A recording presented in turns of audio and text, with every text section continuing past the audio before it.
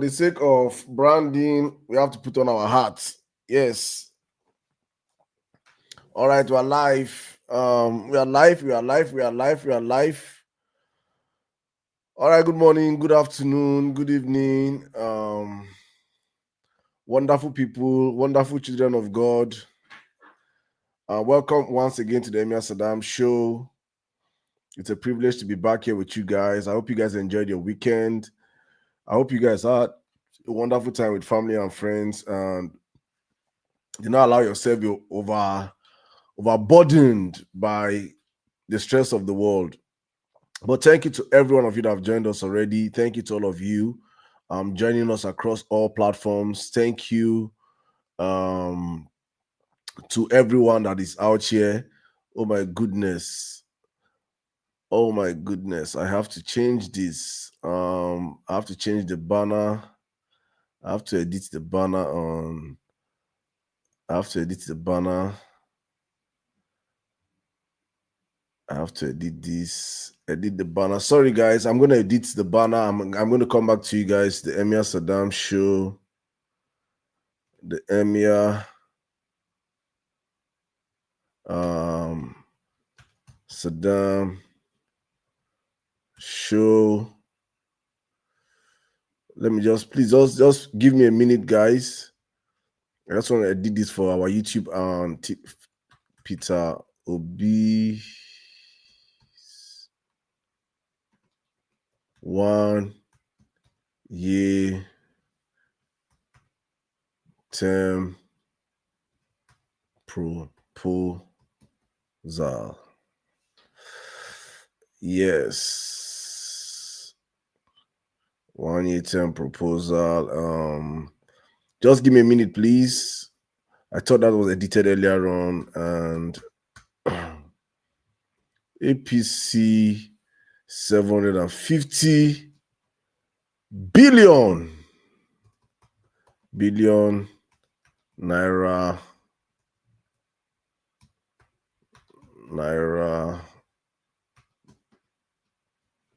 airport scandal.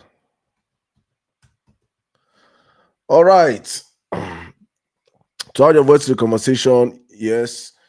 You want to join us on other platforms or listen to us on other platforms, you want to join the conversation, just come on TikTok and request the mic at the Emir Sirdam show. Thank you to all my wonderful TikTokers already here. Thank you, guys. Thank you for joining us. Thank you for the patience. I hope you guys enjoyed the song. Abadie, my sister, and I see you. Onimale, my brother, thank you so much. Money, Data Vistal, every one of you that have already come into the room already. My brothers, I see Dr. AI, everyone. I see every one of you on the platform. Thank you so much. Let's have a wonderful show. And if you want to have a shout out on the other platforms, please make sure you are retweeting the link and dropping a comment. I will definitely read all your comments. Dan Bruno, my brother, hi, I see you. Macapolo, hi. K, yes, there's a show right now. Big Clean Laundry, good evening, my brother. Kendo, 110 proposal. Exactly, yes, 110 proposal. Please, guys, share the live. Let's share the live, everybody, right now. I want to see everybody on TikTok sharing the live to 10 or more people. If you're on X, copy the link and post to all our different platforms. Today is going to be a very, very interesting show. So let's get more into the conversation wherever you are listening to us from. I promise you're going to enjoy your time tonight. So please copy the links, share the show to all your social media platforms, your X platform, your TikTok, your Instagram, your Facebook, everywhere you can go with this conversation. Please put it out there. My sister Angie of the Good Life, I see your shares. I'm just going to be posting all the people I see sharing the link out there on social media, on X. I see you guys on YouTube. I see you guys. I want to read your comments today from other platforms. Let's have a wonderful conversation.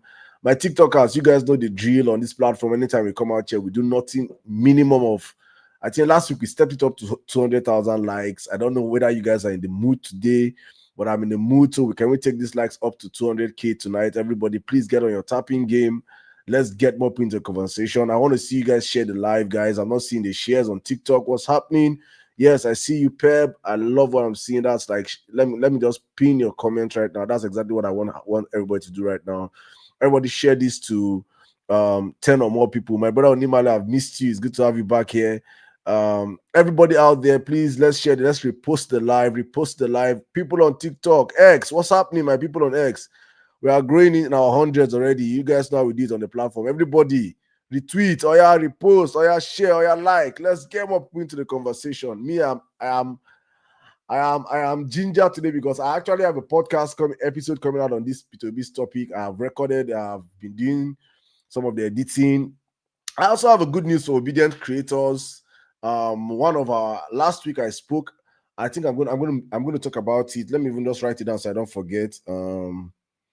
Let me write it down. That should be one of the most important announcements today. What's wrong with you, this biro? Oh yeah, 500K for a week. Yeah, for creators. All right. Welcome, guys. Welcome, guys. If you're joining us for the first time, you're welcome. If it's your second time, you know what you got the last time you're here. And all my regular brothers and sisters in this is a family. Actually, this is the Emir Sirdam family. This is where we bring like minds, not necessarily like minds, but unlike minds. Everybody come into the room and we have a conversation. We do not censor. We do not discriminate. We do not annihilate. We do not keep people aside. We make sure everybody come together, respective of where you stand in the aisle of the political conversations. This is one big home that accommodates every single person. Every single person. Like you see, one of the child of the roasted corn here, a sacrificial lamb. You know, the faceless ones, the ones that are always faceless. But you know, over the weekend was wonderful. Was wonderful. We watched and witnessed a very desperate government in a very desperate act. So you see, for the past couple of weeks, I've been hampering. I've been shouting my voice out on this platform and other platforms. I was saying, guys, we have to take this media game serious. We have to be steadfast. We have to be focused on our focus. You guys, see, you know, some people were like, Saddam. Me, I think I have the gift of seeing the future. And I was saying these things, not even knowing that these governments were paying attention, knowing fully well that they are losing the battle. You see Bola Ahmed Tinubu. Bola Ahmed Tinubu is a very desperate human being. So a very desperate person to the point whereby he controls all aspects of the media apart from the digital media, which is social media conversations. He can't control it. He has our mainstream media, our print media, our broadcast, radio stations. He has all these things in his pocket. But the ones that is paying him that he doesn't have is social media. So over the weekend, you could see the inauguration of vuvuzelas, of young Nigerians, and young and old Nigerians, useless Nigerians, actually, let me put it useless. Because in every community that there are useful people and the useless ones. The useless Nigerians that were picked, that they gathered them. And you know, when you give a hungry man illusion of riches, but the end he's still hungry. So they gathered them and said, okay, let's carry all these hungry looking urchins that we sell their soul, that have sold their brains to bad governance, and gather them and say, bring them to Aso Rock. Let's host them for 2 days. Give them small pa. Maybe everybody 200K. With then rice, then snap pictures. That illusion of like a working, that you people are part of the system. You people are part of us. You're one of us. Don't worry, don't be scared. You're one of us. We're all together. That was what happened during the weekend. And you could see, I did not even make any tweet about it. I was just watching and I was just laughing. I was seeing a reaction, I was just laughing. And you could see there is a dredge of social media most of them were the dredge of social media. People that when you just search the name of social media, and the account number, you see their OPay.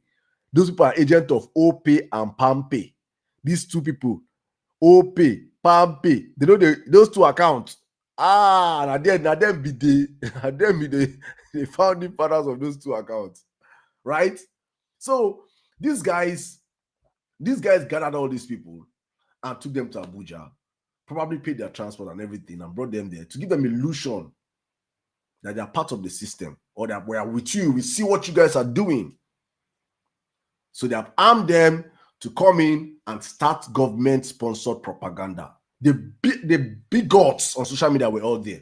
All the beggars. When I say the worst of us on social media were amply represented there. All the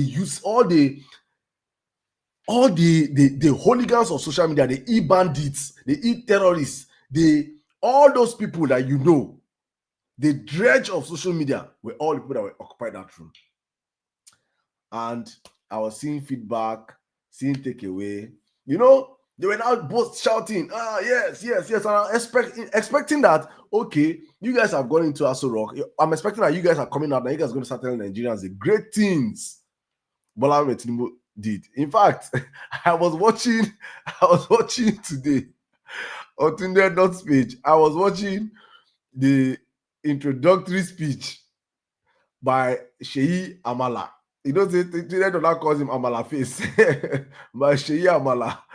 Tunde said, as he was introducing Tinubu, when Tinubu came up to the podium to speak, the first Tinubu said was, wow, what an introduction.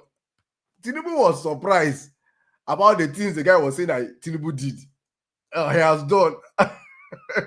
Do you know what it means? I come into the room and I start telling you, oh, my brother Mr. P, I see you. I say, oh, money that gave me 200K yesterday. Jaja that gave me 1 million day before yesterday. You ask yourself, when I give Saddam 2 million, when I give Saddam 100K, when I give Saddam, you know, you ask yourself, that was exactly what happened. Tinubu was like, me, let me do this one. The guy said, Tinubu that immediately came in as president and stopped corruption. Tinubu just, say, me, stop corruption. How I want to stop corruption? Me will be corruption myself. How I want to stop corruption? Then when he finished saying it, nobody clapped. You know, I say, I am expecting you people to clap. All the cows in the room started clapping. Yay! Hi! God, waiting do this, Nigerian youth. Waiting do this. Oh my goodness. That's just we have to save our country. We have to honestly save our country. And these people finished from that room, came out. I was expecting to hear the great things that Tinubu has done, the whole achievements in the past 5 years, in the past 2 years, all the great strides, with infographics and everything. And the next day, lo and behold, Peter Obi, all of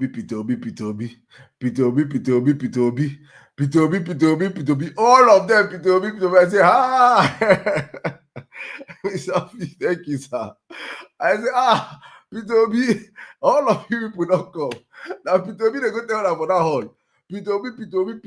You now see that messaging is, all of them just started tweeting. All Nigerian youths are against Peter Obi. You now see, it was just a charade. A charade of clowns in a gathering. And we thought that probably Peter Obi is a bad man. Then thinking, say they think they're going to enter this week. We're going to talk about them. Digital Summit. Peter Obi just did on Sunday. Just cook. He just light up everywhere. And came out and said, let me find out his tweet and read out his tweet in verbatim, because it is important we read that tweet. Very, very, very, very important. Very, very, very important. He said, my 1 year term, 4 years. Let me please, I hope my people on that platform are listening to me. So let me use my phone. Let me read it from my phone. It's very, very important. I take that tweet. Very, very, very, very important. Meanwhile, guys, if you're not sharing the live, I don't know what you're doing, guys. Let's share the live. Everybody, share the live, please. Share the live. So maybe many people did not read Peter Obi's tweet. So I'm going to read the tweet out for everybody to understand. If you're on X, please repost the live. Share it across all our platforms. Let me read the tweet. Peter Obi said, my one-term, 4-year vow is sacrosanct. Remember Peter Obi on the violence space, on parallel facts, space. That was where he made that vow to Nigerians. TikTokers, let's get our lives up, please. Let's get our lives up. I want to see the power tapping going up real quick, please. He said he's going to serve for one term on the parallel fact space. And many people were like, no, you know. And he came out again on Sunday and he made this. He said, my one term, 4-year vow is sacrosanct. One of the greatest American presidents, Abraham Lincoln, served only 4 years. Yet his legacy endures as a model of principled leadership. Another iconic figure, J.F. Kennedy, did not even complete a full term. Yeah, you all know he was assassinated. Yet his vision and ideals continue to inspire generations in Africa. In Africa, Nelson Mandela, revered globally as a symbol of justice and reconciliation, chose to serve only one term as a president of South Africa. Despite immense public pressure to stay longer, his decision was a deliberate act of leadership, a statement that power must serve the people, not the self. Indeed, history shows that the longer many African leaders remain in power, the more likely they are to be corrupted by it. Absolute power corrupts absolutely. I'm just adding that part. Longevity in office is not a mark of success. Rather, it is purposeful, accountable service, however brief, that defines true statesmanship. Let me take this again. Longevity in office is not a mark of success. Rather, it is purposeful, accountable service, however brief, that defines true statesmanship. It is within this context that I reiterate my vow. I will serve only one term of 4 years if elected president, and that vow is sacrosanct. I am fully aware that the decay in our society has made trust one of the scarcest and most skeptical viewed commodities. Many Nigerians understandably no longer take politicians at their words. But even in this climate of cynicism, there are still a few whose actions have matched their words, whose integrity is built on verifiable precedents. Recently, I became aware of 2 statements aimed, albeit indirectly, at my vow to serve only a single 4-year term. One person remarked that even if I swore by a shrine, I still wouldn't be believed. Another suggests that anyone talking about doing only one term should undergo psychiatric evaluation. I understand the basis of their skepticism. They are judging me by their own standards, where political promises are made to be broken. But they forget, or perhaps chose to ignore, that Peter Obi is not cut from that cloth. I have a verifiable track record that speaks louder than speculations. In my political life, my word is my bond. When I entered politics in Anambra State, I made clear and measurable promises to the people to improve education and healthcare, to open up rural areas through road construction, and to manage public funds with prudence. I fulfilled each of these promises without deviation. I did not swear by a shrine, nor have I been certified mentally unstable as a result of honoring my word. My vow to serve only one term of 4 years is a solemn commitment rooted in my conviction that purposeful, transparent leadership does not require an eternity. If making such a promise qualifies me for psychiatric evaluation, then we may as well question the mental fitness of those who framed our constitution, which clearly stipulates a 4-year renewable tenure. I maintain without equivocation, if elected, I will not spend a day longer than 4 years in office. In fact, I believe that service should be impactful, not eternal. We must rebuild trust in our country. I have dedicated my public life to demonstrating that leadership with integrity is not a myth. I have done it before, and I do not intend to betray that trust under any circumstances. 48 months is enough for any leader who is focused and prepared to make a meaningful difference. In that time, I intend not merely to make an impression, but to deliver on concrete promises to to sanitize our governance system, tackle insecurity through effective and accountable use of national resources, prioritize education, healthcare, and poverty alleviation, catalyze small businesses as engines of growth, and combat corruption with unflinching resolve. Above all, I will dedicate myself to transforming Nigeria from a consuming nation into a productive one, where agriculture, technology, manufacturing replace rent-seeking and waste as our national anchors. These are not utopian dreams. They are realistic, actionable goals that are achievable within 4 years. Kai.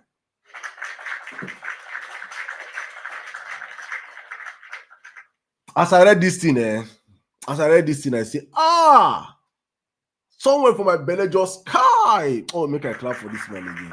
Oh, no. No. So, when Peter Obi dropped this and it went viral, boom, all of a sudden, suddenly, the whole conversation circled back to the man knows how to draw attention. The whole nation started speaking. The whole nation started talking, from the north to the south, to the east and the west. Everybody with their own agenda. It's not possible. How can you do 4 years? People, even Peter Obi supporters, came out. It's not possible. 4 years. Nigeria is so destroyed that Nigeria cannot serve in 4 years. And guys, I have a special 20 minutes short. I had to just speak for 20 minutes on what can be done in 4 years. I'm going to be dropping it tomorrow. Please, everybody, you have to listen to it. You just have to listen to it, because I have to break it down. I can speak for the next 2 hours. Thank you, my brother. I can speak for the next 2 hours on what can be done in 4 years. I can spend the next 2 hours here educating Nigerians on what can be done in 4 years. And you will be blown away. 4 years is too long a time. It's too long a time. But let me just, I did not, as I read this right now, I'm not going to say that as I read it right now, that's how I read it yesterday before I even jumped on this. I just skipped through it.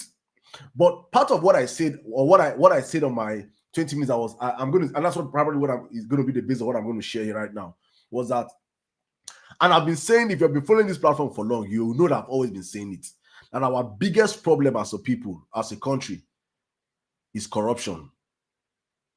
Corruption and insecurity. If you tackle these two, you have fixed Nigeria.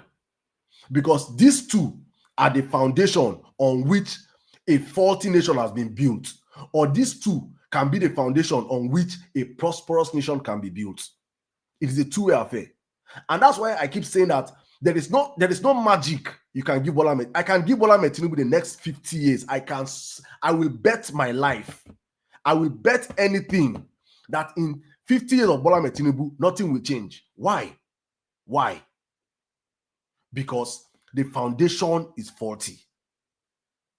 If you identified your problem, it's just like saying they give you land. You want to build 10-story building. Then you're not going to do a foundation of 2-story building and start building 10-story on top. What will happen is that it's going to collapse. Like what we're seeing so many houses collapsing in the country today. Is because the foundations were not built to be sustained. So for Nigeria to thrive, you have to tackle the basics, our basic problem, which is corruption and insecurity. The moment you tackle, and when I'm going to break for you guys to understand that every other sector, electricity, education, healthcare, anything you want to say, anything you want to call out in Nigeria that is not working today, is still back to corruption and insecurity. Everything boils down to corruption and insecurity. If you can tackle these two, which is not rocket science, which can be tackled in the space of 1 to 2 years. As I'm speaking right now, I'm not going to say everything so that you guys will have to go and watch that podcast when I drop it tomorrow. I'm not going to give you as a short example. By 2015, the most dangerous nation on earth is a country called El Salvador. I want you guys to please Google El Salvador. El Salvador used to be the most. These are the gangs, the MI16s, the what they call this other gang. This now then you go see them. They tattoo everywhere. These people are the most deadliest people, the most deadliest country on earth, El Salvador. Please Google El Salvador today. The young president came out and said this in P2B, saying now that I'm going to change it. They say it's not possible. How dare you? How tell you? Can you take? Do you know the gangs in El Salvador? Everybody is a gang member. Every street, every area. You know they're possible. The man came in and said no. In the space of 2 years, he turned El Salvador to be the safest place on earth. When you have zero tolerance for corruption and zero tolerance for insecurity, you will tackle it headlong. Let me run from El Salvador and come back to Nigeria. We have what they call service chiefs. The chief of army staff, the chief of navy, the chief of air force, the inspector general of police. These are the service chiefs. As a president, you come in and you have your service chiefs. They're in charge of all these people. They're in charge of all these arms of the security arms. These people are the people that actually, when they release funds and you disburse funds to their ministries or to their agencies, they're the ones that are meant to procure arms. They're the ones that are meant to pay salaries. They're the ones that are meant to train and their workers. They're the ones that are meant to make sure that the security architecture under them is viable and running well.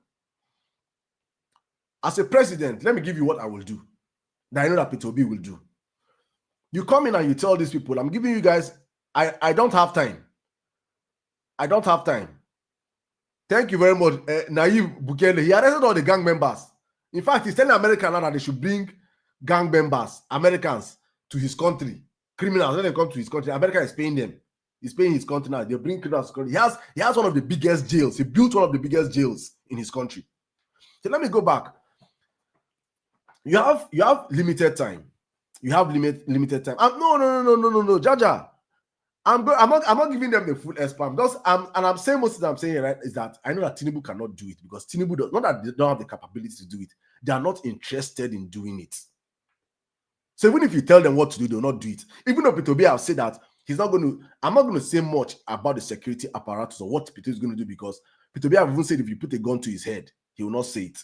Because when you say what you want to do security-wise, you automatically counter things. But I'm just going to give a periphery conversation on what I believe will be done or should be done. When you have the service chiefs, and you know that you're in a time, you have 48 months. You have 48 months. In 48 months, I can have 12 service chiefs. 12. But in Bola Ahmed Tinubu's 48 months, you will see that he'll end up with 4 service chiefs. He's going to end up with the same IGP of police, the same chief of army staff, the same chief of naval this thing, the same chief of air force. He's going to end up with the same set of people. What does that mean? That their jobs are protected. Whether they fight insecurity or not, they have a job. But a sensible leader, a leader that understands governance, what will he do?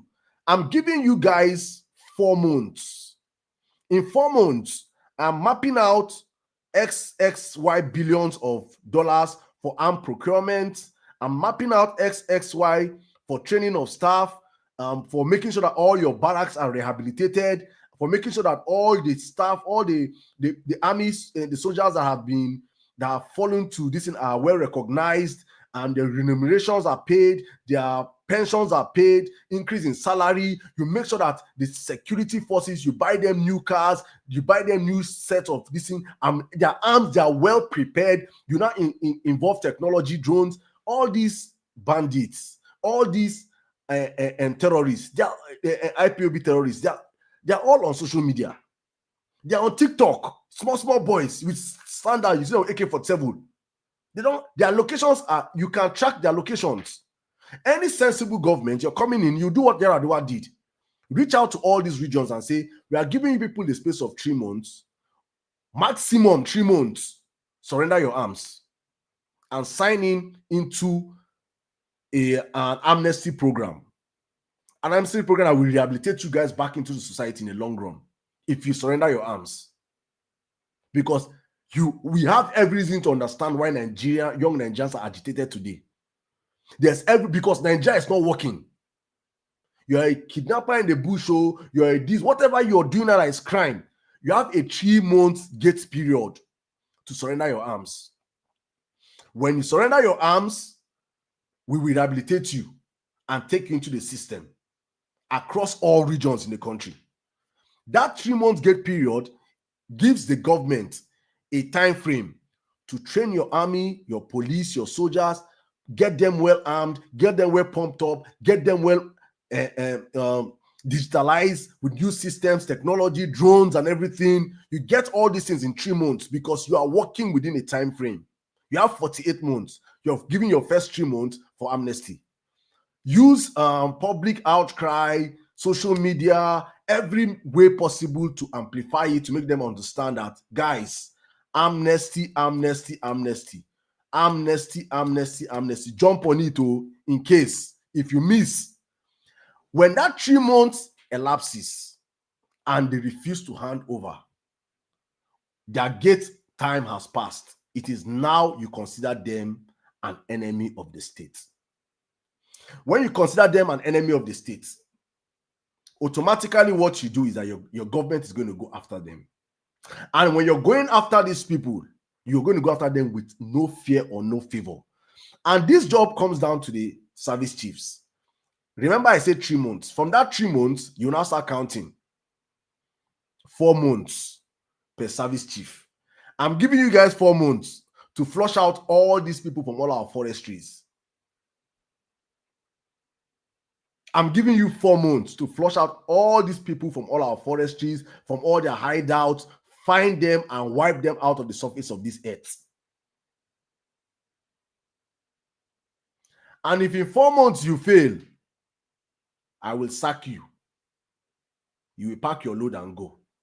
And I will promote and appoint new service chiefs. The next set of service chiefs that are going to come in, we understand one thing. My job is not secured. The only leverage I have in holding this job is to make sure I deliver. And the next person comes in and he starts working. It is one thing is guaranteed is that next person that will come in will do better than the last person. And you keep every 4 months, keep changing them until you get the result you want.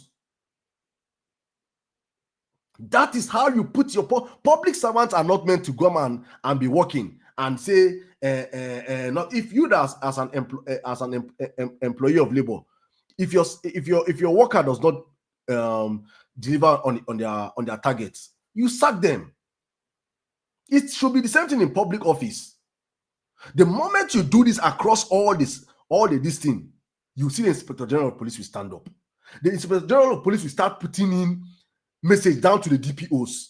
Everybody will have target. I'm giving you guys something. If you guys see what's happening in El Salvador, they put them on target. You guys must catch 50 criminals per day.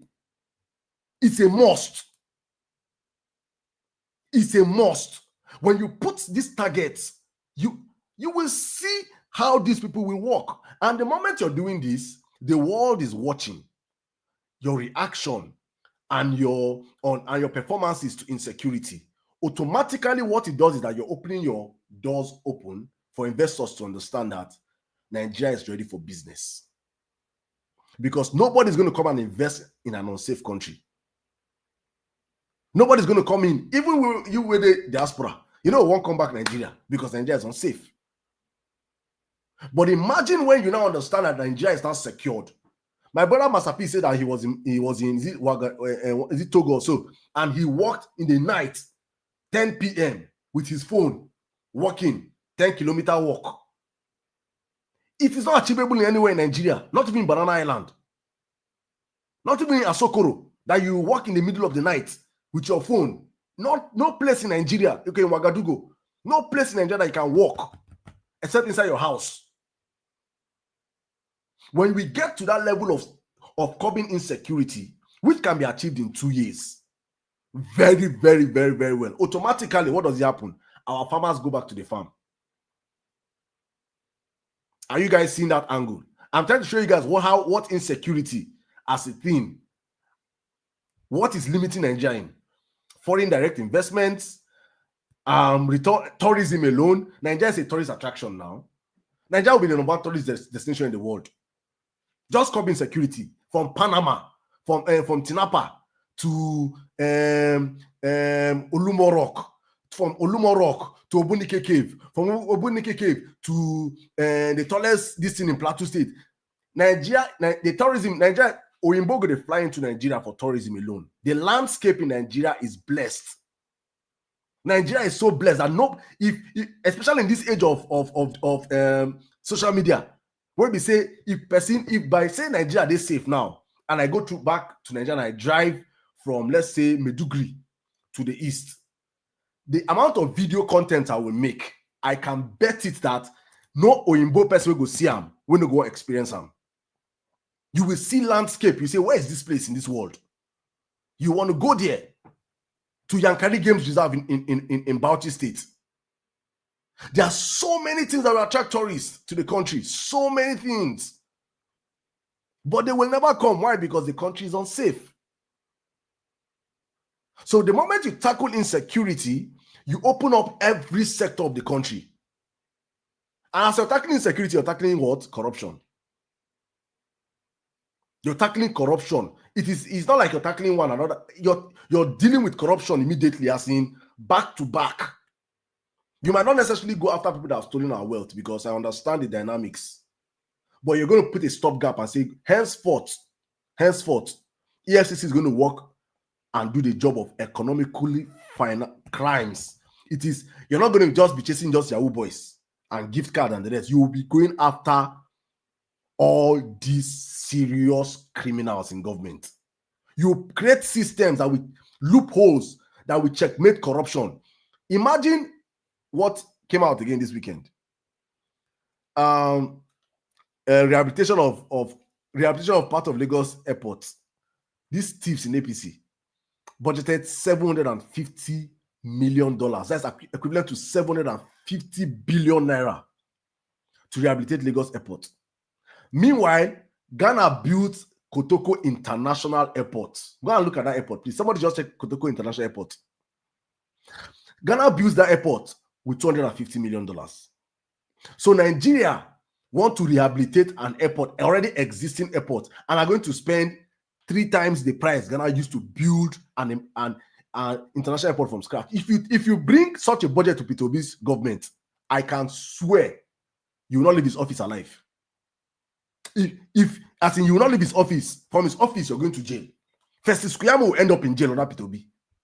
You dare not. There's some things you dare not say in this day and age, whereby I can quickly search how much does it cost to build an airport. How much does it cost to build such an airport? So you see that corruption is at home with APC. Corruption is at home with Bola Ahmed Tinubu. Corruption is chilling with this current government. Look at the coastal road. Look at how much it cost them to build a coastal road. Look at how much it cost them that they want to rehabilitate Apapa, is it Tinkan Port or the Apapa Port? All this contract is going to Tinubu's godfather. Corruption is currently in bed with these people. This is what you understand and will never happen under Peter Obi's government. Under Tinubu currently, as we speak, we have 53 ministers. 53 ministers. I cannot, at the top of my head right now, mention 10 of these ministers. But I think at the top of my head, if I crack my brain well, I'll be able to mention 10 ministers under Obasanjo, 10 ministers under Jonathan Goodluck. But the current sitting administration, I can't mention 10 of the ministers. Many of them are just occupying space. And as their ministers, they have SA, they have aides, have SSA to SSA to SSA, have security, have protocol, have this and have that, all under federal government money. P2B has been someone I've always said that the number one thing is going to do is cutting cost of governance. Waste, total waste. Under P2B, I'm not expecting anything less than 20-something ministers. So people, you'll be a minister of 14. You should be a minister of youth, women, and sports. You go join like 4 ministries and give you. You go see work, you will work. I've always told people that if P2B invites me under his government to work under him, I cannot work under P2B. Because if you have any atom of, it's not even laziness. It's not even laziness. You must be a workaholic to work under such a man. A man that goes to 5 states in a day. Go and look at that lady, Mama P, Mama P, that followed him which day. The 5 states, in fact, she lost track of the state she was in. 5 states in a day. You need a worker. So when such a person tells you time, I can do this in 48 months, he has calculated time. What we are dealing with currently are people that do not understand the value of time. They don't understand the value of time. So for them, 4 years is not enough. And they have destroyed the mentality of Nigerians. Because in Nigeria now, like me now, I have seen Nigerians that have been building Lagos Benin Expressway for over 30-something years. I've seen Nigerians that have been building Enugu, Otukpo, Anambra Express Road for over 30-something years. If you come and tell me, that kind of me in Nigeria, that I can build such road in 2 years, I'll say it's a lie. It's not possible. How you want to do them? How is it possible? It's not possible now. It's Nigeria. Because we have been so used to criminals in government that we don't understand that you can actually build some roads. You can actually build those roads in a very short period of time. We have seen APC waste 10 years of our lives doing nothing. So if they tell somebody now that you can build bridge, that second Niger bridge that they are making noise that they used 8 years, that Jonathan have already finished like 80%. They have to do 20% of the work in 8 years. Please mute your mic, please. They now use 20% in 8 years. If you come and tell somebody that 1-point-something kilometer bridge, you can build it in 2 years, they'll say it's a lie. Because Nigerians have not been used to a system whereby they say that something can actually be done in 2 years. I asked myself this question. In 2 years of any sensible government, I'm giving you guys highlights of what I said on my podcast, so you guys can go watch the podcast tomorrow when it drops. In any sensible country that wants to work, if Tinubu really wanted Nigeria to work in 2 years by now, I'm giving him low-hanging fruit since he would have done. Tackling insecurity. These 2 years is enough to have wiped out all the bandits, all the IPOP terrorists, everyone across the country. He'd have done it in 2 years.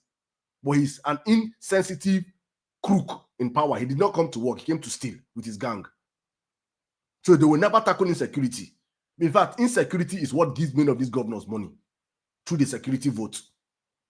They keep that money for themselves. Why insecurity persists? Many of them have sponsoring the insecurity. Ask yourself a question. Why in 2025, Nigeria, that have a very long coastal, our coastal line should be around 870-something kilometers. Why do we have just 2 functional seaports? And the 2 functional seaports are in the same state, in Lagos State. What is wrong in Warri Port? What is wrong with Ibom Port? What is wrong with Port Harcourt Port? What is wrong with One? What is wrong with opening extra ports across the coastal lines? All these things can be done in the space of 4 to 5 years. Just Google and check how long can you build ports. A seaport. Calabar Port also, thank you. How long can you build this? In fact, many of these ports already exist. How long do you take to build train? And do you know what comes with seaports? Automatically, you have to build rails and roads, major roads that will connect these places, opening up new cities. But these criminals in APC will never do it. Why? Because they want all the remuneration to be coming to Lagos. Then their banger boys will be on social media telling people from Lagos to leave Lagos and go to their state. Why don't you open up other ports? If you want Nigeria to work, these are the things you will do. And this is what P2B will do in 2 years. In fact, in his first year, P2B entered, as Tinubu said, subsidy is gone. P2B entering government first day is our other ports are opened from day one.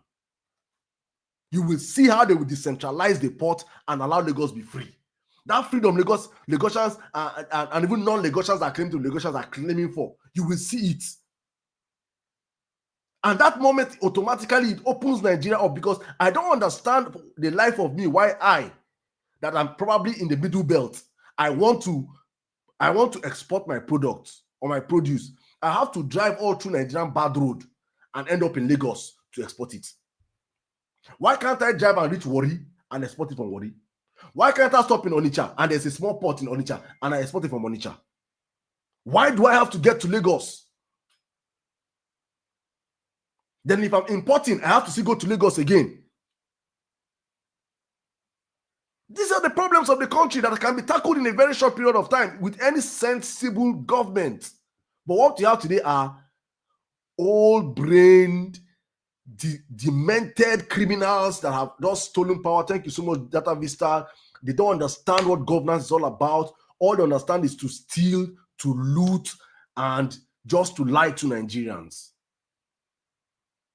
So when a man comes out and tells you with conviction, I will do 4 years, he understands what it means to do 4 years. Nigeria is not miracle. It's not rocket science. Go and look at China in the 1990s. Go and look at China in 1999. As of 1999, people they talk say China na fake products. As of 1999, people they import from Japan, they say China fake. Go and see the industrialization happening in China. I was saying on my podcast, I'm not giving you guys snippets for you guys when it does, when you guys can listen to it. I was saying to produce a mobile phone, we have all the components to produce a mobile phone in Nigeria. All the minerals, everything where they're going to produce mobile phone from head to toe, from beginning to end, in Nigeria. But we export it. We export all these things to China. Then we import the phone back to Nigeria. That is a classic example of a consumption country.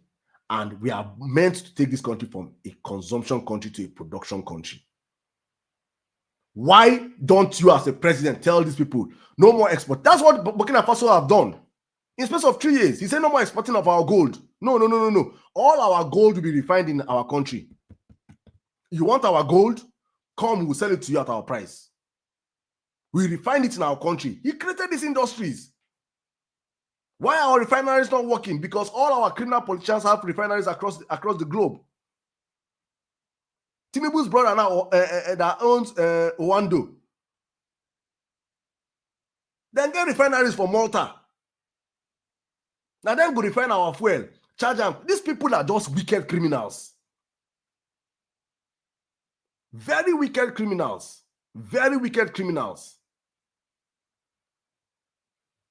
So there's no reason why you can tell me that we cannot fix it. Our refineries are meant to be functioning today, but they will not allow you to function. Why? Because they don't get their own refinery. When we say we will hi Nigerians, we don't sleep too long. We will excavate our crude, send it abroad, refine it. Do you understand the byproduct and waste product from crude oil? There's not even waste product from crude oil. The supposed waste goes into every other thing. Your building of your tire, your embutment for road.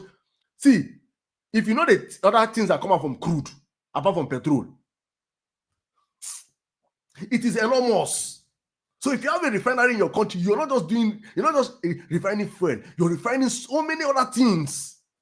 Nigerians go to flex. Nobody's supposed to be bandit for Nigeria. We have no reason being bandits. There's no reason being a terrorist in Nigeria or an agitator, as you may call it. There is no reason why. It's because we have wicked satanic leaders. Currently, as we're speaking, they're actually building a pipeline from the southeast to Europe. a gas pipeline. You know, Nigeria's all things we talk about in Nigeria is gas, is oil. We never talk about gas. Google it. Imo State have one of the largest deposit of gas in the world. Google me and fact check me. One of the largest deposits of gas in the world. What Russia is using to hold Europe by the jugular today is gas. So what are they doing? They're trying to build a gas pipe from Nigeria all through Niger Republic. From Niger Republic, it will pass over to the Mediterranean, then to Europe. Then Nigeria will not be supplying our gas to them. So you see, when the German chancellor came to Nigeria, you see all these people, that is what they came to negotiate with this man, this crook. But then, I mean, we never talk about that one. Nigeria never talk about NGNL, what they call them, NLNG. We always talk about NNPC. The day they will open the one they call NNLG for people to hear. The day they will open, thank you. That's why there's no peace in Imo State now. That's why there's no peace in Imo State. In Imo and Anambra State, that Ihiala side. Imo and Anambra have the highest, one of the highest numbers of gas deposits. Go and Google it and check. That's why there's no peace in those areas. Everywhere you see insecurity in Nigeria, it's a fight of resources of the country. They are fighting for our resources. If you go to Zamfara, it's our gold. If you go to the Middle Belt, it's our food and our mineral resources. If you come to the south, the southeast, it's our gas. Nobody is ever talking about our gas. You will never hear about gas conversation anywhere. All we are focused on is oil. What is gas? Gas is the gas that they Don Corleone. He's the elephant in the room they never talk about. They are flaring the gas because it's too much. They even the burn. It's too much. It choke. We are so wealthy a country that if you place Nigeria in the hand of the right man, then see, in 2 years, Nigeria will become a construction site. You will see rails. They're going to build rails. They're going to build roads day and night. You're going to see. You will see transformations. You'll be wondering why. And I say this in majority of this thing, no, the government will spend that money. Government will not even spend money because there are private individuals, private companies across the globe that understand the greatest gift any country can have is the greatest currency any country can have is population, especially a population that has purchasing power. Why companies are running away from Nigeria is that Nigerian population is useless. It's a useless population because we do not have purchasing power. We are having a sachet economy whereby any company that comes into Nigeria have to sachetize their products. You want to come into Nigeria and you want to sell, let me say you want to sell toilet roll. You have to find the sachet toilet roll, the small size. Why should I come and invest there? Let me go to another country, have a little population and they can buy. They have purchasing power. But we do not have purchasing power because these criminals in APC have destroyed the purchasing power of Nigerians. So therefore, investors are running away from the country. They can't invest. Why should I invest in a country whereby there's no purchasing power? Instead, the citizens will even come steal from a company or loot una. Sachet economy. That's what the APC have condemned us into. So a presidency like Peter Obi with all the resources that we are sitting on today, look at Tinubu now. There's no money. He has dashed all the Falcon girls 100K. There's no money. The Tiger girls that have gone to win basketball 100K. There's no money. Other people go and win $100K. But there's no money. These people are criminal. They just don't know how to use the money. Tinubu doesn't understand God. I say this all the time. Tinubu don't know what in be governance. Now crook. Now Ojo. What do they call this? Oluwole. Now Oluwole. He don't understand governance. He just came to loot. Then disburse funds and expect that the funds he disburse, people use the money and do one or two things. They don't say, he did one or two things. He did not come to work. He doesn't understand work. So anybody that is scared or think that Nigeria cannot be fixed in 4 years really need to come and really play this podcast or probably this episode or probably listen to my podcast tomorrow. I promise you, there is no how Nigeria cannot be fixed in 4 years. As long as it's at the right hands, with the right people that understand governance. You will see company trooping into Nigeria. You'll be asking how. Curb insecurity, tackle corruption, and make sure that you introduce the rule of law. These are things Peter Obi is going to deal with. Electoral reforms. Peter Obi is going to make sure that after he comes into power, there will be nobody born of a woman. He will make sure that the system is so transparent that they're not going to born you. Even if you make him brother INEC chairman, our electoral process will be free and fair. That the people must start choosing their leaders. These are things that you can do in 4 years. These are not, you don't need to, you can, he does not need to come and start building. You know, the problem with APC people is that they think that development is skyscrapers. If you see skyscraper and if you see road, you see, and they say they're building coastal road, that is development. No. Development entails so many things. It's way beyond just skyscrapers. There are nations in the world that don't have one skyscraper, but they are developed nations already because they understand the principle of development.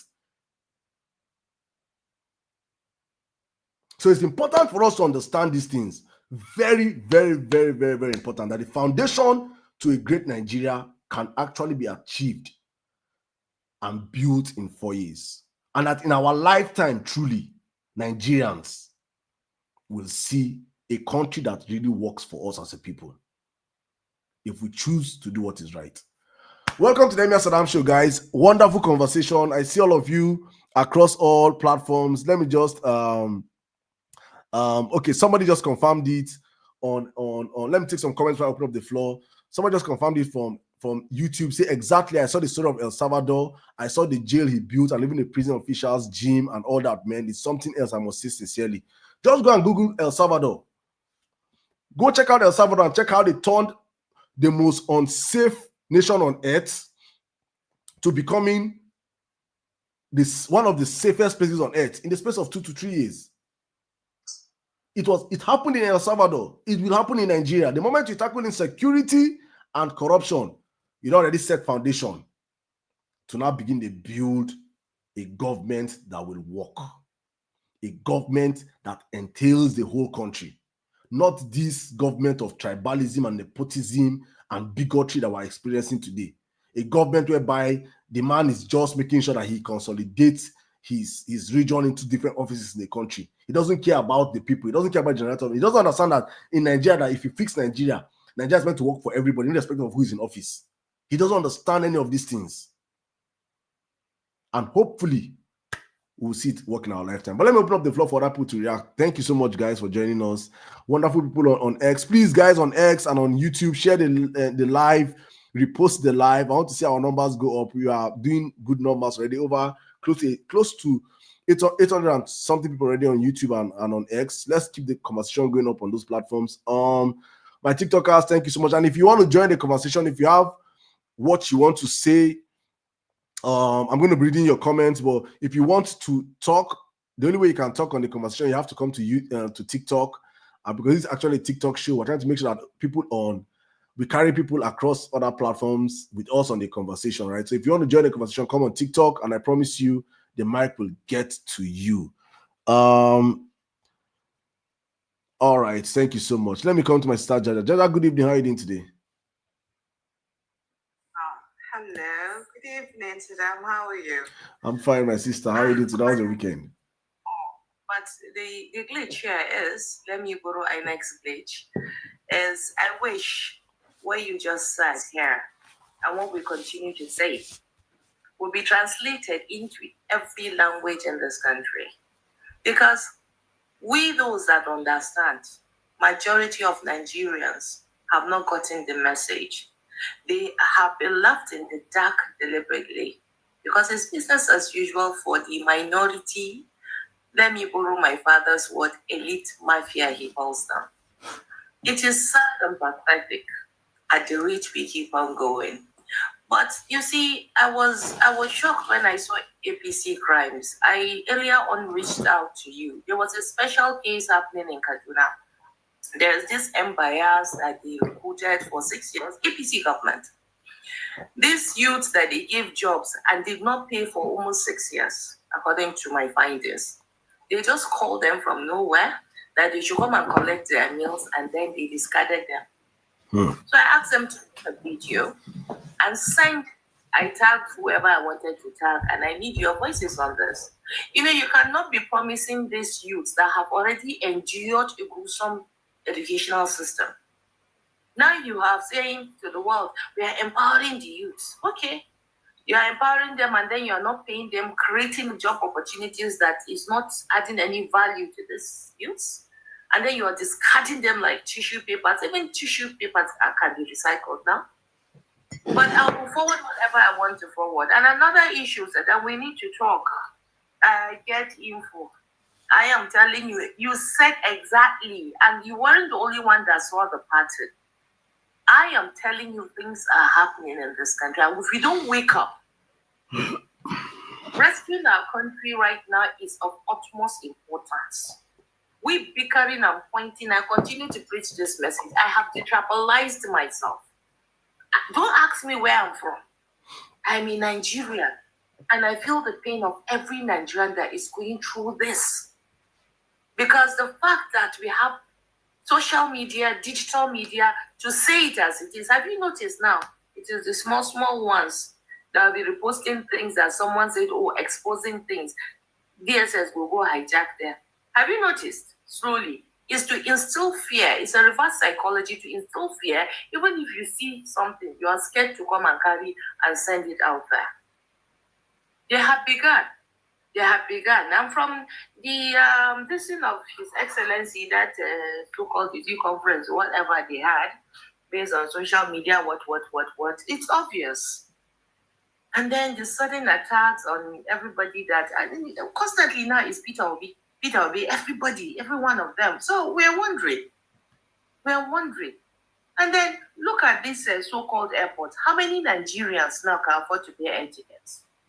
Is a question. How many? What about the trains? Why are you not doing anything about it?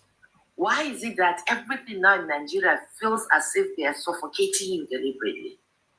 And then it is so sad. We have people out there standing up to come here and defend. Me, I'm not against any sitting president. These things have been happening from time immemorial. They will tell us it will be better. The next one will come and it is false promises. When will we as a people, when will we begin to matter? When will we have leadership that is more interested in rebuilding this nation, turning Nigeria into what it's meant to be, the giant of Africa? We are blessed. The land is rich, but we are plagued with natural disaster of bad leadership.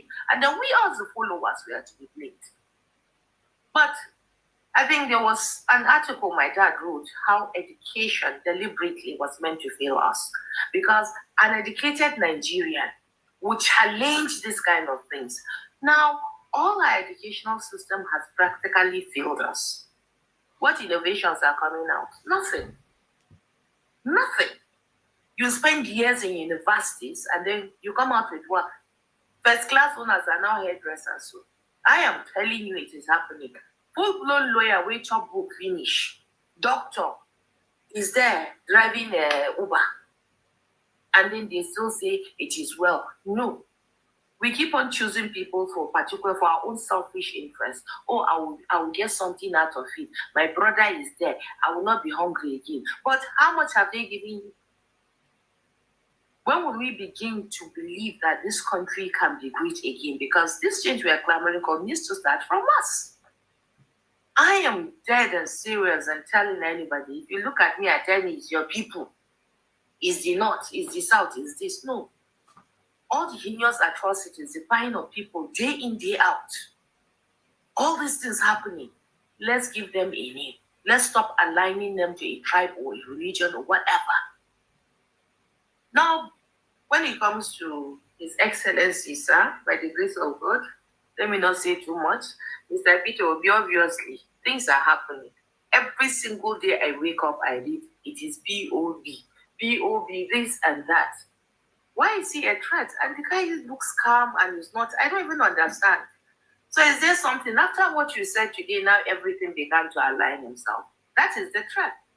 So if we were wise enough, we should understand. This thing called democracy is no longer serving us. The kind of democracy they're impacting on us is democracy for the elite, by the elite, or whatever. What about us? You know, they call us raw material. The masses are raw material. So we've accepted raw materials, but enough is enough. And whether we are going to fight these people, all I know is we need to implement strategy. Their eyes are wide awake. This early campaigning says a lot.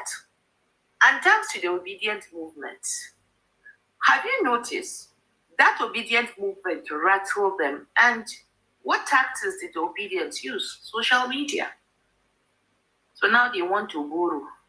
Is it not so obvious? Yes, but then they are doing it in a corny. There are some things I cannot say here, Sada. I say we will talk. Things are happening. People are being bought left, right, and center.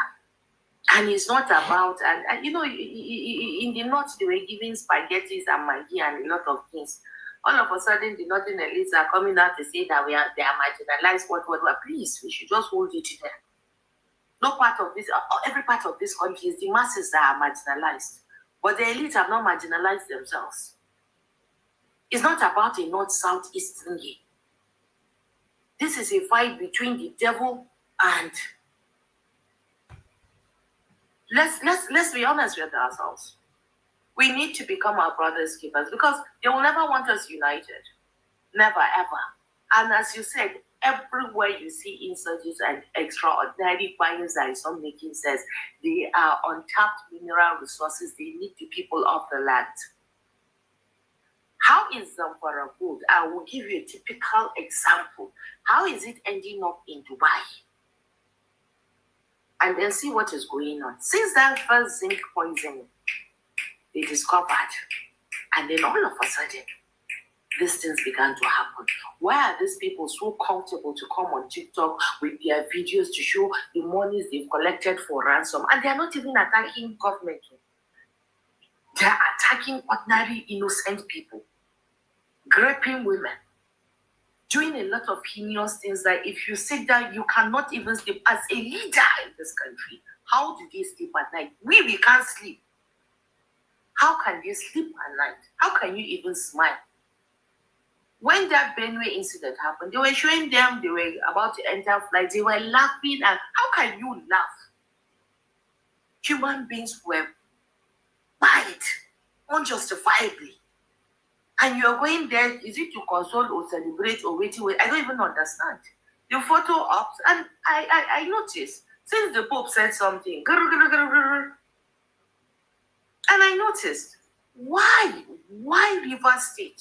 Why state of emergency in River State? For crying out loud.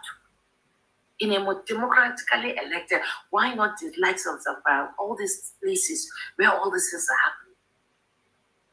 When our former president passed away, all of them were in the same casino that people are being by day in, day out. We did not see these people attacking them. Kilo Shele. So, who is killing who? A certain activist came out to expose what is going on. Yes, according to what I saw there, don't carry up. Another one, they even set that one up. They don't carry up. But they cannot catch one bandit, one terrorist, one kidnappers. Mothers are losing their children unnecessarily. Within ourselves, they are grooming. And since politicians came into power, it is their talks that they began to say it's okay for you to carry these weapons. That is why these people became so comfortable and powerful. So I blame politicians. All right. They don't want to better our life. Time for them to go. Thank you. Thank you very much, my sister. Thank you very much. Thank you. Wonderful angle to the conversation. I'm going to reach out to you. I saw what you said. I'm going to reach out to you. But let me just even pass this out. I said let me not miss this information. One of last week while we were on the space, we're on the live. I made a conversation when I was saying I was proposing that we have to activate our young Nigerians, especially our content creators, to get active in the process of creating content and also musicians creating music that we amplify the times we are in.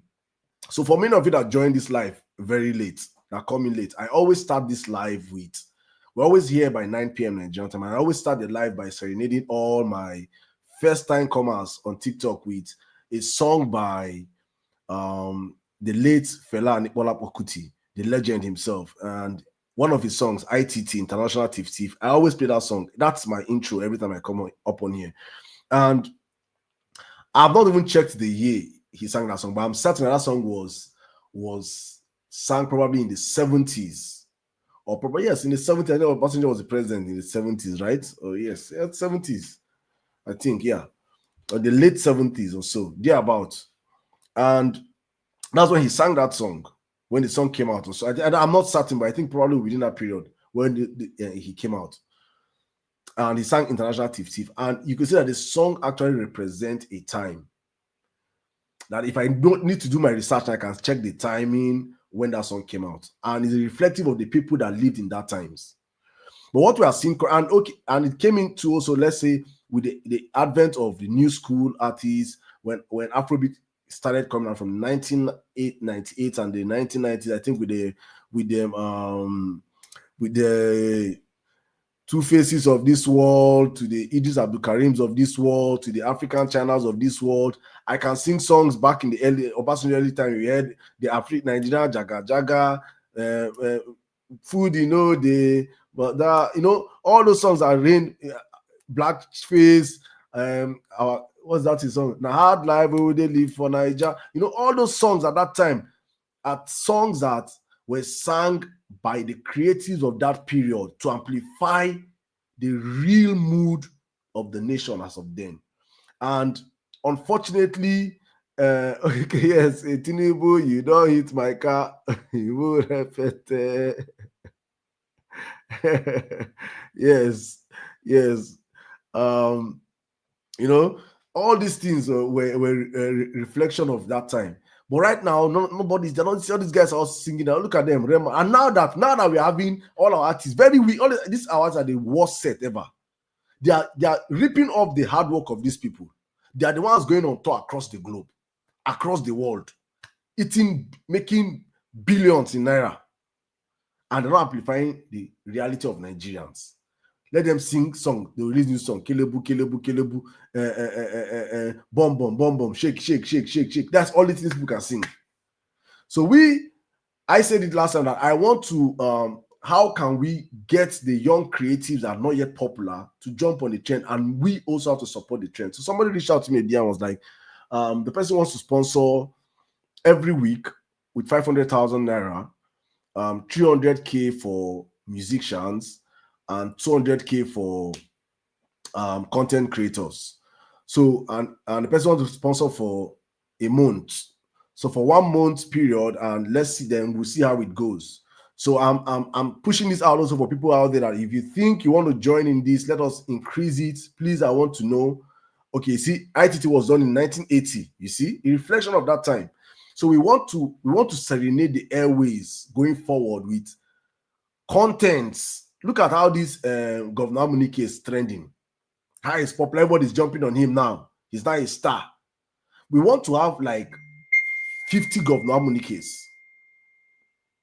We want to see 50 different kinds of contents like that.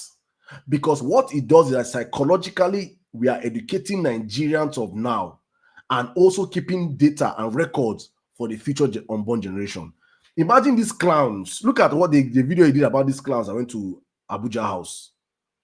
Those the dredge of the society. You can know in every society they are the clowns. They are the ones that are stooge for government. They're the ones that they see one now that he went and enjoyed Wi-Fi and jollof rice. That's why he went to celebrate on social media.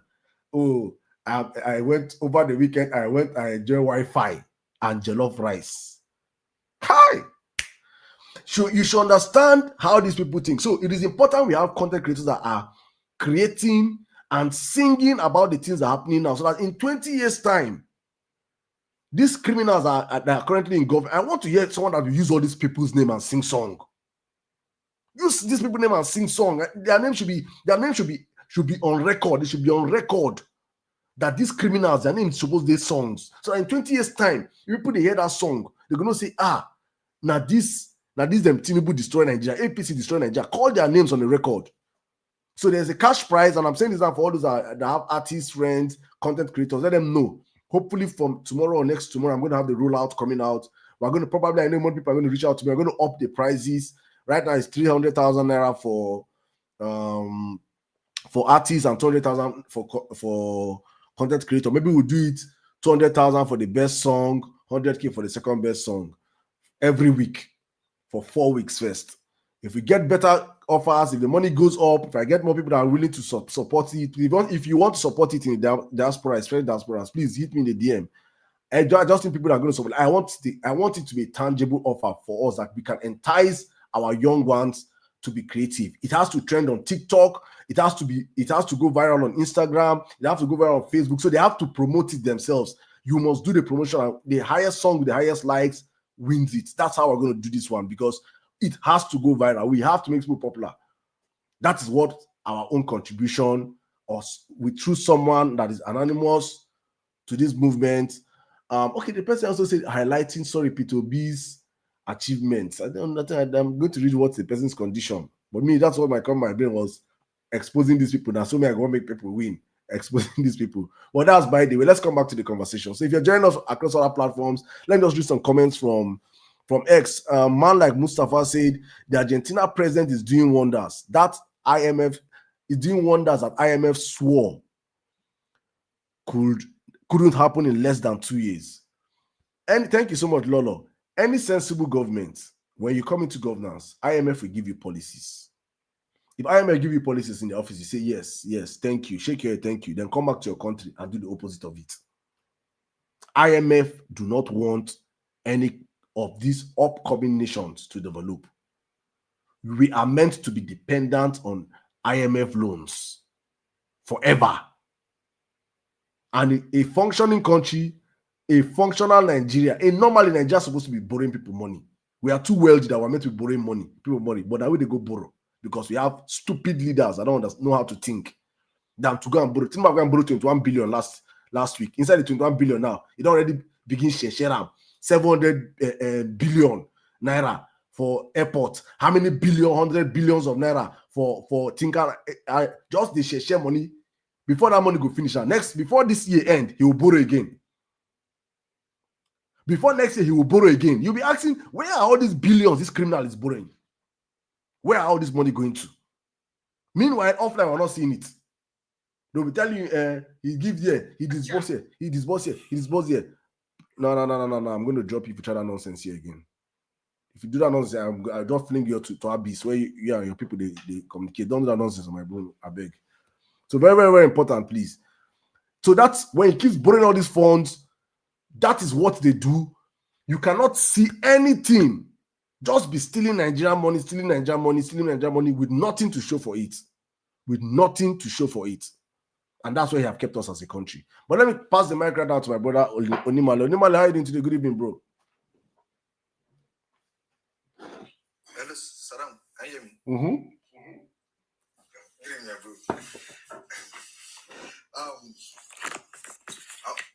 Sorry. I want to say something here. I want to release something and I just release something and look at all those Arab countries. Look at the way they have developed. Do you know why? And because they don't get any kind of European on their land. They pursue them away. They don't allow all those any kind of European hands, Western hands on their land. You look at the way they are excelling. Even Algeria, Morocco, look at them now. We need to come out all those hands on our land. Saddam, how does the tell you say in 6 months, Nigeria can pinpoint in 6 months. We will come down. We'll be all those Boko Haram. Boko Haram. Nigeria can pinpoint in 6 months. We do. As in what insecurity, they go jackpot in 1 week. Look at them. During that 2023 election, yeah? For like, when the election was coming, every one of them go silent because they don't know who will be president. Go and fast check. Everything goes silent. They don't care anybody. They just go silent until they declare this Tinubu. even my president. Any day, anytime. And I always tell them, I say, more face within face us. Everybody's just talking about coalition. Don't be that one face us now. What if face us now? We say, make everybody they know say Tinubu na bad person. One time they look my law. After this one, go ball and bet. After this one, make it calm down. If you not say if you protest, they go shoot anybody. Okay, more use the election. Winner. That's what I say. Let's face within face us. What did they solve? How can this guy be borrowing, and we are not seeing anything? The country the country is becoming Mogadishu, small. Mogadishu, Somalia, small. Because this insecurity is too much. They are entering everybody. They don't enter town before the day bush, but now they don't enter town. And it's good. And all this one, them Tinubu, they don't send us. 100%. He don't send anybody. Even if followers, he don't send them. We will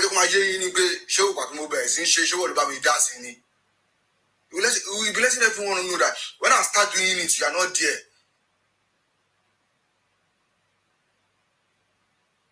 So about Peter Obi in 2 years. See, for something to work out, are you getting me, my brother? It doesn't take time. It's just executive for that. Look at Donald Trump. On that day, he signed over 100 executives for on that night. He became the president. What are we talking about? Everybody will go sit up. I don't know why the Nigerians will be saying they always say something. We people, we are not good ourselves. See, we are good people. We just need someone that will direct us. All those people doing bad. If you see the top that is doing street, you don't go on try nonsense because you know you are going to jail. You can't just see anybody land. Say you sell land for person, you still go sell land for another person. In the country that has a rule of law, and that's one major thing. If you don't do that one, then I go stay by himself. Because if you do me while I will carry you go court, you go jail. So if that one can be done, because we will leave the others, everything will be in place. Because you know that if they cash you embezzle money. They are not bribing in the church. That everything they see, they come to the church. If you don't touch that one, they give you money for contracts, and you are not doing anything. 1 year, 2 years, they carry you go court. You know you can't bribe any judge. You know you don't want to go to jail, and that money you go come from out.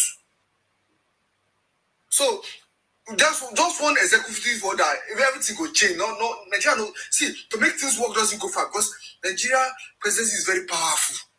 Nigeria presidency is very, very powerful. Facts. Very, very powerful. Anybody. I go make I not talk to you. All those go, they go run. If everything will come to the executive judges, just act on that place. Clean everywhere. You publish them. Make everything go straight. Make everything digital. Any case they are doing, make it they live. Any case they are doing in the UK, you go every day BBC Sky Sports, you go to see them on top. They did the court. They give even if it's for 3 minutes, 2 minutes about what is going on. You see them doing it. You don't even know what is going on now on our court anymore in Nigeria. We gotta bring them back to life. We gotta bring the court back to life. Make it, all those people in Jack, bring out court to life to see how a country is being ruled. Make everybody see so that if I come up for there, so that if I come up for there, they don't go on tell you nonsense again. Sarah, are you getting what I'm saying, my bro? That thing not go far. So all those saying in the all those things. You see, yeah, make I tell you something now. They give that coastal road. You know, say if now Peter Obi the government, people go don't go jail. Say that she on the normal ground. Because I go carry because we love go there. Say I go as a private citizen, I think carry them go court. You guys need to rubbish. I be sure you know there for law. I think carry them go court. Say what you guys do is rubbish, and they go prove them. Everybody go prove their own. Ordinary citizens can do that. You guys bring all those things back to life. So you don't go far. I just want executive order, make you just sign them. Clean all the judiciary, clean everything. Bring it back to life. All our news stations should be going there. Let's see what is going on. And I want to see how they go on jail. And I man share one. How you go use person people money, you use and pay your children school fees. That's a very greedy act. And when you don't do anything to them, I go on live then. I cannot talk too much. Thank you, Sirdam.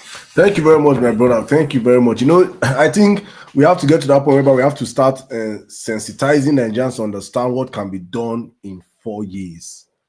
In 4 years, a whole lot. In 4 years, a whole lot. I think Sirdam, 6 months, everywhere go clean. Everywhere go soft. See, brother, God bless you. Nigeria, we are the most fierce person in this world. We don't want to go jail. Everybody go sit up. I'm trying to find one of my. I'm trying to find. Let me see if I can get. Let me see if it's on when I posted that stuff I did on YouTube. If I did that, I'm just gonna play it here. So I hope I made a video about it. If I did not, man, sorry, because I actually. I want something. Oh, I'll do it in 10 seconds, All please. those people where demolish Peter will be something for Lagos. So make him touch here. Make him touch here. Emma share one. When I go jail, you sure die. Also, about the honor fair. No, let's just keep looking. All right, thank you, my brother. Thank you. I don't even think P2B is not that person that will use power because he gets to power and start victimizing or judging people. He know be that person. He's not that kind of a person. So if it is up to the law, what I can guarantee is that there's going to be a rule of law in the country whereby the justice passes for everybody. It's not justice for one, justice for all. It's not a Tinubu that you enter there because you stole his land. You're not come and use power. No, P2B will be that person. He will make sure justice is served. If it's him, if na him court reprimand say make he no enter that land, he will not enter the land. P2B know that kind of person. He's not a vindictive politician. It's very, very important to put that message out there. So, my brother, it's very, very, very, very, very, very important. Well, most importantly, that one of the things that P2B have said over time that is showing right now, including that his Land Act problem, is that Nigeria, we deserve a country whereby the rule of law is an intangible asset. When the rule of law is an intangible asset, it means that justice for one is justice for all. So, please mute your mic, my brother. Welcome. Justice. So, if Sirdam commits a crime, Sirdam serve the time. If P2B commits a crime, okay, amnesty protects him. But the moment he drops, P2B serves the time. If Wike commits a crime, Wike serves the time. Not because you're a big man, you're wealthy. That is what the rule of law entails across every working country. That's what we lack in Nigeria. That's one of those intangibles that can be achieved in a very short period of time.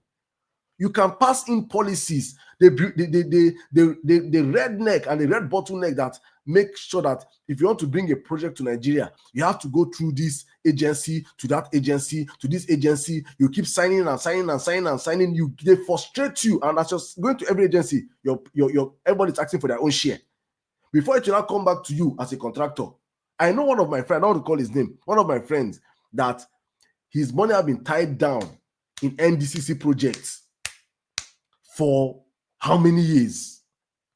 When he came out to me, he said, okay, Sirdam, please, can you help me and reach so and so senator? When we reach out to some people, these senators, you reach out to them, they say, okay, when the money comes, my own share is this. They are still, you will still see that people are down to ministries, cutting share. You will be the contractor where do they work.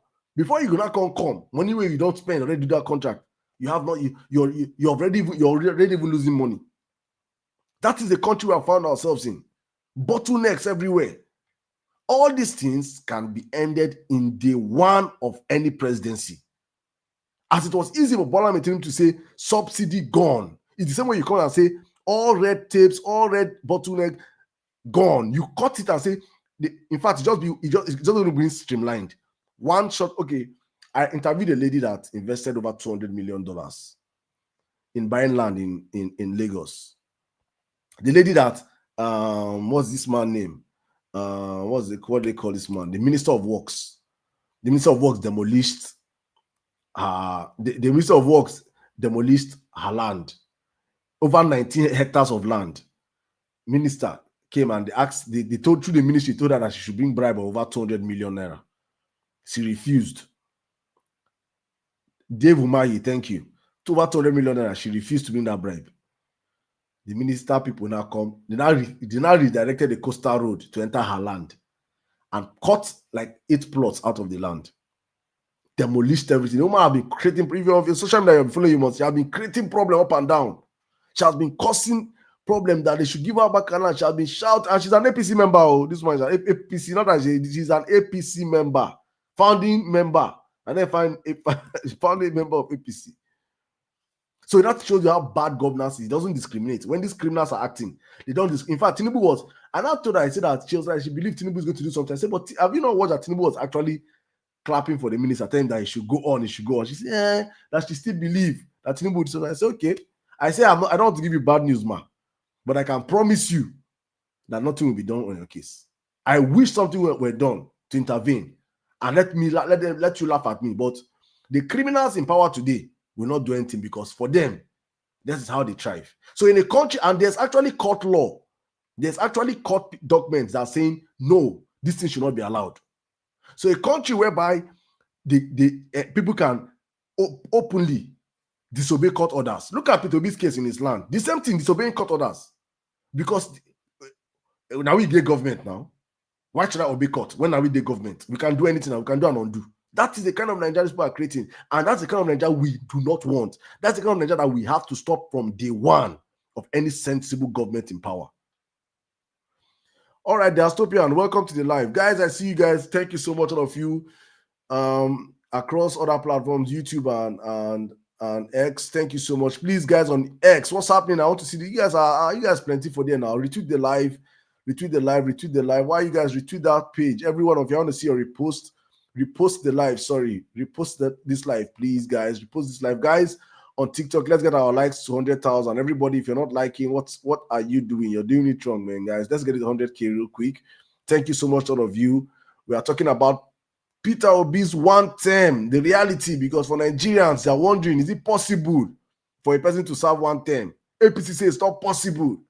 Nothing can be done in 1 year, in 4 years.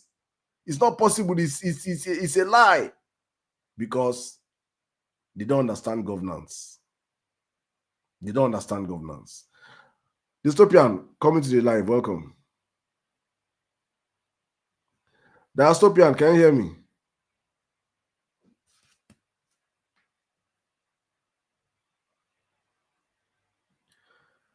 Dystopian, can you hear me?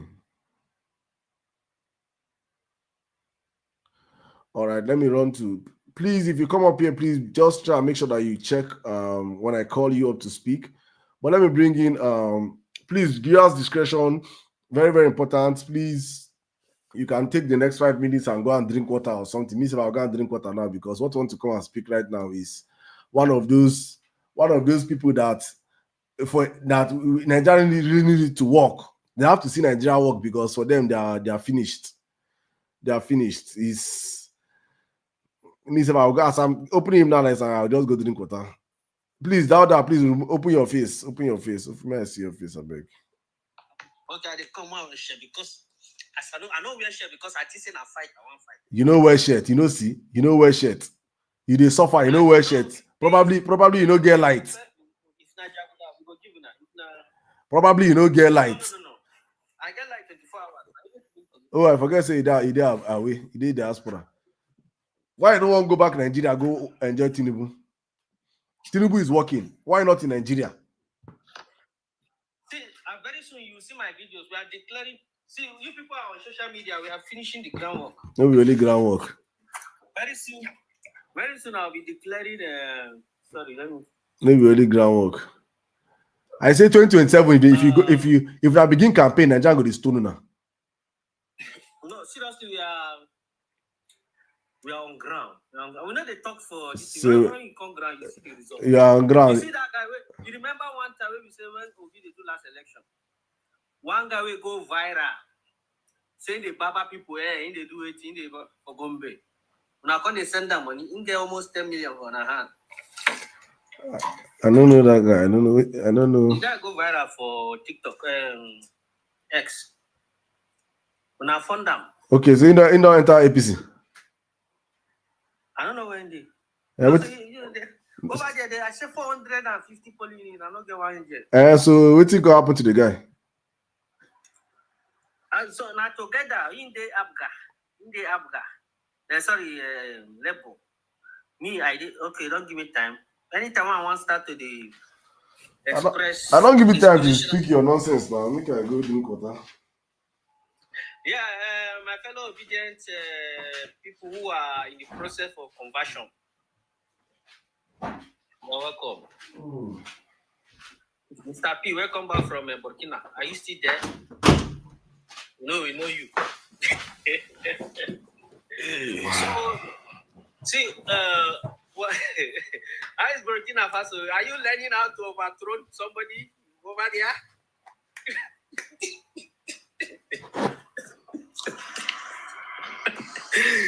So, honestly, I want to say some people came here and said a lot of things, but it shows that they don't really understand what's happening on ground. You see, let me tell you about that airport. You know, Obedient, they don't do breakdown. Obedient don't do breakdown. That airport, there is the overhaul of a terminal. There is construction of road, the electrical, the mechanical. See, we they always complain. So when you enter Nigeria, say you go not begin to see, you go not know, say you don't land because the airport in Yafu. Now they want to spend money. Take overhaul the airports so that when you enter, you go feel this inspiration that Nigeria is not the same. They are complaining that the money is too much, but check the breakdown. I don't have time. 40 something billion on this one, including Kano. All this money they put together, including Kano. And that is what Tinubu is borrowing for. I told people, in Buhari's time, this money, they'll borrow it and go and buy mosquito nets. But I said in the time of Buhari, Tinubu, his borrowing is focusing on three major areas: infrastructure, energy, and internet. All these things are coming. The man is very calculative. Gradually, why people are complaining now? The creation of system, the way he works, slowly but lasting system, durable system will now follow. Now people don't know that education. You say you don't know, you can barely know up to how many ministers on that. As I'm talking to you now, if you see what the Minister of Education is doing, nobody knows now. Everybody keep quiet. The reform, you cannot just reform on nothing. People have done it before. They will just come, reform Nigeria, put program here, disappear. Later the program disappear. You have to sit down and work. We don't have lazy ministers for that. That's why Tinubu keep challenging people. Tell me who is not contributing among my ministers. Because he knows what they are doing behind the scene. When they sit down, the system they are creating for once and for all, to lay a good foundation. See, Obedient, whether you know me or you don't know me, there's nothing you can do. This me where they see, I'm going to come Obedient level headquarters, come campaign for Tinubu. We go laugh with you now there, we go come for Tinubu, I don't know when. Are you hearing me? So, as I'm talking to you, the education system, they are transforming it. Vice chancellors, when I was in Nigeria, I was teaching in university for years. We understand the workings of ASU, we understand all these things. Vice chancellors are meeting now. Now, Obedient, you people don't know that one. As I'm talking to you, they are meeting. They are trying to streamline the universities, streamline the constitution, the admission process. Let us be focused for once. You see the kind of way you carry yourself. I don't know if you mentioned about cover. Imagine. So cover. Dauda. You say you be lecturer for Nigeria. Oh my God! Look, that now we be all those, those lecturers where students they hear like. When you come up for Nigeria? 2018. Why did you leave Nigeria? I went for PhD. Are you not done with your PhD? I'm doing my 1 year practical training. Why after the practical training? So we are going back to Nigeria after it, right? Life will tell us the next. No. We are coming to transfer. See, who be the people who go bring Tinubu in Gombe? Now we Gombe. No. As I say here now. No. Everybody go. Everybody. Bosses are coming to declare weekday for Tinubu support group in Gombe. We are not talking. You can do that one. You can do that one after the elections. You stay back in Gombe. You know go sell for them rotten meat. Go back America. My brother, see, let me tell you. Just no. I'm going to give you more I time. love Nigeria. You know, I was in Nigeria 10 months. Now my school right later say I must come back. So that means we're having this agreement on live that after you sell your rotten meat to Nigerians, you stay back and follow them and eat it, right? In fact, I'll be there to fix the country with them. They will see it. Perfectly. In fact, they see it. When I go to the radio station and explain, you see them changing their mindset. That's what Perfectly. Go on. You have 2 minutes. Go. I'll give you extra 2 minutes. Go on. So from here, we handle local radio stations. We'll just keep quiet. Nobody else. We don't call media. We don't do our recording. Before you understand, the state everywhere don't scatter. Okay. Articulation, explanation in the local languages so that people will assimilate what you are saying. And that's what is happening. So I'm telling you, as guys, those money that you hear for airport, this thing, it's not that they want to carry all that money and build one airport. There is a breakdown. Kano Airport getting your share some billions. Lagos get the terminal where we say they are building it completely. All the from afresh. Because the way they built some of the terminals before, the plane, those things are there, but some air companies, they don't allow they don't allow their planes to come and land there. So you have to, if you really want to look at the future of Nigeria, you go say they bring down this building, like say now laws, but it's for you to meet up with best global practices. How many people they use airport for Nigeria? Airport is not only about who use it; it's about business people also. You see this common man. You see these animals with the go on. It's also about the common man. If people do business, bring it into the country for the good of the common man. In America, not everybody follow this thing. And now, it's very expensive for us. But in America, it becomes cheap because of what? Many airlines. And that is what Kayamo has reformed. I told you people before that before December this year, a lot of different airline companies will come into Nigeria. People think I was joking. Enugu don't launch up. Now, reform, Enugu did not just emerge. Kayamo did the reform and created a good rapport between them. Different airline companies on Nigeria. Now, Boeing, they carry Nigerian companies, they go airfare, all this plane leasing fare for Germany. Boeing, and then they carry Nigerian people. So Enugu buy aeroplanes? No, what it does is that before, if they go get plane from outside, then they get new plane. I say Enugu State. Which people you think say they run that Enugu State airplane? No, the way Enugu State bought it is because Enugu State did not buy anything. My brother, Enugu State did not buy anything. Gotten some certificate and licenses. That's why they lease it to that people to run it for them. Enugu did not buy anything. That is actually a Skyjet. Now Skyjet get those jets. You just enter partnership with Enugu State. See, let me explain. You people are not following this thing. No. This line no go enter. No be. But there's nothing to follow. Please skip to the next line. No plane is being bought with cash. Like we don't buy it. No, that's why I said that leasing. When I said Boeing was taking Nigerian airplane companies to leasing companies. Now Bitcoin they buy plane with. You can't buy it. No be cash. Now Bitcoin. But they trust you now. We don't sign some laws, administrative reforms that make them confident in giving us loan. Before they go give us 3 times the price in case we default.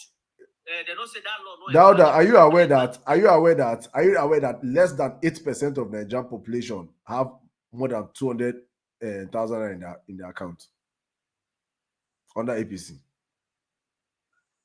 See, let me tell you one thing. Are you aware of this statistic I just read now? Have a government that they did not say we are suffering in the history of. Are you? I don't care about. I don't care. I don't care about the history or. $1 was 500. $1 was less than. Dauda. What is the mantra of APC? APC what? What is your mantra? Progress. Progress. APC. So what is the progress that we have had in Nigeria for the past 10 years of APC? Very good, very good. No. I would not like. Tell me by 2015, we had more Nigerians earning than Nigerians are earning today. Right now, as we are speaking, I said less than 8% of the Nigerian population have less than 200,000 naira in their account. 8% of your population. And see you here speaking of airport. How many people in the remaining 92% of the population can afford to even go to the airport? Do you understand what they call priorities? My father was not rich when I followed the airport to America. You're a lecturer. You're a lecturer that probably you got your job during the last during PDP. See, let me tell you how. I'll be your lecturer and a fake. The best. Now my rest is return on. I get service the carry later because this is what they share for our class. We share them for class. No. You can be the best in your class now by cramming. You can be by cramming because because if it is not by cramming, if you're loaded, you understand what they call priorities of interest. You understand what they call scale of preference. I know that one. If you know scale of preference, you understand that exactly. So what is Nigeria's scale of preference as it stands right now? Is it not taking Nigeria the poor out of poverty? It is not the duty of the Nigerian government to give you money. It is the duty of the Nigerian to create an enabling environment for you to succeed. The duty, then why? Then what? Exactly. What deliberately begin with how Tinubu took over Nigeria from Buhari for a reason. What enabling environment has Tinubu created for Nigerians in the past 2 years to succeed? System, creation of system that is going to outlive his tenure. You see, I told you people the other day that when Jonathan was in office, Jonathan built our GDP to the largest in Africa. But after Jonathan, largest in Africa, when Jonathan left, it collapsed. We are the fourth. Why? Because he built those economy on unsustainable systems. Like you win programs that brought a lot of Nigerians into the market, into business, into earnings. But what happened? Because you win, it was a program. He didn't establish something durable that will keep it beyond its tenure. It was easy for Buhari to collapse it. So what system is Tinubu building now? No, Tinubu takes time. Like when it takes time. You want people to have access to funds, you need to create a credit guarantee company system, which Tinubu is doing. So check, he has created it, made Dogara the chairman, and he's already giving 100 billion as a startup. You see, this system is an agency that will now outlive its tenure, right? So what Obedience should do is to make sure they put their eyes to make sure those money are really well utilized. You know, the problem is when America was fixing the country for its citizens to develop themselves, they didn't beat Elon Musk. I'm coming. Obedient job is to put our eye to make sure the money is going. Wait. Let me wrap up with this. I'll still come back to you later. Obedient job is to make sure we put our eye to make sure the money is going right, is being utilized well, right? No. To also tap from the benefit. We're gonna go apply. Okay. And also make sure that the money is being utilized well, right? I assure you, in the under Tinubu, if you thief the money, they will investigate you. It's time. I'm telling you, many investigations are going on. People don't know. Even this student loan. I'm coming. This student loan that people are saying, no, there's no money. Even because the government investigated and exposed it. All right, thank you. Let's go. I will allow you to come back much later. It's okay. Let's let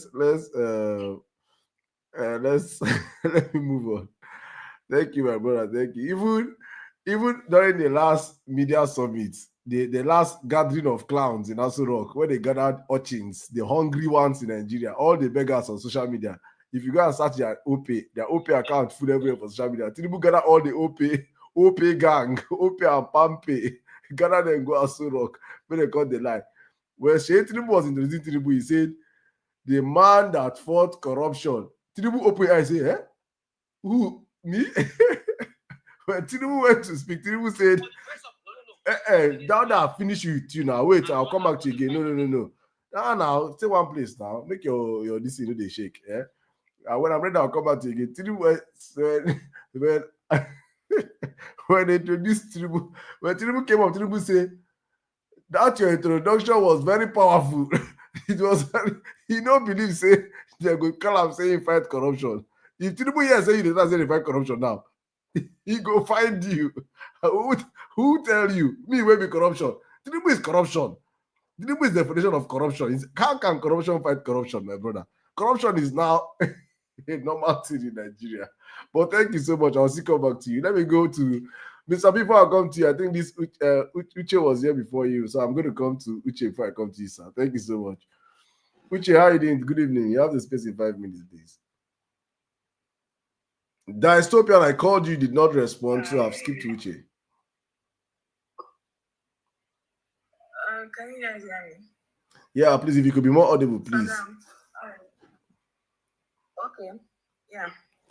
So the first thing I will start by, I'm sorry, using my brother. I just talked down. You don't do well. Well, let me go on. The first thing I will say is that the fastest bill ever passed since I've known myself as a Nigerian was passed, right? And that bill was the National Anthem bill. It was under 1 week. It was passed in May 22nd, and then the announcement and everything was rounded up in, I think it's May 29th or 28th, right? That's the fastest bill. So anybody that is telling me that one term cannot turn over Nigeria is a bloody liar, because it can. Because these things have been done over time. Nigeria is not like, it's not a special country. We have seen it work in other countries over time. We just need to implement better system, better agendas. So at the end of the day, when we are talking about, and one of the reasons why I will keep following up is that we know how vindictive our past leaders have been and are still are, right? If there was a little cockroach in P2B's cupboard, right, we would have been sure that they would have shown it to us. They would have gone to dig and dig and dig. You will ask the past governors of Abia State, and they will tell you how they went with it. Because they will dig it and they will come out with any source to make sure that his credibility is not valid. And then we talk about this SAP, the Structural Adjustment Program that crumpled the whole continent of Africa, because it's still active to today. People don't talk about it because how are you telling me you are importing goods and we are supposed to be a production country? We're supposed to be able to produce our things, but you prefer to curb the whole thing. And then we had our textile industry, we had everything that was going on for us. The only thing that was remaining was actually steel. And the steel was actually ongoing. Because of that, the West will always not want Africans to succeed. And then I keep saying, in as much as we are holding the puppet accountable, let us not excuse the hand of the West. The IMF and the World Bank, they're still there, alive and kicking. And they are the bullies of Africa. And when we come out to talk, the perfect puppet I will always say is the one in Nigeria. He's the beautiful puppet. He dances to the tune of the oppressor so much. And people don't even know how bad it is. Now they are excusing GMO seeds and making it seem as if, can you guys hear me? Yeah, go on. Yeah, they're excusing GMO seeds and making it seem as if, that is a civilization kind of thing. It's supposed to be an end goal. But does that make sense to all of us that a seed is supposed to come from the West and we are supposed to buy from them? At the long run, they will cut it off. They have been looking for a way to make sure that we are subjugated ever again. And we are still open. Nobody's talking about it. Even the country, nothing is being done. Because they are in for the pocket. They are in for money. And when we talk about it, they say, we don't know the end product, we don't know the end goal, we don't want innovation. What sort of innovation can we not produce in our own country? Nigeria has a massive land. We have everything that we need to succeed. Why do we need to look for outside to get our resources from? And then we talk about our agricultural sector. Like that is another one that I love when people talks about, because he understands that India, as a case study, it works for Indian people. If it works for India, it will work for Nigeria. There's no two ways about it. Because our land is so rich. There's nothing you are looking for that you cannot find here. Is it millet? Is it legume? What are you looking for that we cannot cultivate in Nigeria? But the issue is now the insecurity, and I love that Saddam will make mention of how if you curb the insecurity in Nigeria, every other sector falls under, and it's beautiful and it's okay. It is what I've been thinking, because all the whole thing we have been fighting about is insecurity. Anything good that the nothing that happened in Benue, nobody is talking about it. We had to push the president to actually talk about it before he did. How does that make sense? And then the Pope had to talk about it before he did. Like, what does that make? Last one before I actually end is that we have to come together. We must not agree, because I always say tribalism has caused a huge fight, right? It's not like we must love each other to agree for a common purpose. No, I will always say we have to have a common enemy. We must not agree together to form that common enemy, right? We must not be best of friends. We must not be brothers for us to find that common enemy. And that common enemy is the elite. There's no two ways about it. Whenever it comes to to aligning their own pockets, they are actually in agreement with themselves. So there's no need for us to actually divide ourselves as much as we can and then we fight. Because I always look at tribalism as a tool that we use every time to weaponize and to make sure that everybody is divided. And I saw it as a case study in NSAS protest. For the first time since I knew what Nigeria was, right, I saw the elites shaking. They were so afraid. That's why people had to run. So, in as much as we are going on and say, oh, this tribe, I don't care about this thing. The whole thing is that there's a common enemy, there's a common goal. All right. Thank you very much. Thank you very much. Thank you. Wonderful submission, my sister. Thank you. All right, let's keep the conversation going. I just want to push everybody one more time. Please, if you're listening to us across every platform, please share. If you're on X, please retweet the post. Very few of you on X are enjoying this conversation, and you're retweeting that you guys are there in your thousands. I don't know what is wrong with you guys. If you're on YouTube, I see you guys on YouTube also. Please retweet the post, share the post. The shares are very low there. On TikTok, what's happening, my guys? Let's please keep the likes going up. Let's keep the live going down. Thank you. Wonderful submissions going down here already from both sides of the conversation. I am still yet to hear. I want to hear how APC people come and convince me how 4 years is not enough to fix Nigeria. And I think Dada did a horrible job in that. Probably when I bring in the man that tells lie to power, and he'll be able to convince us why 4 years is not enough to fix Nigeria. But let me run to Mr. P. Mr. P, I've been here for long, so I'm going to come to Mr. P before Mr. P. I don't know whether you want to come after this, my brother. So how do you want it? The man that speaks lies to power. This place is too cold, so I want to make tea. That's why I left before. Man, water is almost boiling, so let's Archangel. Okay, let me allow the man that speaks. Let me allow the man that speaks lie to power. The man that speaks lie to power. So before I bring him, let me just do a formal introduction, my brothers and sisters, especially from those that are listening from far. That this now is time. It's time. It's about to go down. It's about to go down. So get ready, buckle up, fasten your seatbelt because you're about to experience. Mr. Saddam, you will permit me, you will give me like 3 minutes. I'll be back. 3 minutes. Okay, you want to leave the room of where you know say I did like 15 for that one a room. What I go just day. Just did the blow lamba up and down. It take shift. Now your shift time don't start. But no wahala. Let's go back to the conversation. You know, I was saying earlier on for those that joined us late, I'm dropping a podcast episode tomorrow. Not long, just 20 minutes, where I break down what can actually be done in in the space of 4 years in any same country. And I've done one previously where I spoke about what can be done in 2 years. And I gave instances.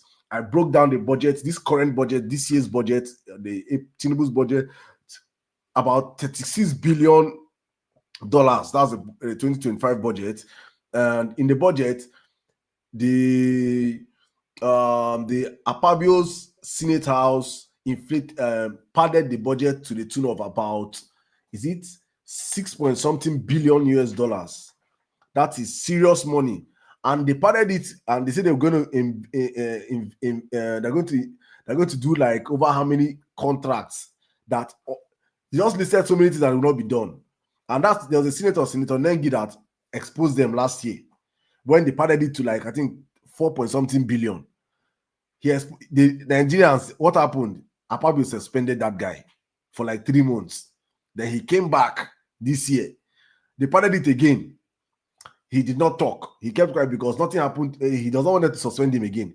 But the one that caught him by his throat, it was when Tinubu came again. After this budget, Tinubu now came again to borrow 21 billion from the house. 21 billion. He came for the house to pass on to borrow extra $21 billion.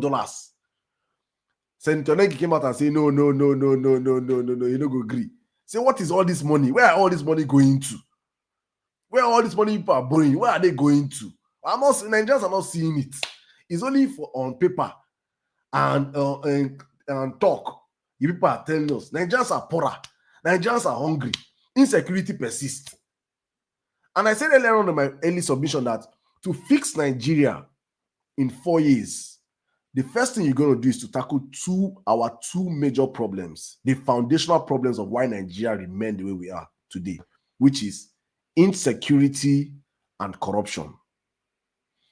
2 years of Bola Ahmed Tinubu, he has done nothing to make Nigeria secured. Nigeria is more unsecure today than it was when he came into power. Nigeria is more corrupt today than when he came into power. We are witnessing more corruption. In fact, now is the time that corrupt politicians don't even hide. Yahya Bello actually went to marry a fourth wife under corruption.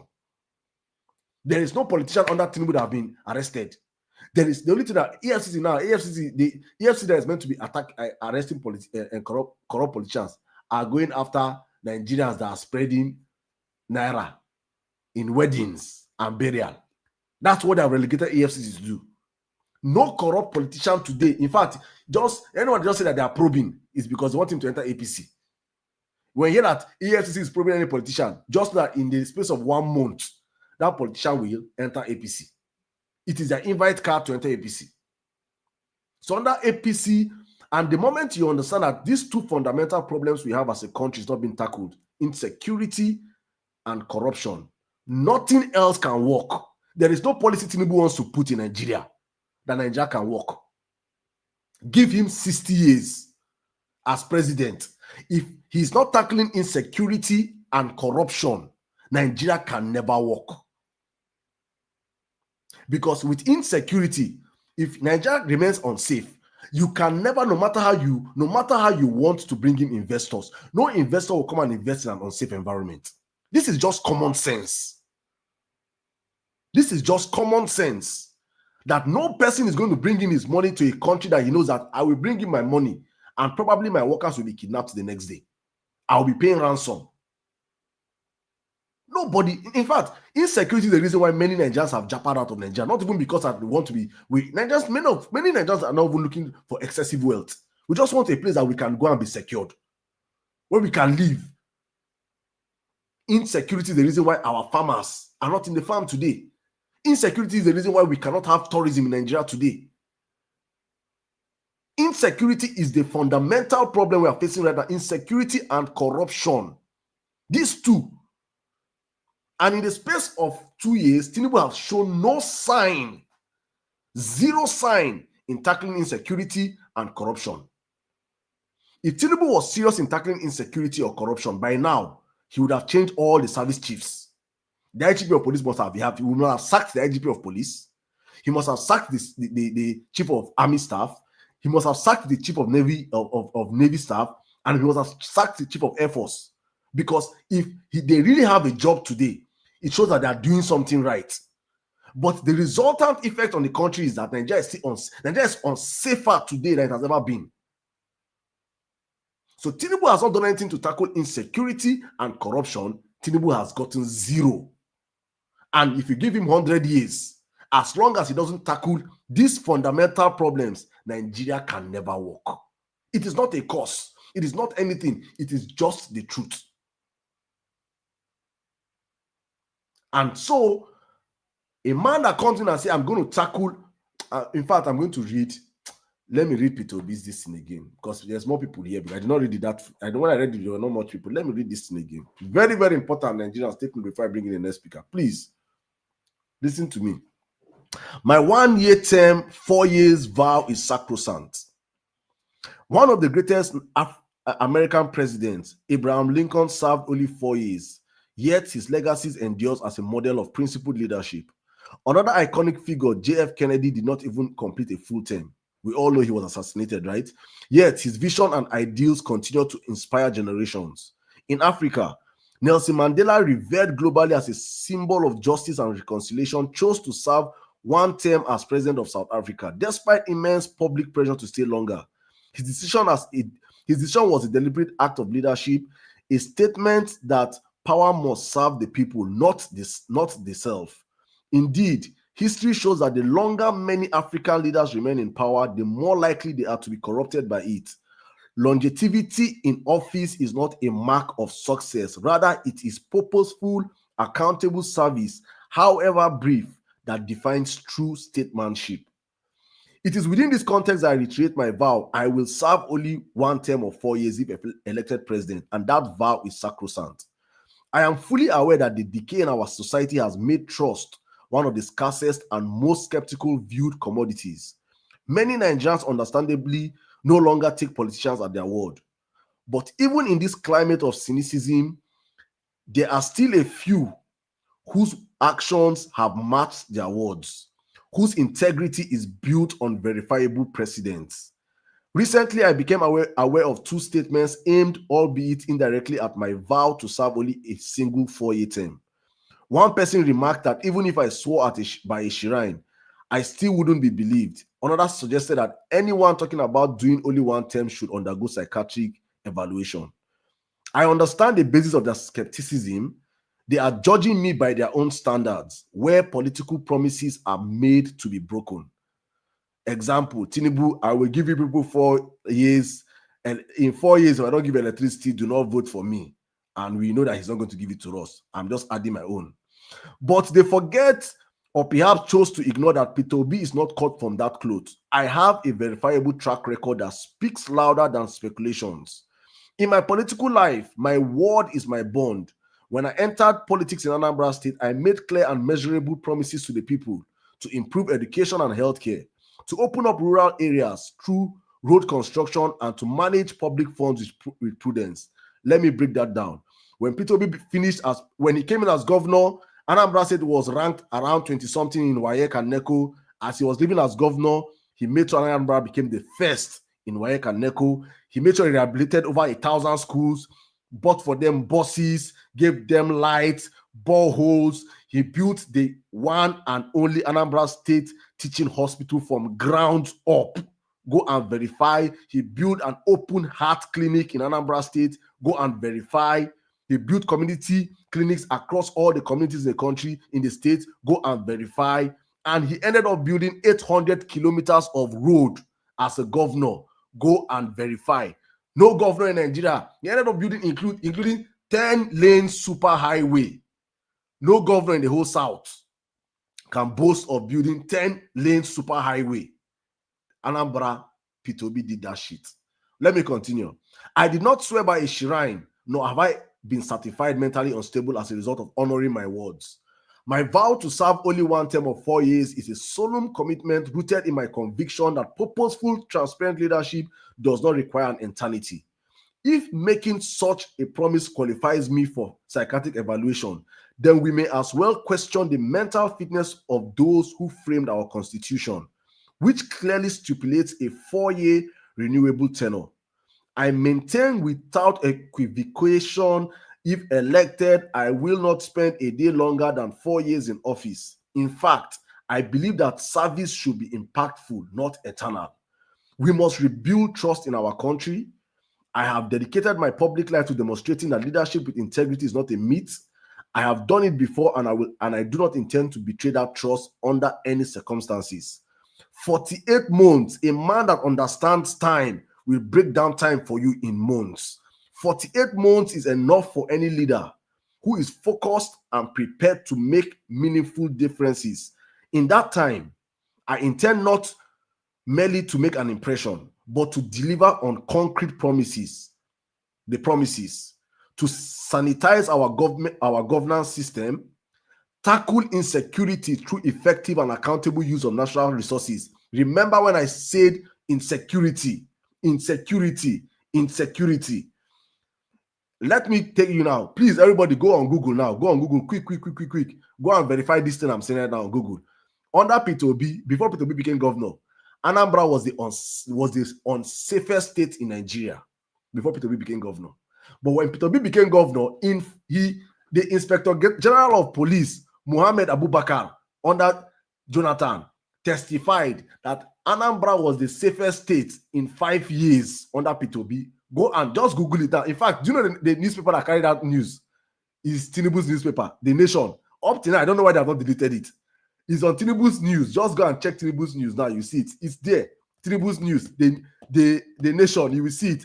Abubakar, let me open it. Let me see if I can. I'm gonna see if I can make it on my back. My. When are you gonna start taking people to? Let me finish reading this thing now. But don't worry now. I'm taking everybody. Don't worry. So let me read this. You can go and verify what I'm saying right now. Anambra State was verified the safest state under Peter Obi in Nigeria. No be miracle, real talk. Let's go back to what he was saying. He said, sensitize our governance system, tackle insecurity through effective and accountable use of national resources, prioritize education, healthcare, done that, and poverty alleviation, done that. Catalyze small businesses as engines of growth and combat corruption with unflinching resolve. Above all, I will dedicate myself to transforming Nigeria from a consuming nation to a productive one, where agriculture, technology, and manufacturing replaces rent-seeking and waste as our national anchors. These are not utopian dreams. They are realistic, actionable goals that are achievable within 4 years. All right. Archangel. Well, Archangel is not here. Archangel is here. Yeah, I'm here. Good evening. Good evening. Bro, go on. Good evening, honorable host, the Emir Sirdam show, for giving me this great opportunity to be on your live this wonderful evening. You said a lot of things, my brother. You really said a lot of things. Let me start from where you started. You read something Obi posted that honor my words. That Obi says he honors his words. You know that is a trustworthy man. You know, when you talk of a man that is talking about trustworthiness. Tell your people maybe they disturb for the shift.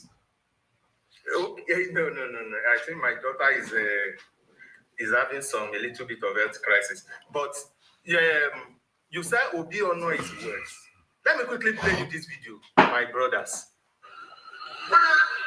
In the year 2000, my chairman said 2002. I said I will stay on, I will not leave. 2002, I will stay on in Abga, I will not leave. Did he leave? He said he will die in Abga. No, what did he say he would die in Abga? Let's play it now. Wait now, this is my time. Permit me. You say he said he would die in Abga. Play it. Listen. I said I will stay on, I will not leave.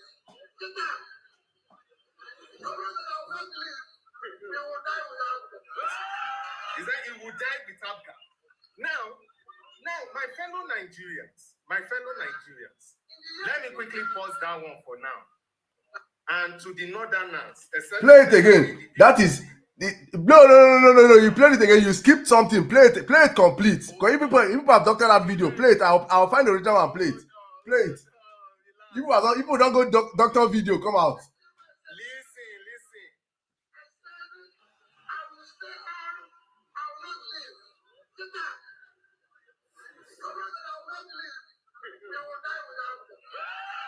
Why are you cutting it now? They're not cut some part. Please, you people. No. Archangel. You guys have tweaked that video. You guys have tweaked that video, and what you guys have done is that we are not do cut and join. Am I seeing your face? You people have do cut and join in that video. Come on. If you want to be on big screen, put your face. Let me see your face. No, you don't need to see my face. Okay, then you don't need to be on my big screen. Listen. That's point number one.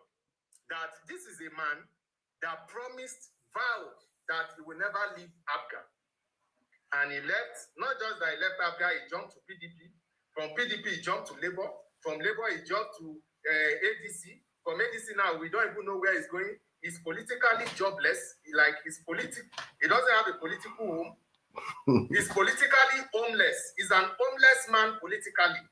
We are hearing that he's going back to PDP. We are hearing that he's going to SDP. We don't even know where he's going. All of a sudden, he just came up with this new statement you read to everybody that I am not going to, I'm going to do one term. Then you ask one interesting question here. And what was the interesting question? You said, Archangel, is 4 years not enough to turn this country around? I think you asked that question, right? Mm-hmm. That 4 years is enough to turn a country around. Now, let me quickly take you to another Peter Obi statement. Because one of the issues that is germane in Nigeria is the issue of electricity, right?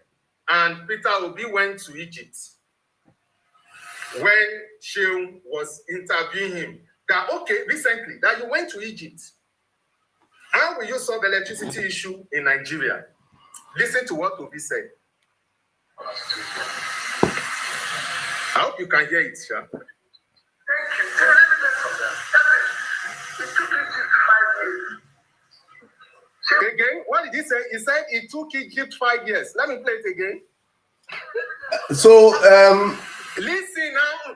Oh, don't call this thing. Listen. it took Egypt 5 years. How does that affect him? Good. Now, listen. Just finish the video. Listen. Let me repeat it again. Where he just said he won't give 100% success. He said nobody expects 100% success. Yes. Una they hear well at all for that. Una this thing. Listen now. Oh goodness, why are you interfering? You and your propaganda allow the Obi voice to talk now. Let me rewind it again. Play it again, please. Let me give you time. Play it.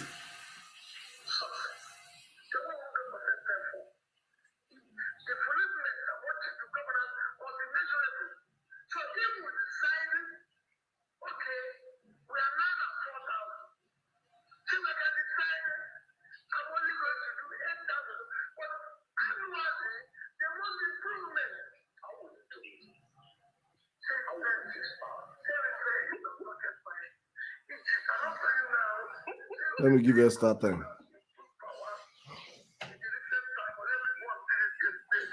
See, to my listeners, let me just refer you to this video so that you guys, because of time, have to say some things.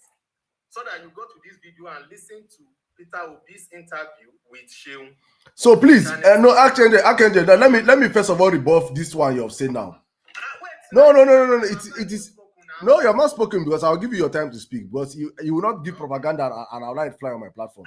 First of all, no. First of all, Peter Obi was speaking in 2002.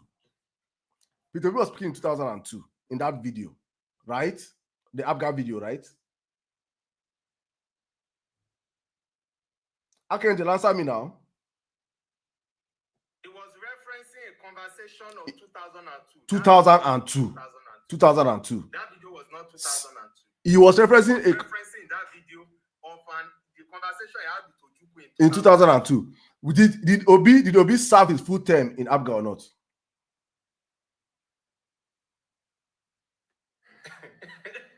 Answer me now, yes or no? Did Obi serve his full term as a governor in APGA, yes or no? Okay, I like this one. Okay. Did Obi say that Answer me now. Just answer yes or no. Did he serve his full term as Abga? No. You hold on. I'm asking the question, so you answer me. No. I allowed you to fly with your agenda. So, now let me answer. No. Answer my question. Did Obi serve his full? Did he serve his full term in Abga? Yes or no? Yes. He did. Yes. So he did not leave Abga. He left Abga. Did he leave Abga when he was a governor? Did he take Abga mandate? I'm coming, Masapi. Did Peter Obi take Abga? No. Did Peter Obi take Abga mandate? Did Mr. P, please just 1 minute. I have I don't want to drop you, so please don't do that, please, I beg. Archangel, it's very, very, very important we set this record straight. Peter Obi promised that he's not going to leave Abga as a governor.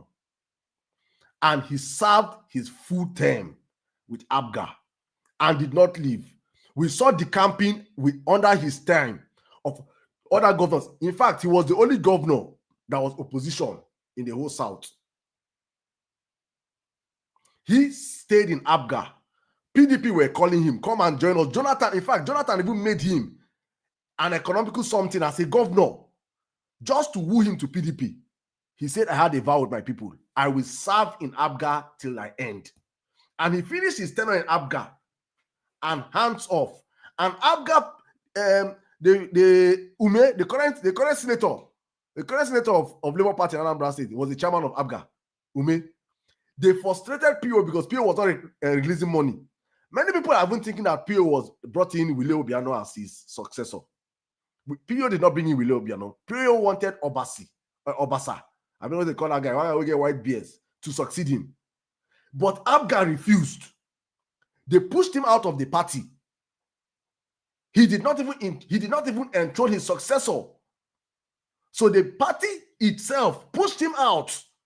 But you see, you guys, when you guys put this propaganda, because people know that many of you people many people don't understand the political terrain in Nigeria, like us, that we know the things and the events that happened. We can give a storyline of how Peter Obi left Abga. He did not leave Abga. Abga left him. And he had to move on with his political life. So you cannot come out and say he took Abga's mandate and gave on that party. He stayed in Abga till the very end until the party left him. And he had to move on. The same thing that's happening in Labour now. He's in Labour fighting. They are fighting him. APC people are fighting him. He's doing this. He sees the stupid for Labour saying he did. Till Labour will leave him and he will move. That is a man that has integrity and that is standing. And let's come back to the electricity before I'll give you back your time. You said that he said electricity can be built, that Egypt took 5 years. If Egypt took 5 years, it doesn't mean that Nigeria will take 5 years now. It's commonsensical. He's giving you that he has done his feasibility study that in Egypt they use 5 years. And even if he's going to fix Egypt took 5 years, and if it's going to take Nigeria 5 years, it doesn't mean that he's going to be the one that will continue it. And politics is about the process and systems you set. But the problem with APC, you guys, are people don't even set systems. So it's from one corrupt man to another corrupt man. But if Peter Obi comes in and starts the process of generation of electricity in the country, diversify our electricity in the country, automatically what happens is that the next person that comes after him will continue. It's a continuity. But for people don't understand continuity because people is from bad to worse. Buhari bad, Tinubu worse. Then Tinubu wants to continue his worst. If there's anything called worstest, it's what will befall us. So you don't understand these things. But let me bring you back and give you your remaining 3 minutes to drop your final number. Come in, Archangel. Thank you very much. Thank you very much, Honorables, for the time again. But before I go, my people, go and watch the video of Sheung Channel's TV interview with Peter Obi on electricity and hear what he said. He said, even though we are doing 4,000 output, that he can decide to just do 8,000, that no Nigerian is expecting 100% electricity fix. Go and listen to the video and don't listen to what Saddam is trying to whitewash the whole thing. Just listen to what Obi said himself. Now, let me quickly come back to this issue of him being a dishonest man. This is a video again of the Afghan National Chairman, Victor Oye, causes Labour Party presidential candidate Peter Obi. This for last 2023. Before the election, this is what Oye said. At that time, and I still repeat it. Unless Peter Obi, my brother, returns travel, he will not achieve anything politically. He knows, because he took a vow that he will never leave Africa. That any day he leaves Africa, let his family die. Everybody in the family die. He said it. But he still left Africa. Why did he make such a vow? He left Africa and joined PDP. He was vice president to Atiku. Now he's going for president. It will be a catastrophic exercise. It will not work. And it was catastrophic, truly. And the reason is because of the vow. You know what vow means? Mm-hmm. Do you know what vow means? You are married. Mm-hmm. Are you married? Relationship status. Fear can't this one. It doesn't really matter. It's because if you are married, you must have taken a vow. Since this, And you must maintain the vow you took. this, Don't this, give me, this is my time now. Listen.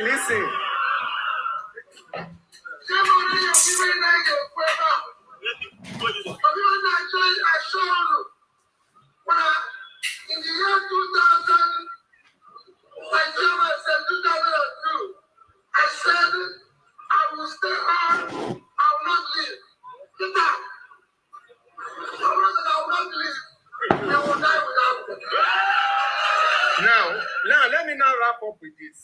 What does "I will die with Abga" statement means? It means till he will pass on in life, he will still remain in Abga. That's what it means by "I will die with Abga." you don't understand it.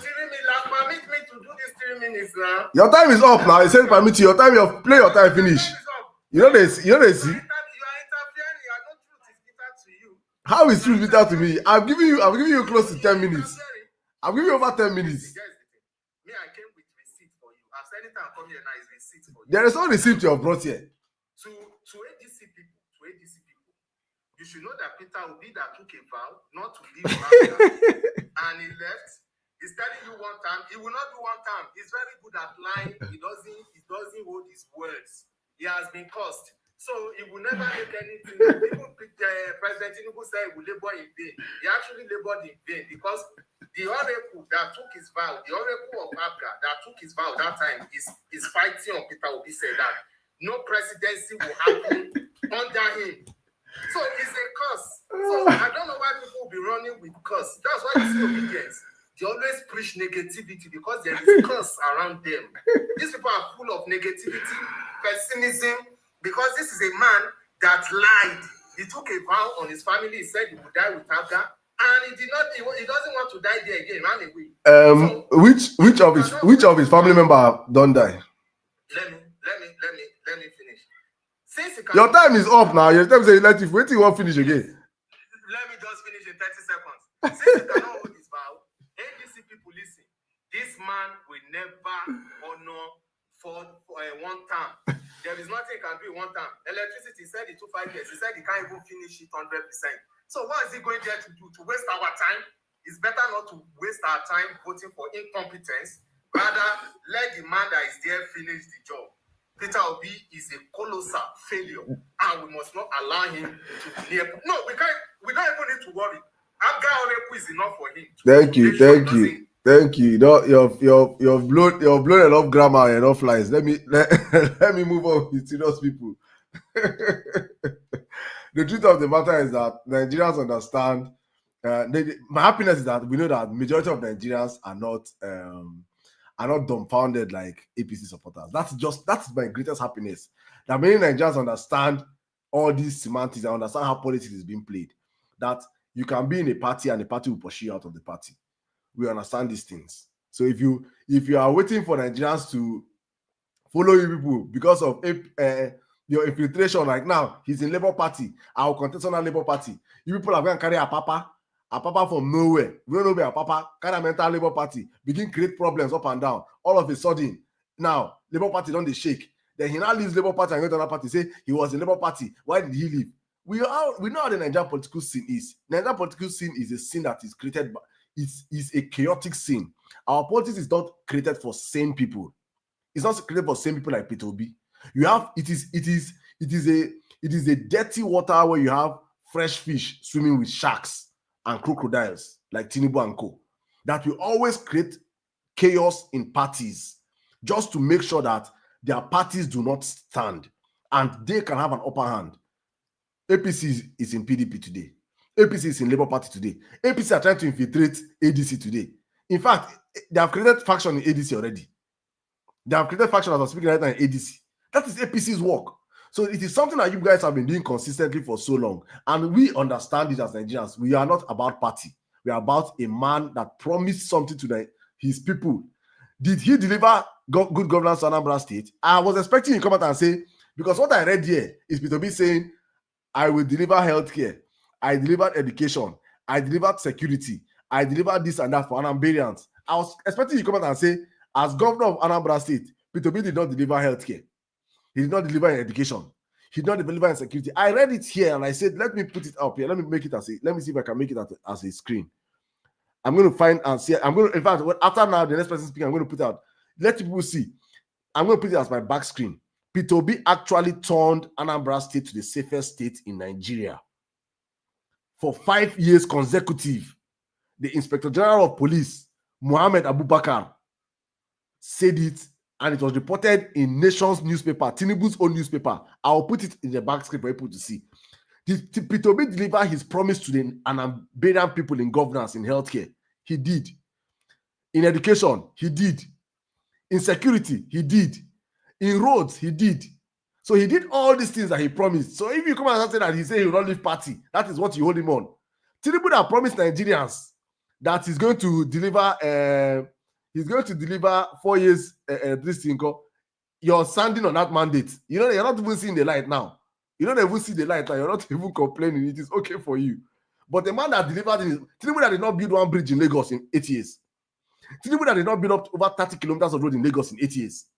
Tinubu that did not build one school in Lagos in 8 years. Tinubu that did not build one bridge in Lagos in 8 years. You're standing on his mandate and telling Nigerians not to follow a man that built all these things in 8 years. You guys must be mentally insane. But let's move on to the conversation. Let me come, Mr. P, come in, please. Can I? Okay, not my turn? No. Mr. P, Mr. P before you. Okay. All right. Ladies and gentlemen, I don't even know where to start from, but I need to start from somewhere. Let me expand you. Now, so that I can... Governor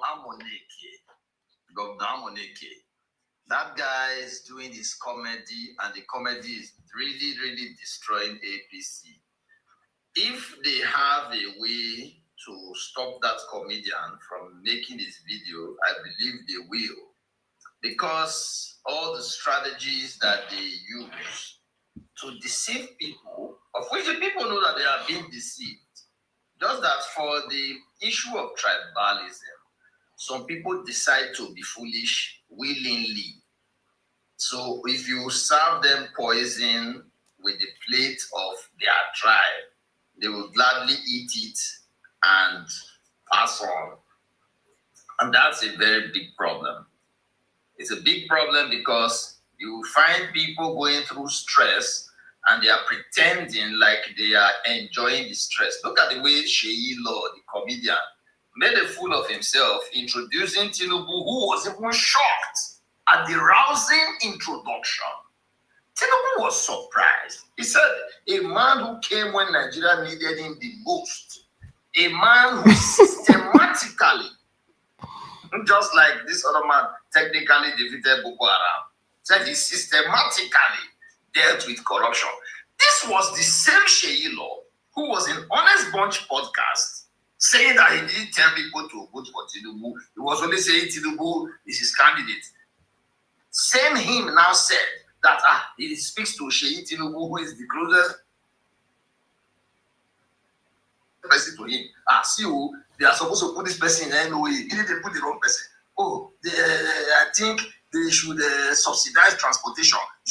This same man, that was advising the president's son to advise his father to reverse many things that the father did that don't make sense, that's making people to suffer. This same guy, for a piece of cake or porridge, took the microphone and began to lie to himself, lie to the people who were there.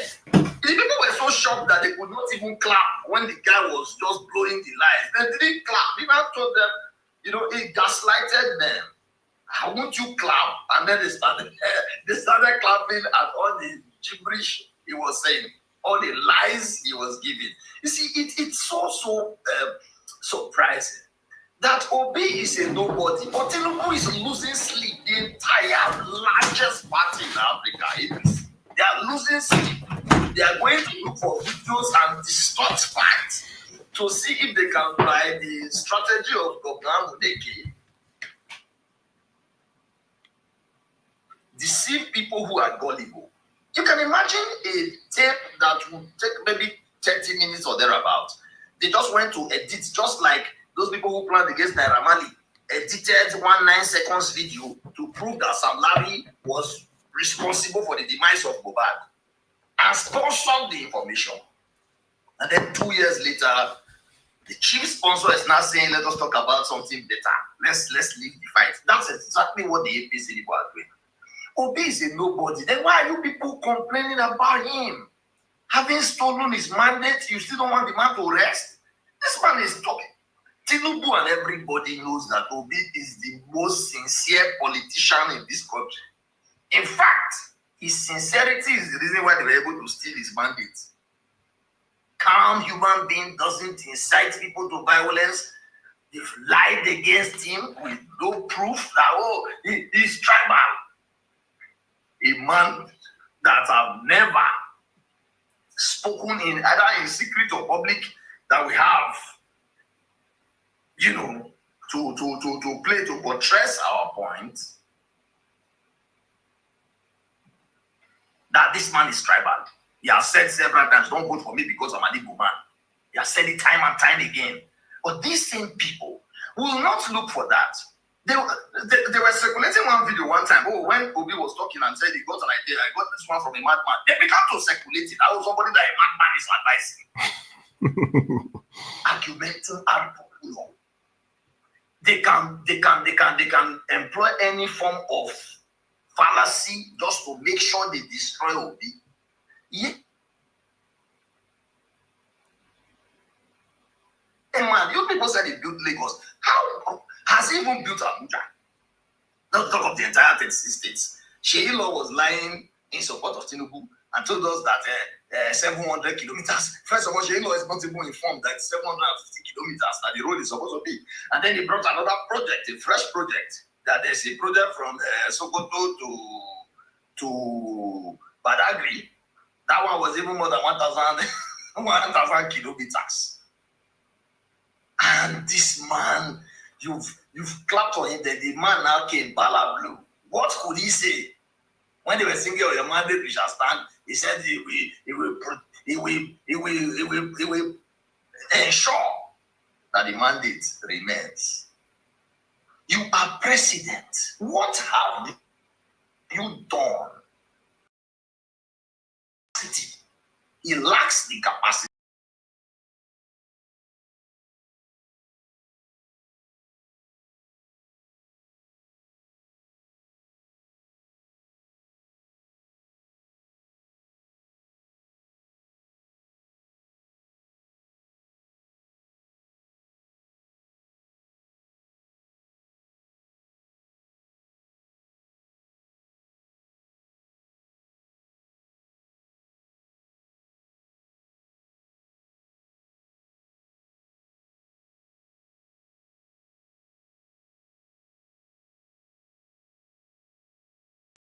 Brought, according to Tinubu himself, when he said the local, he said that he brought Buhari. And you people forgot that Buhari was APC. Now you are now destroying Buhari to build Tinubu.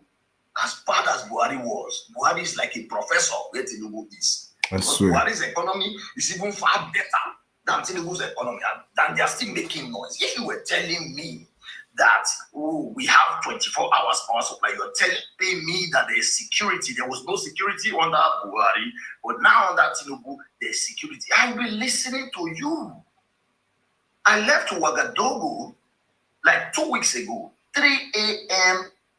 in the morning. 3 a.m. I entered the bus. We're going to Cotonou, a 26-hour journey.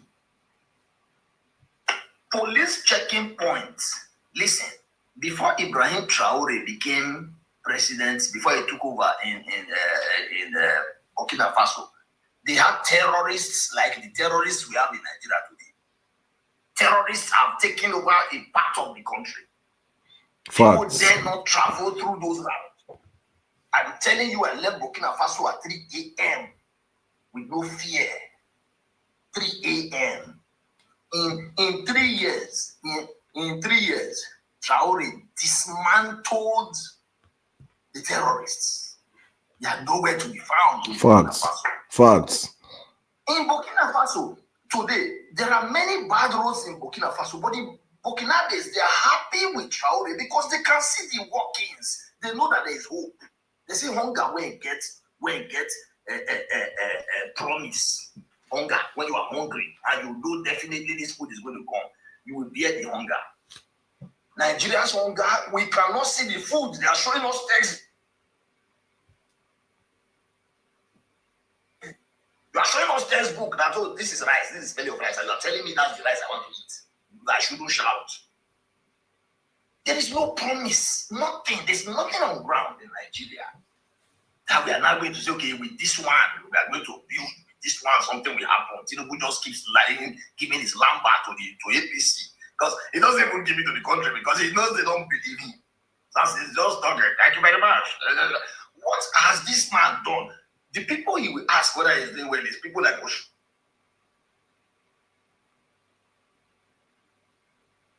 Are we doing well? Oh, perfect. Why would he say perfect? When he's a senator that is still doing approved. This one pass. Under how many seconds? A bill will go from bill to law in 1 week. No committee stage, no first, no second reading, boom, everything just goes. And then we are running the country, running it on the ground, and people are clapping for him. And funny enough, people like Akenje will not show his face. He was showing propaganda just now. But show your face, you put mask with the head. And you are coming to speak lie to power. And you are pushing the lie on our faces. As old as I am now, you just pushed a lie to me and expect me to believe like a 2-year-old. So I don't wear masks again. You just went to bring one video from somewhere and you cut it here, cut it there. Why they wear masks? You get coronavirus. You get coronavirus. People they wear masks again. You know, corona don't expire. Not only you get coronavirus. You see get coronavirus after how many years?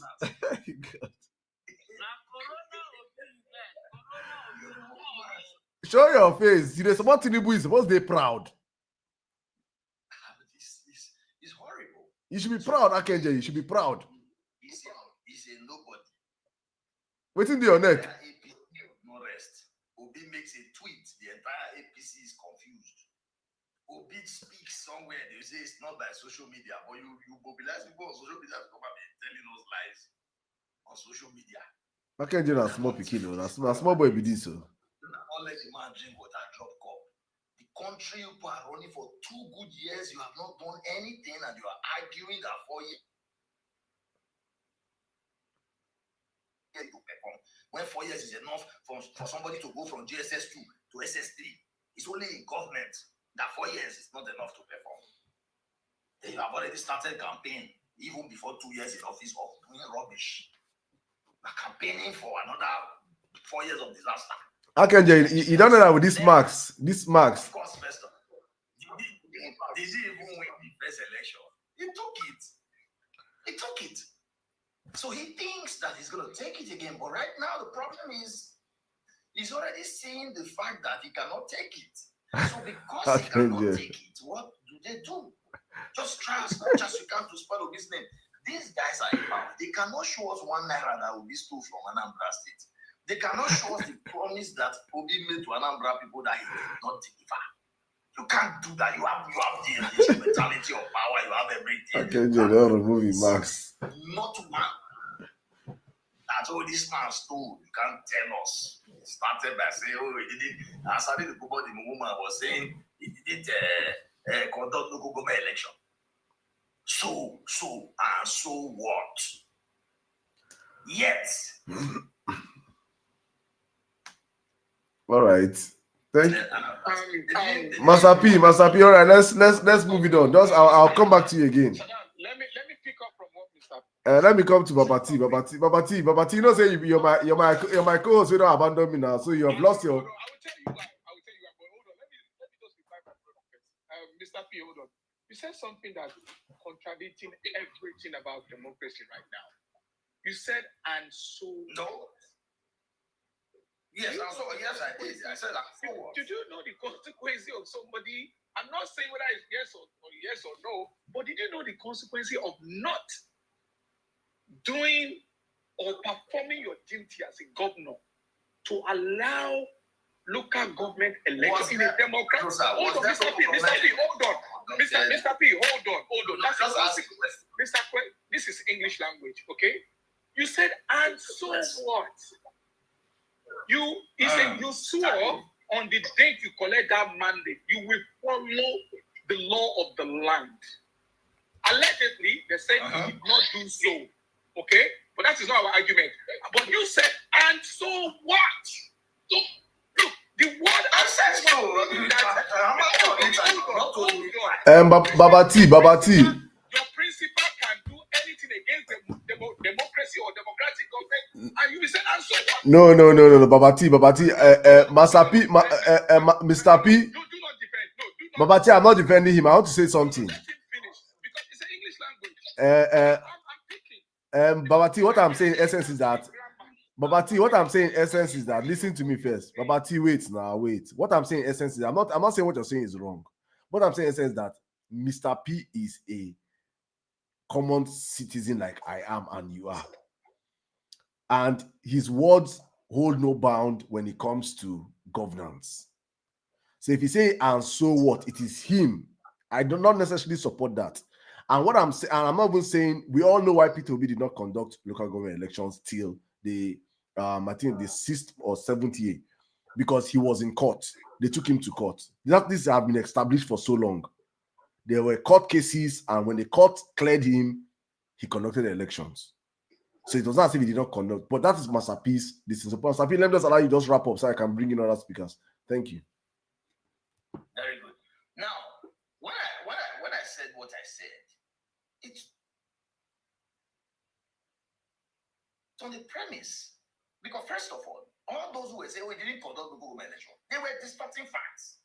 They never came with the facts. And then when the election was conducted, what did they now say? Election was conducted, it was free and fair. It wasn't one party sweeping everything. Oh, the people were complaining in this area, they didn't see ballot box, they didn't see this, they didn't see that. Everybody who cared to know knows the facts. But you see what these Mr. P, when did you start lying? Archangel, when you're speaking, nobody interjects you. Archangel, you know I'm not a liar like you. You know this. You see. Listen. You know, so when you come to distort facts and all of that, just to make a point. And then you can't even tell me that what I've said now is wrong based on what happened. He conducted the election. When the election was not conducted, it was not a case of, he said, I don't want to conduct it. And again, even in Nigeria at that time, these people that are shouting, how many of them even conducted local government election? Even from when they conducted it, it's everybody they put there. Once they have picked you, they point you, you are the one that is going to go, you will be the one to get to office. People who are corrupt, people who ran the government and stole a lot of money, they even have cases to answer. They are challenging the man that didn't steal any pin A man that did not manipulate the state to pay him after he has left government. A man that delivered on all his promises. You want to fight him, you are manufacturing something to fight him. And what you are even manufacturing is not even tenable. All right. How can somebody be? How can somebody? Masapi, if you let's just. For a way to destroy him, you don't have any. Thank you. I'll come back to you. Masapi. Thank you very much. Can you hear me? Okay. Mr. P, can you hear me? I think I have a bit of a network problem. Yeah, I think so. I'm thinking, but just please hold on there. I'll recycle back to you again. Let me just bring in more of our speakers. Okay. Babati. Good evening, my brother. You don't tell. Let me first of all say hello to everybody. And Sirdam, I will tell you why I tried to not to come on the show, and this is the reason. There was a night that one of our brother came on board, Agbaso, and we gave him time, and he was talking, and he started saying that this and that. If you know something, Nigeria, started swearing that Nigeria is going to happen to you, to that and that and that. And I was like, I didn't sign up for this. I signed up from somebody that hosts this program by saying he loved Nigeria and won Nigeria. That's why I joined the program of Sirdam. But this guy started saying something about Nigeria and saying that, if you wish Nigeria to happen to you, say hey man to your own family and all that. I was like, no, I don't want to be part of this. To be honest with you, that's why I left. You see, we have our differences, but it's our nation, it's our motherland. We should not be saying such to our great nation. We should not be. I don't want to be part of that. I'm sorry, Sirdam. That's why I say, you know what? Let me just give it space a little bit and see whether, I'm going to, occupy my space. If you allow me to come, I will come. But anytime if I see me on your listing, I will just exit, boom. I'm not anti-Nigerians, and I'm not anti-Nigeria. We have a problem with our politicians. If you want to swear for the politician, so be it, but not the country that I love, Nigeria. We are all gathered here today. We are talking and screaming. You know why? Because we love that land. So why are we going to be swearing that Nigeria should happen to you? Nigeria, that's all. The Nigeria. Not be Nigeria passport you use. Come over Nigeria. I beg, make a leave you matter. Thank you very much, everybody. Sirdam, Akinje, finish it tonight, bro. I swear. This is my whole day. I say, die. You don't finish me. He can't blow line. You know what? It's not a lie. Look. He can't blow line. Not even talking with truth. I'm an APC guy and I support Bola Ahmed Tinubu. But when I come here, I be neutral because I want to learn more. Family Kitchen, request the mic, please. Sorry, go on, sir. When I was listening to Akinje and you, I want to be neutral. I want to be undecided. Who is going to win my heart? Do you know what? Sirdam, I'm sorry. You don't win tonight. I swear to God. He won. Wait till Akinje talk, baby. What did he say? What did he say, please? He brought proofs. What proof? Peter Obi said. And you are trying to defend that, he did not say that. He did not say he's not going to leave Abga when he was a governor. He did said it. So if you want to defend Obi, defend him in another way. He did said it. And he brought another audio about another man saying, look, he vowed that he will never leave, blah, blah, blah. You should have admitted to that. But if I were you, I would say, circumstances change. That's exactly what I said. I said circumstances change. That's what I said. You were not listening. Probably didn't hear me. I'm undecided. You have to acknowledge he said it. No. No. I'm undecided tonight. If people listening, Babati. No, Babati, wait. I will sit back your time to you. I was very explicit when I said we know how Nigerian system works. Such statements that was being uttered by P2B. P2B served his full term in Abga. That is facts. And P2B never left Abga. Abga left him, which is facts. If you want to follow the story according to Akinje propaganda, then you now think that, okay, P2B left Abga. He did not leave Abga. Abga left him. They did not allow him field this candidate for that will replace him. Do you understand what it means? That as an incumbent governor, you have a candidate and say, okay, this is who I want to be my successor in Anambra State. And you bring that successor, and your party people say no. Why? Because all through Peter Obi's 8 years, he never opened the coffers of Anambra State to the party people.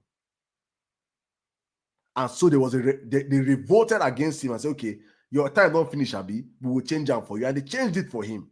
And that was how the party left him. So he never broke any agreement. This is facts. So I don't understand how you want me now to now agree on Akenje's propaganda when me and you know that it is propaganda he's giving me. Let's move on. We know who won that debate anyway. No, nobody. I brought in reality. Akenje brought in propaganda. About the fourth term, okay? You see, we know that Nigeria have already been bastardized. You condemn our democracy, our politicians, and all that. Let's assume that, okay, Akenje, who is he going to work with? Is he bringing his own senator or his own House of Representatives from his own house? You know the law that guide all these things. If you don't have a good rapport with all these guys in the Senate and House, whatever you push in, it's not going anywhere. Whatever is happening today is because the executive and those guys in the Senate and all that, they have a very good rapport. Look at Trump in America as well. Anytime he doesn't have a rapport with those guys in the Congress, his own agenda will not pass. So I don't want us to defend it at 4 years. Enough where? If Obi become Nigerian president for 30 years, if you don't have a good rapport with those guys, we are going nowhere, my brother. I'm telling you. So we need to let our people, not to give them false hope. To me, it sounds desperate. It's supposed to be saying to Nigerians that, look, speak with your local government, your elected senator and all that, for people that is going to align with my agenda. Because if those people enter there, they did not fall into his agenda. Saddam, now 0%, bro. We're going nowhere. They're going to just vote everything down. Boom, boom. What are you going to do? What are you going to do? That is what we are practicing in Nigeria. So that's why I don't like to give false hope. I know you are obedient. I'm a party pie. But we have to tell the truth because this is a Nigeria. I like the work you are doing. But let our people understand that if this man get that 4 years, if he doesn't have the backing of those guys, we are going nowhere, my brother. And people will now say, oh, Obi Fellow, CEO, then everybody will cry again. Do you understand what I'm trying to say? Babati, what you're saying is when it comes to passage of bills, when it comes to budgeting, under Nigeria presidential system that we have, the president is very powerful. There's what they call executive orders. There are things that we will sign off as an executive. You don't need this. Do you know there's another thing after executive order? If they have a two-third in the house, they can impeach you. They can impeach Obi. See, Babati, let me explain. Babati, let me explain something to you that you don't. That probably you're yet to look at it from this angle. Is that the moment Peter Obi becomes president, Nigerians have taken back their country. The moment Peter Obi becomes president, it means the impossible has happened. What does that mean? That Nigerians, now we get power. They're not born any senator. They're not born any House of Rep member to even start the process of impeachment of Peter Obi. They're not born that person. Saddam, it doesn't work that way. Trust me. Babati. I say, they're not born that senator. They're not born the House of Rep member. We go first arise, carry paper, say, I am passing a motion to impeach President Peter Obi. They're not born that person. You know, fit. Because now Nigerians don't enter power. And for what you want to impeach him is what we know is for our benefits. Kai! That person no go spend 2 days for Abuja. Saddam, I know you are very optimistic, but I will tell you the truth. Okay? This is Nigeria, and this is our politicians. If they did not align with you, they will impeach you. I understand you said, okay, this is our Please. This is our nation. Okay? We've already taken our nation back. But majority carry the vote. Don't forget, it's not only South-South or Southeast or Southwest or Middle East or Northeast is in that Senate. No. They have caucuses and all that. These people, they will just come at night. You remember during that Salaki time? They will just come and they will do it. Look, don't you understand? Baba T, there's a reason. Baba T. Don't just give false hope. Baba T. Because everybody sounds, oh, it's easy when it comes. It's easy. You're going to get it. Baba T. Not like that. Baba T, there's a reason why APC, PDP, all the politicians are fighting Peter Obi. Because they actually know that it's not Peter Obi that is pushing himself. That is the Nigerian masses. They know this thing that you don't know. And they know that the moment that man, by mistake, enter that place, Nigerians don't enter power. And he will open our eyes. It will just be like when when Eve ate apple. We go chop apple, test apple, see our eye don't open. They no born that politician. I repeat it. If Peter Obi become president, they no born that politician. Because from day one, Peter Obi is an open book. He will be telling Nigerians, Peter Obi going to come space. They give us updates on what he don't do for first week, second week. They no born that politician. We go come out say he want, because he will tell Nigerians why he want to impeach him now. Abi you want to impeach him, you no tell us. Abi just want to impeach him. Say he did not tell people. You will tell Nigerians why you want to impeach the president. There must be a reason why that is impeachable. You will tell us why. Then make we come here.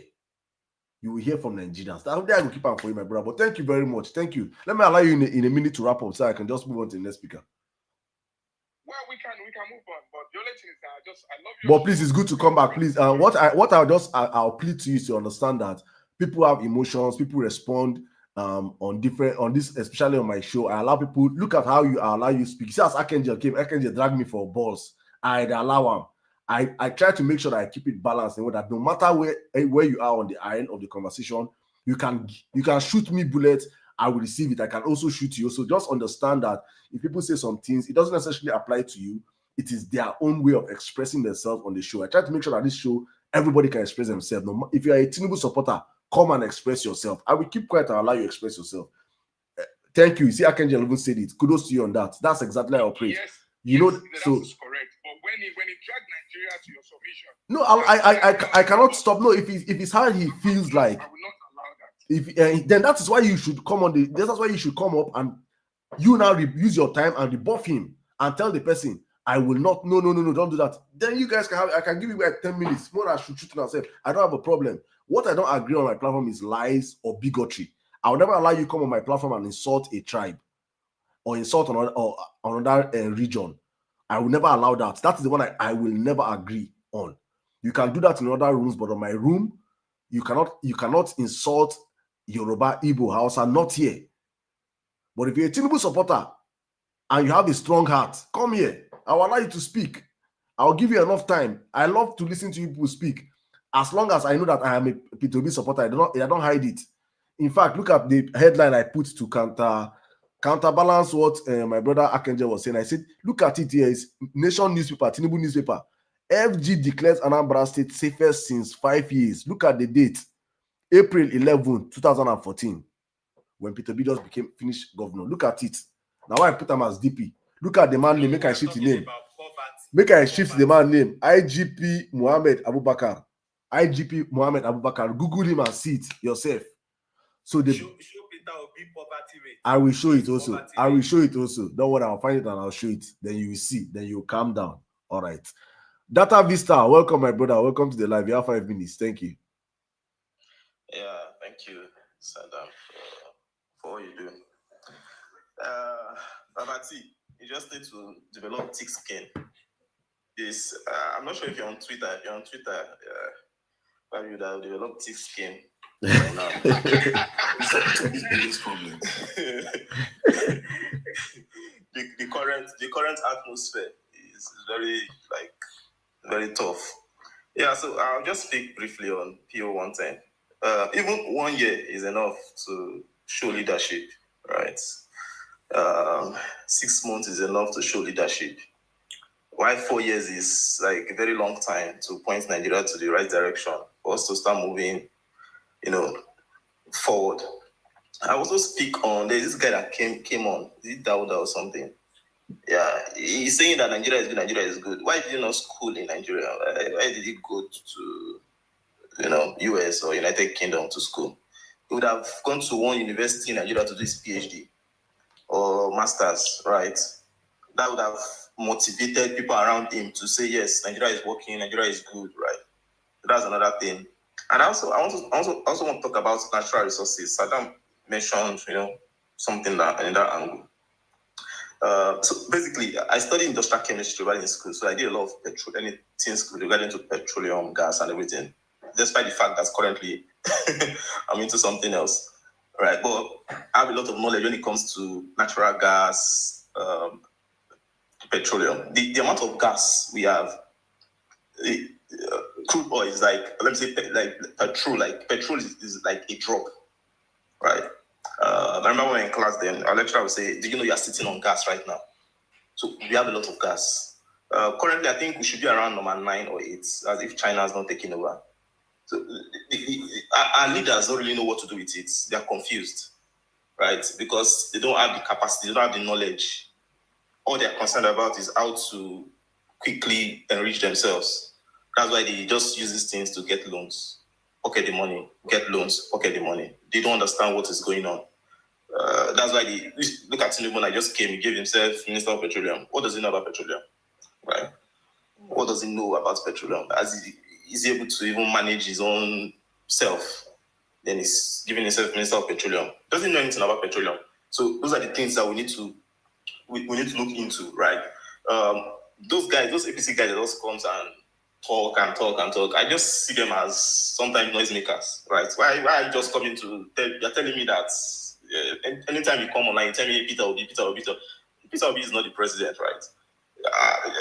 I want to know what your president is doing.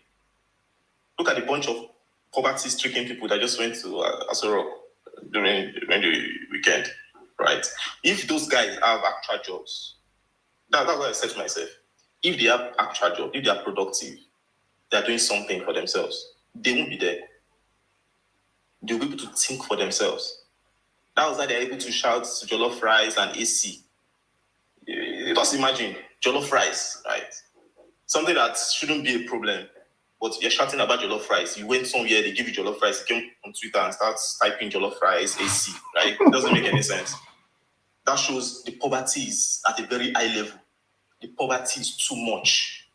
It got to a time in Lagos, like I stopped going out because by the time I step out, oh jeez, the begging was too much.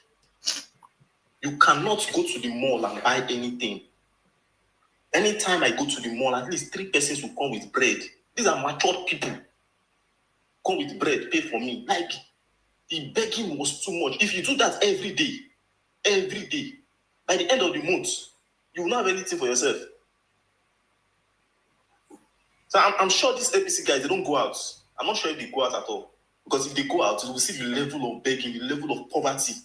And that's what is showing in this APC online criminals that went to Aso Rock. Because look at them. Look at the other one. His belt is already brown, from black to brown.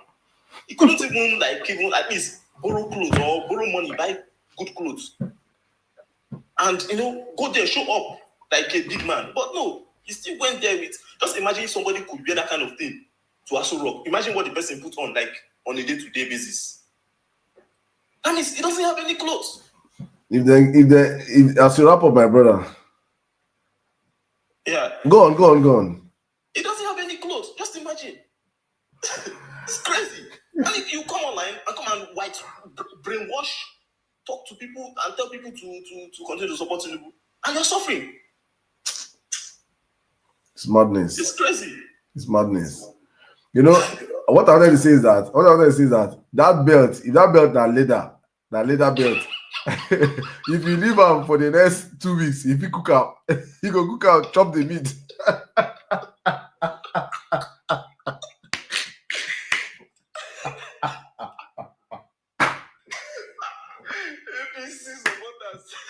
I want to talk about myself, make I like make you learn first. You go cook am, you go boil am, you go soak am with salt. You go chop am, you go chop the meat. Hey God, God save Nigeria from APC supporters. You know easy. If not like Baba Tina there, why they say they chop money? I know, or Akenje, why they say they pay them? They go this way, I understand why they support APC. But the one we say, see the guy in bone don't come out. That guy feed on compulsory fasting for like 6 weeks. You know, go didn't go to Gary. That guy can so Gary overnight for money make it swear. Make it chop. You see, go carry him, go barbing saloon, charge your phone, make your phone charge. Hustle that data money, come online, begin to shout Tinubu. They insult people we're not supposed to insult. They insult their fellow Nigerians. It's crazy. Well, me Nigeria, my brother, welcome, Jerry. Welcome. I see you on YouTube. Welcome. Wonderful people on YouTube. I see you guys. Amazing guys on X also. Thank you, my brother Data Vista. Thank you so much. Let me jump real quick. Brown Girl, good evening. Welcome to the live. Okay, I don't vex. No vex. I don't say your blood just the hot. You don't hear plenty. What's really making me upset is the fact that I can't believe Nigerians. They are Nigerians. Who are Nigerians? And they see what these people are doing. And they are patting their backs and telling them, well done. How? You come here, you gaslight people. This Archangel guy, I know for sure, his hands have been wet. Believe it or not. Anyway, that's not my issue now. My problem, my challenge is, look, obedience. How we would take this whole narrative and let people know it is not all about Peter Obi. This is not a Peter Obi thing. This is a change to our country. And we see that all the name calling, all the backlash and everything, all the gaslighting, he still stands out. He is, okay, let's say he's a lesser evil, right? Peter B is not even anything evil, Seth. Don't even put him an evil. Put it that way because they are saying he's this, he made a vow, he took it, and they're going to cut and paste because I know it for sure. Cutting and joining is what they're doing to create and to affirm their narrative. The point I'm trying to make is we should stay focused. People, we know these guys have been here for so many donkey years and things have been going from bad to worse. Where are we headed to? Letting them gaslight us is a totally wrong thing to do. But it's good at giving them time and space. I'm actually irritated that someone like Baba T would come in here and be speaking, calling himself a Baptist. It's so like disgusting. I felt like throwing up. You know, that interview he was talking about, that the former chairman for ABGA was talking about. You see what I'm talking about? Excuse me. What I'm talking about? Baba T, get his thick skin now. Thick skin. When you were talking, I didn't unmute to speak to you. Thick skin, just accept it. It's normal. People have to respond. I'm sure you're not living in Nigeria, where you have light, you have everything, you have all the comfort, all the security. You people are coming to say 4 years is not enough to do anything because the Nigerian politicians have so twisted our heads to think that it's not possible to do it. Look at the young man; he's just 36 or 37 in Burkina Faso. Can you compare? I don't give credence to military rule, but if it takes that to fix our nation, you yourself will not be in the diaspora. Okay, So I'm not even going to talk about you because I won't give you credence. I won't even pay attention to you because I think you're just pushing a wrong narrative, and I feel sorry for you. There is no light in Nigeria. The whole of Lagos is the easiest way to create water channels. If you go to the Hague where human beings live below sea level, they will never have, the only time they had flood was when their dikes broke. They're the best marine engineers the world over that I know. Where? You have Holland, the Dutch engineers, 6 Oh, hours yes. away from Nigeria. Can't we get people to come and say, okay, teach us what we don't know? They built Dubai now. They are the people that built Dubai. Is it only Dutch people? Come into Nigeria, come into Lagos. As I speak to you, my house, in front of my house, is flooded. A beautiful estate. Because why? The next channel where water used to go through have been Sandfield. And houses have been built there. Developers have taken over the whole place. I had a piece of land that I bought 2003 to 2013. Somewhere there in Aja. They took it from me. That place was water drained. I Sandfilled it first, but they took it from me. And these are the same people under the same useless batified demons. Who called them to order? Nobody. Do you know the country we have found ourselves in? It's a jungle where you have the worst sort of animal ruling us, where anything evil is called good because why money changes hands. Shebi now they are now giving monies to players who don't have good sporting equipment facility. That is a Baptist. You should put your head in shame. You should drop your head in shame. Someone who misplaces priority as a leader is not fit to govern. So what we are asking for Nigerians, we're looking for somebody as good as Peter Obi, who would say something and keep to his word. Yes, people can air whatever. A human being can say, yes, I can do this. And circumstances surrounding his environment can make him leave. Because he wants to maintain his principles. Why do you think they call him Okute of Igbo people? Because that guy withstood the worst set of people, demons plus, and they couldn't move him. And he ruled that state and did all those millennium goals that all the political promises he made. He did them one to the. Go and Google him, for goodness sake. He went to school. So if you come here and say your party, that is your damn problem. You have your right to be whomever you choose to be. But we're talking about Nigeria, for crying out loud. If you say he's not good, then who is good? That man there, let me tell you, I've been reading things on him. I want to pull out something that I will read now that to wow your head. Maybe it won't mean anything to you because yourself, since you decided to choose that route, then maybe you're part of him. He says, the now president faces persistent allegations massing vast wealth through proxies. You know that he does those things by proxies. That is a criminal. And I'm not apologetic. He says, I want to take the other part again. He said, 2024 OCCRP, that's the report, ranks him among the world's most corrupt leaders. Shame not the catch on. It's not my place to judge anybody, but I tell you what, the sufferings Nigerians are facing today, all the hardship in a country where if you dig down, you see all kinds of money-making opportunities. Our soil is as fertile as anything. Under his watch, they are bringing in those things and he's giving credence to it to come and feed Nigeria, to kill them, and giving awards to people who push demonic narrative to our nation. And you call yourself and name yourself with that person. Doff your head inside hot oil and roast for all I care. We must fix Nigeria. Nigeria is a place where people will look for our visas to come to invest. Nigeria is a country where people, you will stay and you will live and feel happy that you're an African, you're Nigerian. Everywhere we go, we are caricature. Even in the African countries, we are caricature. Don't you even ask yourself, why are we like this? What happened to Nigeria? May it not happen to you.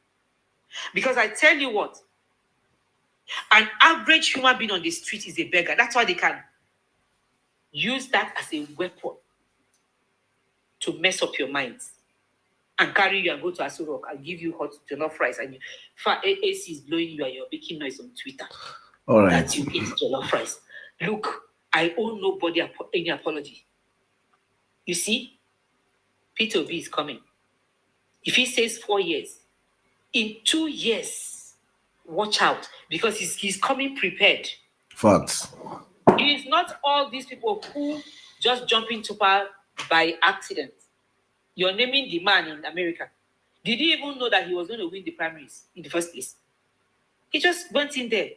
And of course, yes, his people would raise their arms and tell him, we don't like what you're doing.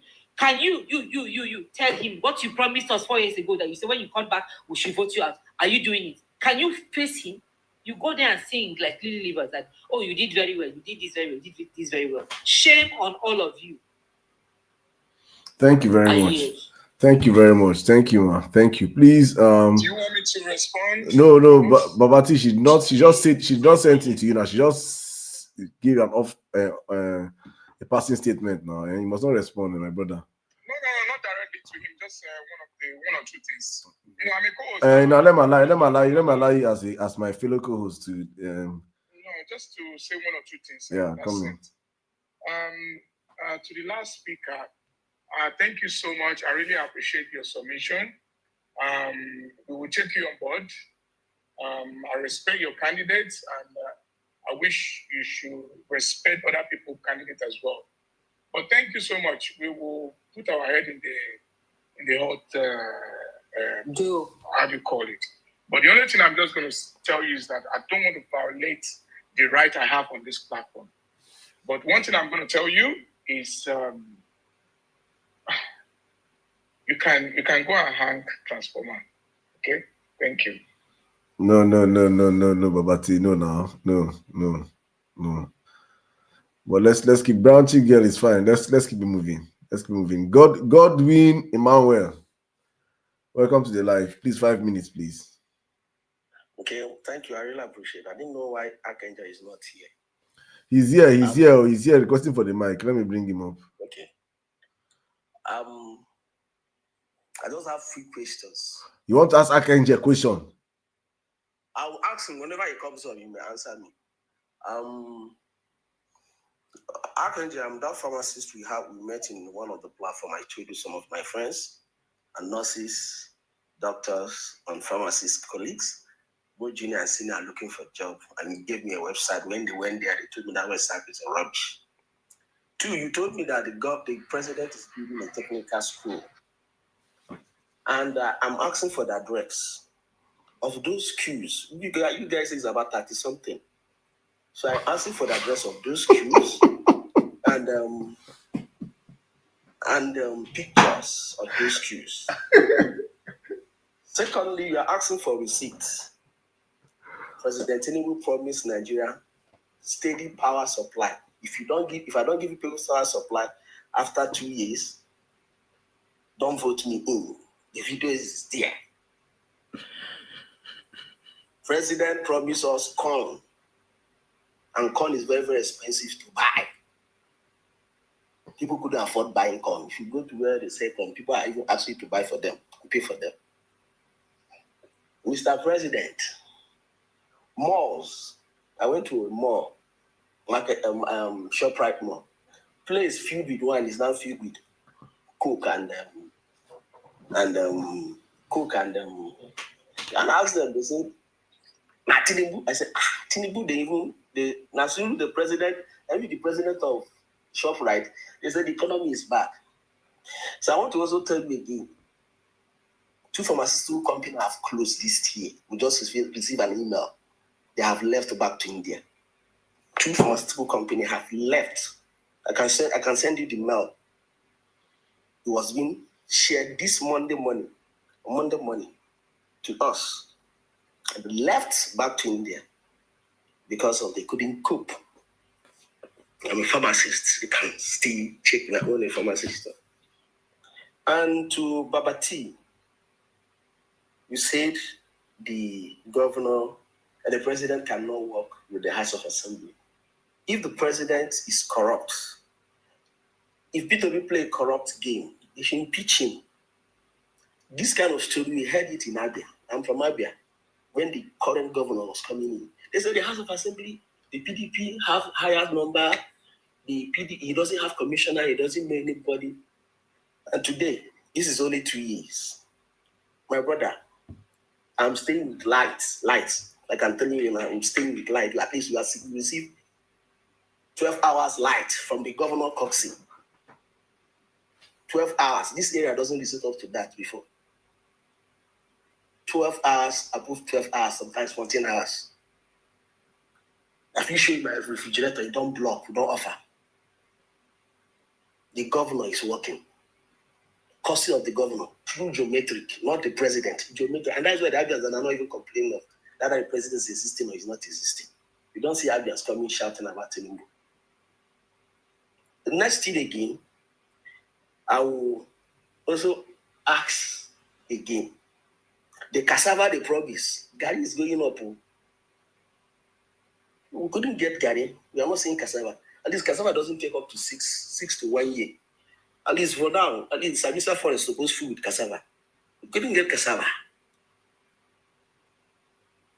And for my brother Archangel, the website you gave us, no response. My guys looked at it and said, this is just a cooked, one of the guys he said, this is just a cooked website built by these rubbish guys trying to keep us busy, to supply our emails there. They will start telling us rubbish. And I told them, okay now, people are leaving. It's so embarrassing. I promise not to leave. Some medical reps, including I don't want to go, Kayode Femi, working for AstraZeneca, even asked me money today. Money. Because the company have left. Asked me money today for his children to eat. You say AstraZeneca have left Nigeria? AstraZeneca left now. There's no more AstraZeneca products in the market. They're just there. For real? AstraZeneca products in Nigeria. There is no one. My God. AstraZeneca left. Kayode is one of their regional manager. Asked for money, beg, send test for money. Somebody even promised him half bag of rice today. He's a big guy that earn more than 700,000 from a pharmaceutical company. Renewed hope. I told him, and one of he said, and some of our brothers laughing at him that I said, no, that is wrong. Glasgow left like 2 years ago or so. And they came back now by some Anambra guys who decide to pay them. Some few Anambra guys decide to pay them to run the company through WWCV. Okay. Some Anambra guys paid them to WWCV. One of them were very, very happy to bless those Anambra guys that pay the company to come back, that they will run the company for them with their money. So it is very, very painful. I can give you the mails. You can send it to the Mr. President. You are very, very close to Mr. President. And tell him that 2 companies just left.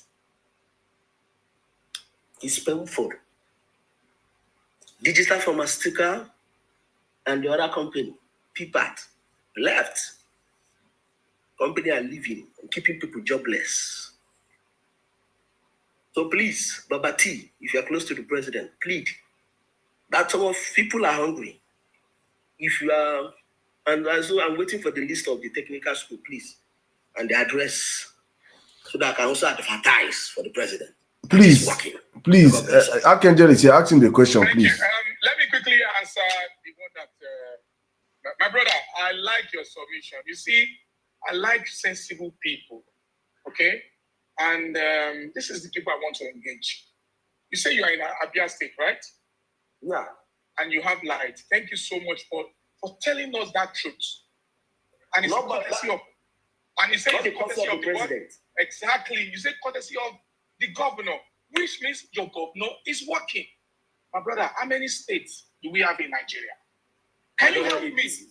Okay. Can you help me, please, with your submissions, and let all the other indigenous governors and Nigerians living in that city to call out their governors to do the same thing the Abia governor is doing. Babati. No. Saddam, You're saying right. What you're saying is right. I'm not saying what you're saying is wrong. Saddam, wait. Don't get involved, please. No, you're right, Babati. You see, you always like jumping into conclusion. No, Saddam, hold on. Babati, you're right. I'm trying to affirm that you're right. Listen now. You're saying what you're saying is true. Other citizens call out your governors, but the problem that you're not saying is that majority of the governors are under Tinubu, they're in APC. See, Saddam, that's why I say I don't want you to get involved because I know you're going to turn left. because I'll say the truth. This man just tell us the truth, our rights. He said, I like this man. He said, courtesy of the governor. The man has the balls to say, it's the courtesy of my governor. Because he went out to go and voted for this guy. Babati. Because he wants him to perform. No, Saddam, Babati, excuse me, Babati. I'm trying to establish a fact that the governor doesn't have the large number. Let me answer Godwin's question. I came with receipts. Okay, wait. We asked you the question. Wait. Godwin, go on. Doesn't have the large number of House of Assembly members. The PDP had a large number. 2, the governor doesn't pick 500 SAs like former governors. It's only 7. The SAs of the governors are only 7. The commissioner, once you just misbehave, you are sacked. He's not coming here to play games with you. And also, let me remind you what Tinubu said. By all means necessary, you must have electricity. And you will not pay for estimated bill anymore.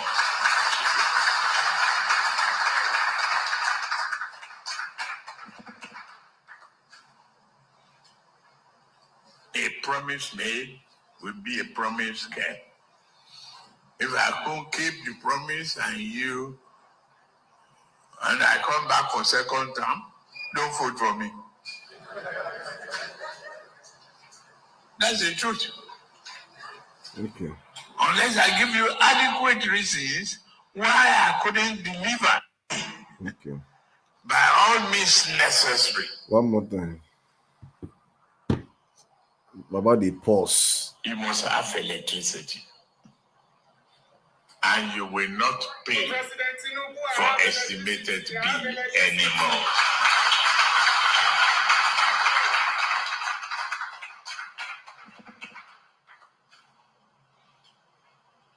A promise made will be a promise kept. If I can't keep the promise and I come back for second term, don't vote for me. If I don't keep the promise and I come back for second term, don't vote for me. P2B doesn't need to play. If you try to play corruption, let the Senate put him out. But once P2B is transparent, my brother, this, don't let us debate or move away. No, I want, please, Babati, allow him to wrap up in a minute, please. Allow him to wrap up. Let us move away from your topic, okay? Babati, allow him to wrap. No, Babati, allow him to wrap up. Babati, allow him to wrap up, please. Allow him to wrap up. Let him wrap up in a minute, please. No, but he wrap up already. He asked me a question. He did. My brother already wrap up already. So I'm trying to, bring a point from what he said because I love his submission. So that's why I'm challenging him. My brother, please tell Nigerians to hold their governors responsible to provide electricity as Abia State governor is doing. Simple as ABC. Babati. Let me answer Babati. Babati, you're right now. You're right. Wait. Godwin, wait. Babati, you're right. But I just played you down what Tinubu said. Is it not Tinubu's job now that wait now, Babati? Is it not incumbent on Tinubu? Interrupted electricity. We have electricity. My brother just said Babati, listen to me. Babati, wait, I don't want to mute you, please. Babati, I don't want to mute you. Let's have a conversation, right? Tinubu came out and promised Nigerians that by 4 years, he will give Nigerians electricity. That's what he promised Nigerians. And this guy came out and said his state, Abia State, the governor, because of the governor, they're having light now. And you're saying that let them push other state governors to do the same thing, which I agree with you. But I'm saying this to you that if Tinubu's banking his promises, that he has to deliver his promises, he has majority of APC governors. Is he not meant to be pressurizing them to follow in the footsteps of ABGA, of the Labour Party candidate, and provide electricity for their people so that his promise to Nigerians will be fulfilled? Answer me, please. The answer is that I will not let the president speak for me because I voted for my governor. Didn't you vote for your president? No. How dare the president will tell me my right? I know my right. Didn't you vote for your president? No. I voted for my governor. Okay, didn't vote for Tinubu. No, that is not what I'm talking about. I voted for my governor to give me a light. So let me speak with my governor. You don't have to dictate for me who am I going to speak with. Okay. Let me speak with my governor. Okay. So that's what I'm saying. Tell Nigeria to speak with their governor. There's no problem. Can I just finish and you can leave? No, Godwin, you're finished now. What else do you want to say? I want you to ask Archangel the question I want to ask him so that I can move on to the next speaker, please. Archangel, you gave me a website that some of my colleagues say they have visited that website and applied, and that website is just a scam. 2. One by one. Archangel, respond to that, please. Archangel, are you now doing Archangel, are you now doing CBEX?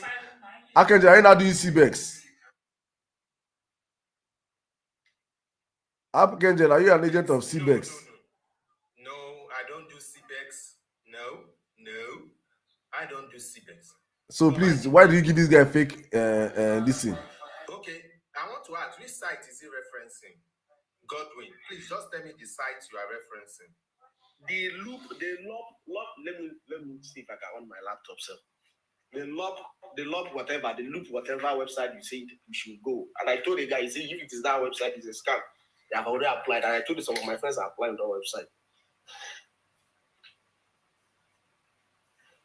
Archangel. Do you have several websites for the job? You said that is the website that we can get.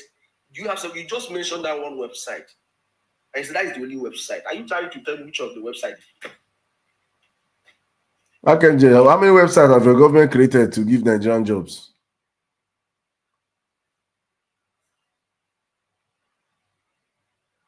I think you are referencing this Leap. I think the website is you are referencing Leap, where opportunity meets potential. So, what do you say? Your friends applied for the program and they didn't get a job. I don't get. We have Leap job portal. Hold on. You ask a question. Let's help you out because now yes, say you did here. You have Leap job portal. You have Leap Digital Academy. You have remote work. You have Center for Learning Space. You have Leap Job Fairs. You have Digital Nomads. And you have the VEP. So is it remote job you want that they will look for, or is the job portal they went to that they didn't see anything coming out from there? Because, a lot of people, just like the way they say student loan is a scam, they don't do these things, they will just lie. People lie a lot. So this is the website that is working. So I don't know which one you are talking about that is not working. A lot of people are getting... The website can be working. Is there a job on the website? That's the problem. Not the website is working. Request for job. This is the point. Here is the point. This is how Leap works. Welcome to Leap Job, the official labor platform of the Federal Republic of Nigeria. Here, you give your job title, the kind of job you are looking, the location you are, find now. So you can look for job. Let me say I'm looking for IT job. IT. Location. Let's say Lagos. Or let me put Abuja where I am. Abuja. Okay. Then you find if there's any job location, if there is job in Abuja. Find job. Search job in Abuja for me. So if there is a job in Abuja, it will display on the portal. So I don't know what your... As you're searching, is there a job in Abuja for you? Yeah, let me show you now. Latest, so that everybody will see. Latest job. Head of Human Resource, one vacancy, full-time job is available. Then there is marketing. I'm talking of pharmacy, medicine, and nursing. Stop using IT. Wait now. Just search for a pharmacy job. Just search for a pharmacist. Oh, you ask a question. Maybe there is no opening for pharmacy yet. They won't put it there. If there's opening, they'll put it there. But why did Now, you give me the website? Hold on now. Relax, let me finish. You ask a question so that people will know what, because you are trying to tell people that it's not working. You say the site is not working, that is a lie. So you have call center agents. There is 10 vacancy for that. You have a Call center. monogram expert. No, not like all these call representations. You have monogram expert, 2 vacancy. You have a manager, 1 vacancy. So if you say pharmacy, let me search for pharmacy now. Let's see if truly your friends look at it and they didn't see. Because you said, well, let me just recall you. I told you that there is No. doctors are The president is building hospitals and this, and they need these heads. I should tell my friend to apply to that government to get their job. I'm coming, pharmacy. Is it what do your friends want? Is it money they want, or they want to be working for federal government? Which one do they say they want to work? Because let me search for pharmacy job if there will be in Abuja. You know, remember this is Abuja, no data found. They don't have pharmacy job in Abuja opening currently. If he didn't day, he didn't day. No, wait now. Let me people can see that I'm trying to search the job opening. Honestly, you did a great job. In Lagos State as well. What is the website link now? Put the website link. Somebody say one job. You say there's one vacancy for 200 million people. No, that's not how it is. A lot of people will pick jobs there. If they pick one, they remove it. If they pick it, who knows? Maybe there's opening for pharmacy. Some people have picked it, but currently there's no opening for pharmacy. But I've searched for Abuja and Lagos. Let me search for data. Rivers. Let me just say Rivers. If there is opening for Akenje, let me move on to other people. So you keep searching. When you search and come back. The list of the technical schools that your president is building. Let's just forget about Okay, good. That one is Now not this working. is Godwin, thank you very much. I have to move on from you now. Thank you. Okay, let me answer this and we'll move on. There are 33 technical schools existing currently in Nigeria. You have Federal Science Technical School, that's FSC. Sorry. The president is building, not existing. Building. Sorry, Akenje. Listen to me. Akenje, wait now. I don't know what you are Akenje, doing. wait. There are 33 existing. They made it free. All those 33 now are free in Nigeria. And they give the student stipend. I said they give the student stipend. You don't even share. I don't know. Okay. Thank you, two of you. Thank you, Akenje. Don't do. If Sheyilo tell you something, that's not me. I come with receipt. Don't do. Godwin, thank you very much. He don't do. I have to meet you of you now. Let's move on. Thank you. It's okay. Send your brother there. They will make money. Oh, it's fine. Thank you very much. Let's move on. Family issues. APC. Family kitchen. Yes, good evening, everyone. Good evening. You just disturb me for the life. I don't bring you up. Welcome. You were smart enough. You didn't bring me up when I was actually boiling. So you don't calm down, Abby. So you made me laugh. And then I was okay. Brown girl, anytime you want to come back, request Mike. I'll bring you back. You see, when the lady that spoke before the man that is speaking now she said she feels very sorry to see how Nigerians are behaving like someone has a brain and emptied it and covered it back. When people defend Tinubu, I try to understand the angle they are coming from. And honestly speaking, I don't see it. And the argument that is all over the internet about Peter Obi saying he will leave Abga and he will not leave Abga. I'm even disappointed that is a topic. And when people are afraid to let a man that has shown them that it is possible to put Nigeria on the right trajectory, I feel so sorry for the country called Nigeria. As a matter of fact, people say we are not at war. Nigeria is actually fighting a serious war. It's just that the war is Nigeria fighting itself.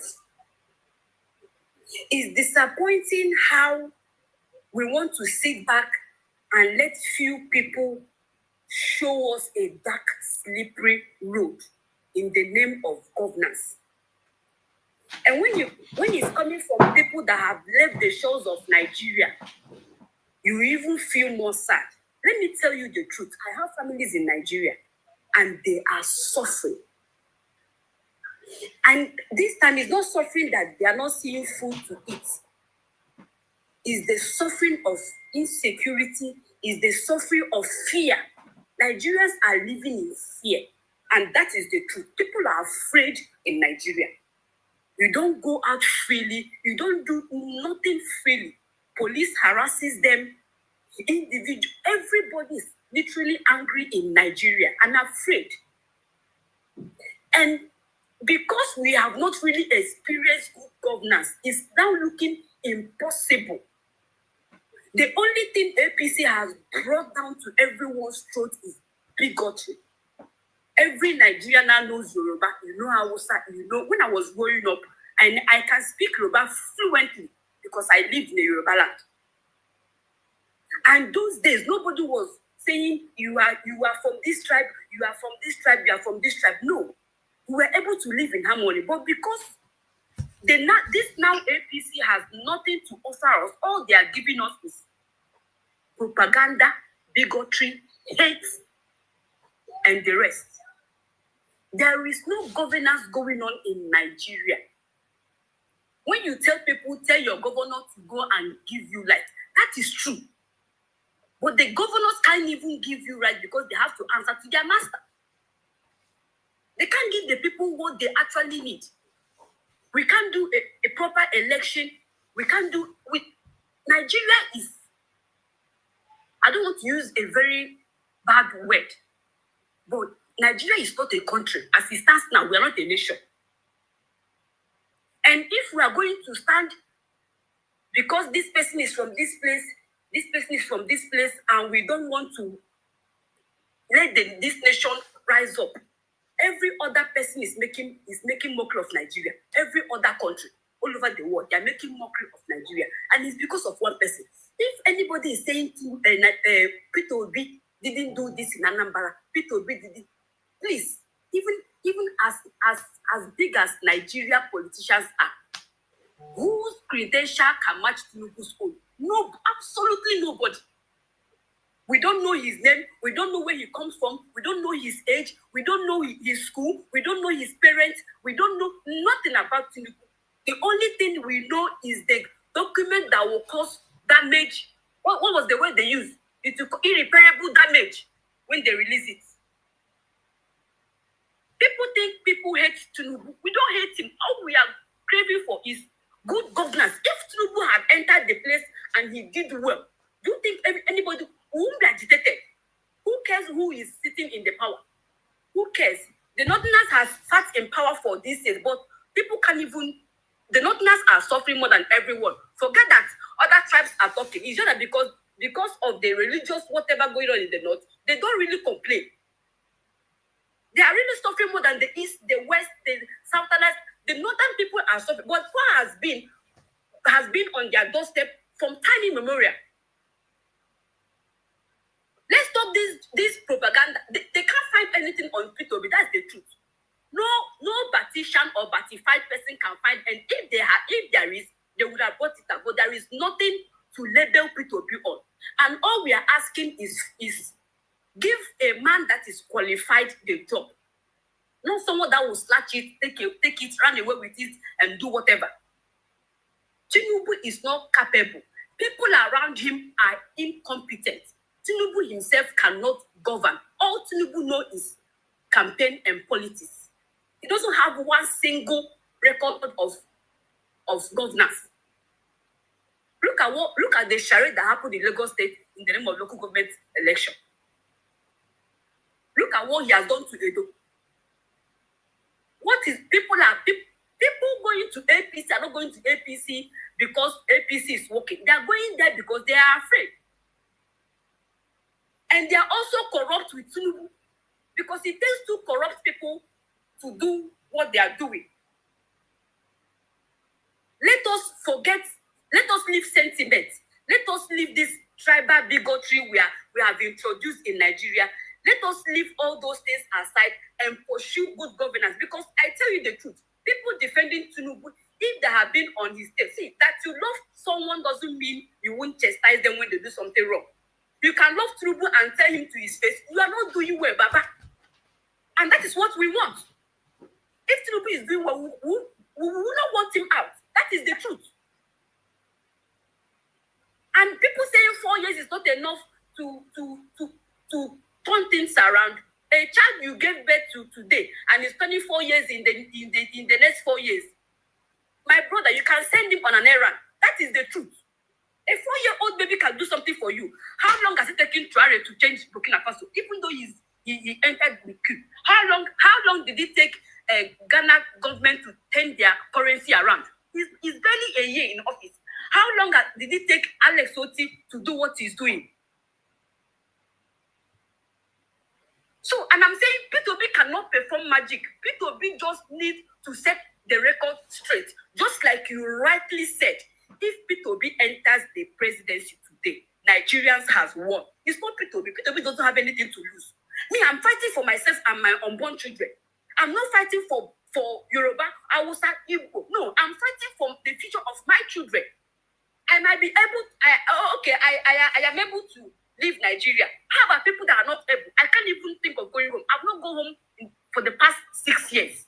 And I don't even have plan of going. The only time I want to come back is because I have my voter's card is 2027. I must come and I must vote. Thank you, my sister. Thank you. Thank you very much. Thank you. Very wonderful submission. Thank you. In fact, you deserve a round of applause, honestly speaking. Let me find that emoji and give it to you. Wonderful. You spoke truth to power. This is what it means actually speaking truth to power, not propaganda to power, you know.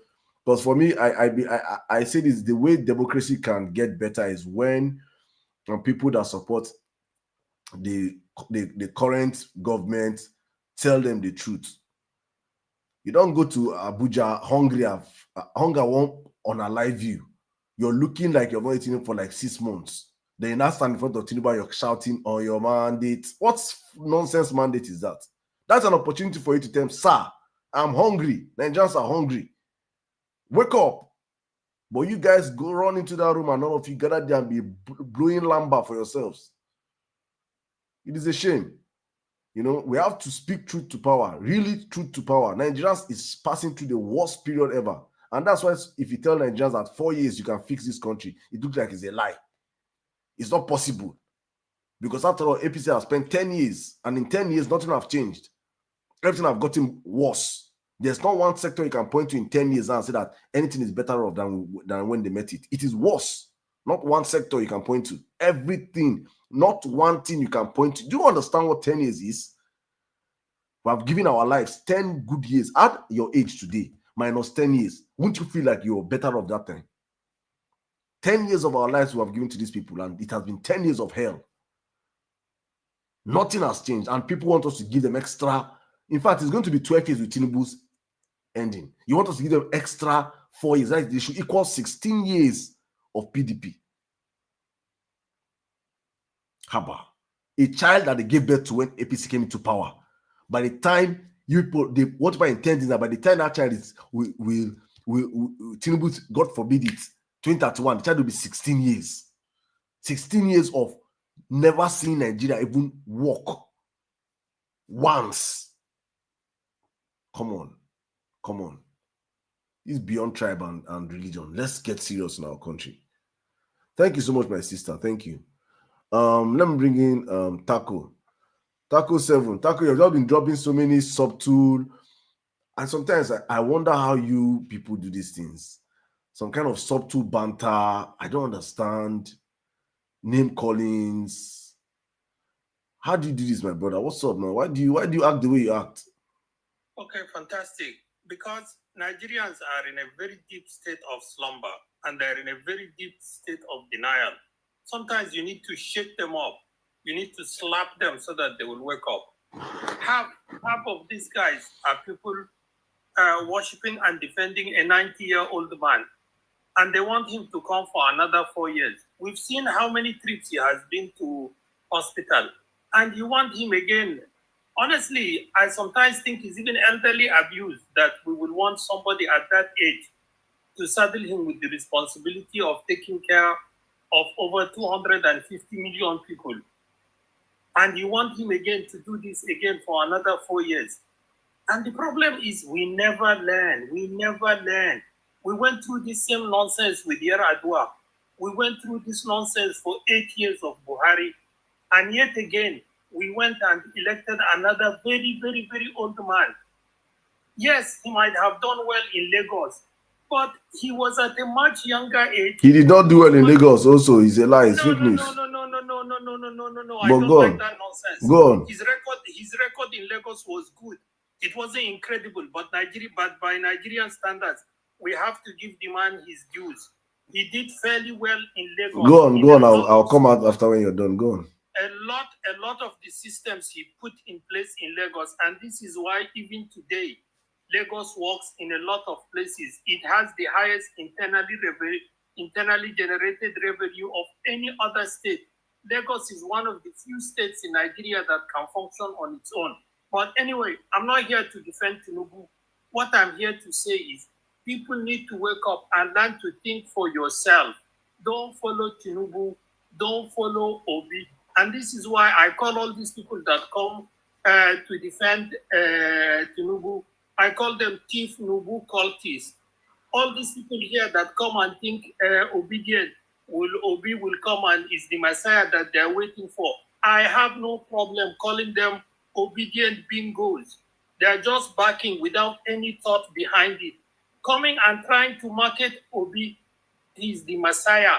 He will not deliver anything fantastic for you. This is a homeless politician. He's one of the main advocates of political prostitution in Nigeria. One day he's in one party, the next day he's another party. One day he's forming coalition, the next day he's jumping to another party. What kind of politics is this? It's only in Nigeria you see somebody that is looking for a platform to just deliver him the presidency. Peter Obi has no problem working out a deal with the devil if the devil will put him in power. Is that the kind of person you will be sitting down and trying to convince everybody is the Messiah that Nigeria is waiting for? What is wrong with Nigerians? Why can't you think for yourself? I vote for candidates. I don't even vote anymore for political party in Nigeria. I can vote a PDP governor. I can vote a APC president. I can vote for any person, individual, because political parties in Nigeria are meaningless. The same politician you will elect him today under APC. Tomorrow, if he see the best thing for him and power is PDP, he will go to PDP. Next tomorrow, if he see PDP is going down, he will go LP. Why are you as an individual? Taco, you just contradicted yourself. I wanted to hold you since, but then somebody just posted and said, no, hold it. I'll give you 1 minute, 30 seconds. I'll give it back to you. Yeah, but you had my time because honestly, I'll give you back your time. You just contradicted yourself. I was expecting you to come out and say Peter B is a thief. Peter B did this, Peter B did that. All your arguments was that he jumped different political party. And you now come out and you're now saying the same you. You don't vote for individual because of political party. You vote for individuals, not political party. So why is your problem with Peter B that he jumped from political party when you now are insisting and saying that you don't look at political parties?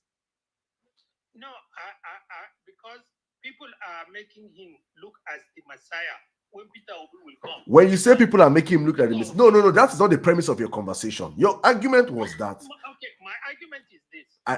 Wait, I will come. I'm coming. I will come to the Messiah angle. And be independent. You accuse this man. If I was listening to you as an outsider, and I was like, this man jumped from political party to political party. I hate that about him. Then, it is no, he didn't lie. It's true. It's true. Even if I can explain the reasons why, then you now come back and end. I'm not just no. Taco. You just ended your submission by saying you don't care the political party a person gets to, because in Nigeria, political parties are just vehicles for people to achieve their political aim or ambitions. That is what you said. So you don't have a problem, but for Peter Obi, you have a problem that is jumping parties. No. Tinubu jump parties. Atiku jump parties. Every politician in Nigeria have been jumping parties. How many times did they jump? Atiku, let me give you Atiku. No. Let me wait. Tinubu started in SDP. He entered AC. He left AD, and entered ACN. He destroyed AD and entered ACN. After ACN, he entered this thing, APC. 4 parties. P2B went to no, please don't. Wait. You try to get nomination for PDP. I'm coming now. Wait. Taco, wait. I'm just giving you. You see what I don't do is propaganda. I'll give you facts. I'm giving you Tinubu went to have been in 4 different parties. P2B started in ABGA. He went to PDP. And he went to LP. 3 parties. Tinubu 4. Atiku started in PDP. Atiku started in SDP. He entered PDP. From PDP, he went to ACN. From ACN, he went to APC. From APC, he went to PDP. From PDP, he has gone to ADC. 6 parties. 6, Atiku. Atiku is not who is. Exactly my point now. I don't listen to me. I'm coming. Have no loyalty. No, Taco. I am not. And listen to me. Taco, wait. I'm going to give you back your 1 minute 30 seconds. I am not judging Atiku based on his moving across parties, because I understand that he has a political ambition and he wants to fulfill it. I don't have a problem with Tinubu jumping parties either. I understand he has a political appointment and wants to fulfill it. I don't have a problem with P2B also jumping political parties either, because he has an ambition and he wants to fulfill it. It is Nigerian politics. We don't do party of ideology. There's no ideology in our parties, apart from maybe APC, that our ideology is to unalive, to destroy, and to steal. That's APC ideology. There's no other party that has ideology. No, it is true now. It is true now. What have APC done? There's no ideological difference between APC and PDP. No. All parties of convenience. No. And they change according to whatever will work. Okay. Take your 1 minute. Let me give you 2 minutes. Go on. Okay. So in fact, let me give you 3 minutes. You are just exactly saying what I'm saying. Our politicians have no loyalty. Our political parties has no ideological bearings. They are not constant, and they don't have one particular stand. In the big parties, the one political exception, perhaps, could be this Conquesia movement, which has been always behind the so-called Talakawa. Otherwise, how can you justify a Labour Party bringing a multi-millionaire and in Naira, a multi-billionaire to come and lead a Labour Party? What kind of nonsense is that? Only in Nigeria will you have this kind of nonsense. My own is be independent.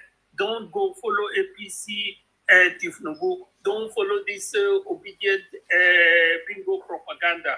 Learn to listen to yourself and learn to think what is good for you as an individual. This tribalism, this nepotism, it is all inculcated in them. Don't listen to any obedient that will come and tell you it is Steve Nubu who brought tribalism in Nigeria. It is Steve Nubu who encouraged bigotry. Go and ask any Northerner what they think of Peter Obi. People don't even know him. He doesn't even have any recognition. And he has not made any effort to move himself to the other ideal. What will you come and tell them tribalism?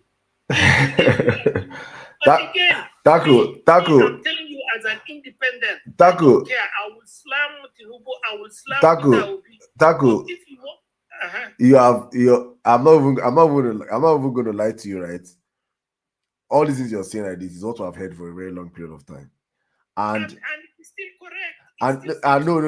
It is very, very, very. Let me read something to you now. Let me just read to you something. Let me know it. I'm coming. This is a post I made. Earlier on. I'm coming now. Let me wait now. Just calm down. Let me read the post I made today. I'm quoting two Northerners. Look at it. I'm quoting two Northerners. Listen to me first, and let me tell you the Northerners I am quoting. These people are more influential than you are. They could be more influential. So their words. Wait. Their words. Wait now. Listen. Taco, listen. Their words hold more water than you. You're faceless. I cannot see you. These people have face. I can identify them. They have followers in their millions. Listen. Let me read for you, please. Listen. Somebody wrote. Malam Jabri wrote. Peter Obi is not known in the North is the most delusional statement ever. Bashar, listen now. Why are you in a haste to rush? Wait now. This is just what you just said now, and I had to break it down to you. In quotes, Peter Obi is not known in the North is the most delusional statement. Then this is Bashar Ahmed, OON. Buhari's past May, AD. Honestly, events and reality are pushing more people to know about him. See, so when you bring this your propaganda, I just laugh. No. Taco. His data performance in 2023 elections. Bring his performance. What is the year? What year are we in, please? We're in 2025. So I should bring data of 2023. Because that's the only data we have. No. That is elections and his popularity in the North. That is the actual substantive data, not opinion. And go and I'll tell you this. Are you aware that Peter? Are you aware that Taco is Plateau State not? Plateau State. Is English? No. Listen, is Plateau State not? It is not called North. It's Middle Belt. Okay, so it's not North. I'm putting you on record now. Is Plateau State not? Well, it is like I told you. Technically, are you talking about North and South? Is Plateau State in the North? If you are dividing yes or no, just yes or is Plateau State in the North? North and South, yes, it will be considered Northern Nigeria. Is Nasarawa State? Wait now, is Nasarawa State in the North? Okay, let me explain this to you. Taco, answer me. Is Nasarawa State in the North? Again, technically yes, but I'll tell you why. Okay, it's technically. No. Wait. Taco, wait. Before you explain to me, let me explain to you. Peter Obi had more votes in the North than Kwankwaso. Yes, Kwankwaso is a Kano enclave. That is it. He's in Kano. So we agree that Peter Obi had more votes. So Kwankwaso that you came up now and brag about that is known. Peter Obi had more votes than Peter Obi had more votes than Kwankwaso in the North. Yes. But let me tell you the difference. The people that voted for Kwankwaso in the North voted for Kwankwaso. Oh, the people that voted for Obi in the North were voting against a Muslim ticket. Okay. See, there's no agenda. You see, you're not bringing your agenda. Agenda is reality. Reality is okay. Because like I said, my own people should not buy into propaganda and they should not be cultist followers. Okay, Taco, thank you. Taco, can I ask you a question? Do you know that when Peter Obi was governor in Anambra State, that he made Anambra State the safest state in Nigeria for 5 years? Yes, again, he had a fairly good record. I won't take that away from him. It's not propaganda, B. No. So as I'm campaigning on him on that, I'm campaigning on him on that. Why should you say I should not? Why should you say I should not sell that to Nigerians? Don't you want Nigerians to be safe? Okay. The problem is you try to make it look like he's the Messiah. He will solve all of Taco, have you seen me? Have you seen me here say ND? Have you ever heard me call Peter Obi a Messiah? The problem is this. The problem I have with you is this. You have a problem admitting the things good that Tinubu did. Tinubu has an equally good record in Lagos. Taco, like it or not. Taco, I'm not admitting. Taco, listen. Taco, let me break this down for you. Let me break this down for you. Lagos was once the capital of Nigeria for 70 years.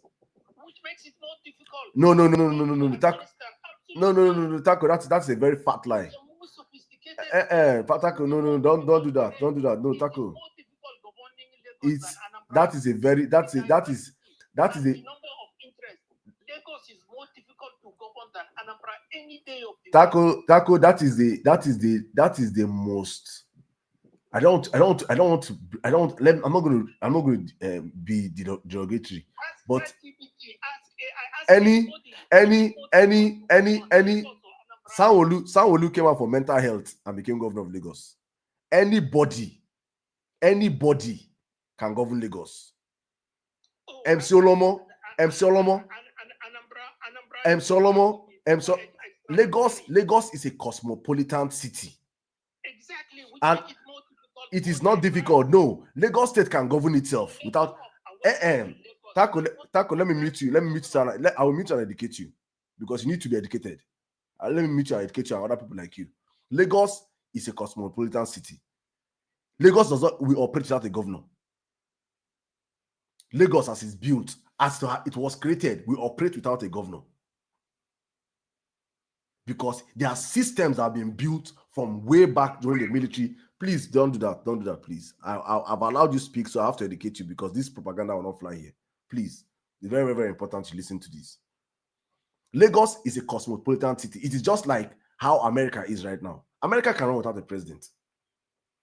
Do you need policies to probably straighten the things that are on ground? Yes. That's why you need leaders.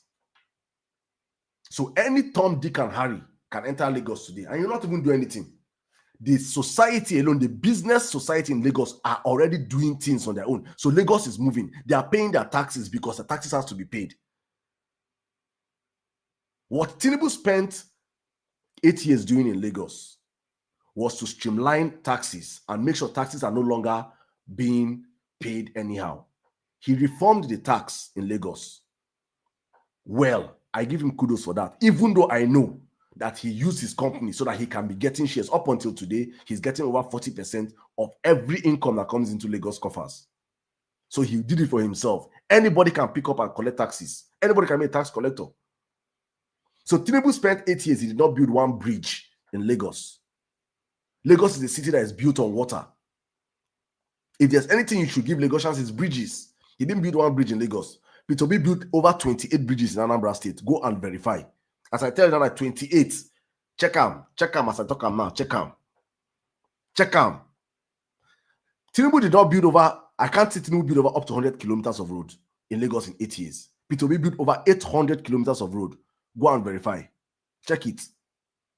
Anambra was the most unsafe state in Nigeria. Evans the kidnapper that you know was operating in Anambra State. When Peter Obi became governor, he pursued him and his likes. They had to relocate to Lagos. Anambra became the safest state. Look at it in my background. Look at the name of the Inspector General of Police there. Mohammed Abubakar. For 5 years straight, Peter Obi turned Anambra State the safest state in Nigeria. He took Anambra State in education from number 20-something to the first in the country. Consecutively, all through even when he left, he had to continue with his assistant. I can go on and on and on and tell you things Peter Obi did across every sector. The healthcare sector, the first open heart lab in Nigeria. I can talk about the building the Anambra State Teaching Hospital from ground up. I can give you all the things Peter Obi did, and I will ask you a question: what transformative change did Tinubu do apart from BRT and reforming of taxes? They will tell you LASMA. They will tell you reform in 8 years. Lagos started seeing true change when Ambode became, when Fashola and Ambode became governors. That's when you see the real changes in Lagos, not under Tinubu. Tinubu did not build anything infrastructural wise in Lagos. Facts. You know what they call blueprint? Exactly. That's what then you not hear they say Tinubu spent 8 years. They say it is exactly. That's why people always say Tinubu spent 8 years creating blueprints. Meanwhile, let me end with this. Let me end with the Babati. What is blueprint? Blueprint is what people give Tinubu now, Mr. Blueprint. Let me end with this. Tinubu spent 8 years creating blueprint for Lagos development, according to you people. Meanwhile, the biggest infrastructural project in Lagos today as we speak, the biggest infrastructural project in Lagos as we speak today is still the Third Mainland Bridge, built by the military. I beg your pardon? The biggest infrastructural project in Lagos today. Don't give me Eco Atlantic. Eco Atlantic is not functioning. It's the Third Mainland Bridge, and it was built by the military. Have you seen the blue rail? What are you saying? How many kilometers is the blue rail? How many kilometers is the blue rail? How many kilometers is the blue rail? How many kilometers is the blue rail? How many kilometers is the blue rail? How many kilometers? Archangel, how many kilometers is the blue rail? Put me to shame. You are comparing the blue rail line with How many kilometers is the blue rail now? Archangel, how many kilometers is the blue rail? Hi. See, no, don't respond. Babati, you see the. Ghana doesn't have a rail. But you say what? Ghana, do they have a rail? That Ghana doesn't have a rail. Are you going to compare? Are you comparing? The economy of Lagos is far higher than Ghana. The economy of Lagos is far higher than so many countries in Nigeria, in Africa. Sorry. So what are you talking And about? it is not Tinubu's doing now. No, Babati. No. The economy of Lagos have been higher than that of economies of nations, even before Tinubu became governor. It's not Tinubu's doing. Oh my goodness. Say that lie. Say that lie. Say that lie. How is it lie? All the headquarters, Babati, all the headquarters of I have Taco. I have stayed here and I've acknowledged the good side of Tinubu. What I will not acknowledge is the propaganda of Tinubu. I will not do that because that's what Tinubu have sold for Nigerians for the past.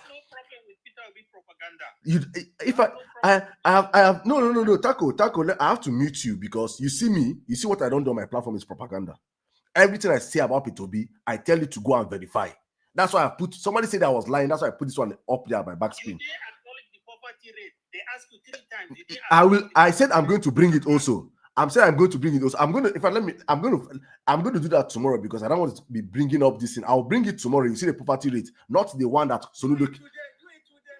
No. I will have to drop it. If any of you, please, I will drop you people. I will drop you people now. Please don't interject me. You people are not going to bump my head.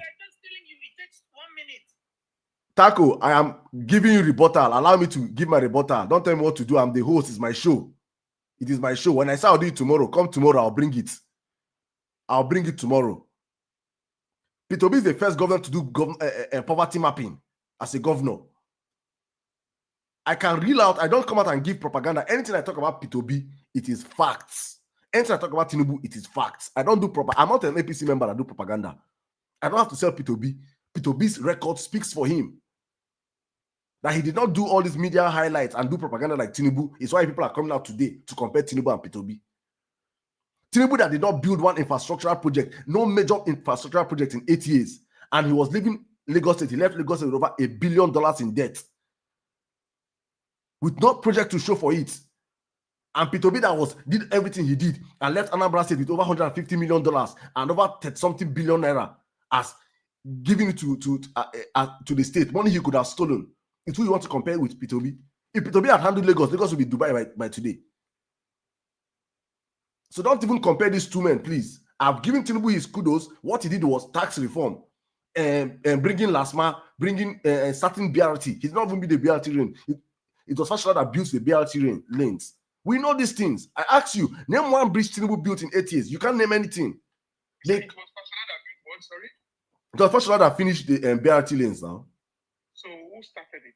It is always, that's why I said that Tinubu started. I did not say that he not. I say he started. That's why I said, what is the blueprint? Babati, look, listen to me, Babati. I give Tinubu his kudos. What Tinubu did, I will say he did. What I will not do is give. What I will not do. So okay. So therefore, because Tinubu brought Fashola and Ambode, therefore their projects are his projects. No, not necessarily. But it's part of it. Like if you bring somebody who does something, you definitely deserve part of that credit. He didn't only bring him; he was a mentor to him. Fashola himself will tell you they were his boys. All right, somebody just dropped it for me right now. I said 27-kilometer blue rail. That's a 5 minutes drive at 100 kilometers per hour. The blue rail is just 27 kilometers. And you see the problem with Nigeria is that because do you know where the blue rail is going? As it let it end first now. Let it end. Saddam, but you can see it. I am giving. Listen, Show me. Babati, if I come out and insult Sanwo-Olu, Babati, if I insult Sanwo-Olu, I have a problem. The only problem I have with Sanwo-Olu was NSAS. I cannot come out and say Sanwo-Olu has not done something right with the blue rail. I cannot give blue rail to Tinubu. Tinubu did not build blue rail. That's the. You see people blueprint. Oh my goodness, Babati, please. Nigerians are not stupid.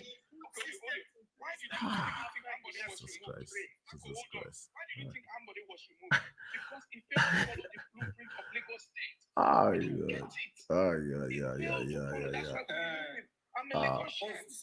Can I speak now? Can I say it's my turn to speak? We need to understand the difference between infrastructure. It's my turn. Taco round up. It's my time. Okay, for you to put a system in place that even after you leave, that system will continue going. Sometimes it's more important than physical infrastructure. Nobody can take away from Tinubu the fact that he put systems in place that regulated and minimized a lot of the mismanagement. He upgraded a lot of their systems. He made them more dependent on much more automated and computerized systems. Those sometimes are more even difficult to do and maintain than building a bridge. In 8 years. This is the problem. Of course, 8 years. Do you know how long it takes to dismantle old systems and change them to new systems? Taco, I appreciate it. Taco, I appreciate it. What I'm asking you is that as he's creating the systems, what is stopping him from building infrastructures? Well, again, it is not his strong point. He didn't do too well in that sector. But Peter Obi did not overhaul the systems in Anambra. You lie. Taco, you lie. Taco, let me mute you. Taco, you lie.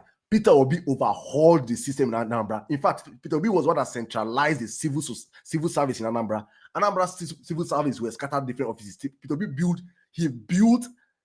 In fact, tomorrow I'm going to bring evidence. I'm tired of this. I have to bring evidence. Peter Obi built the whole.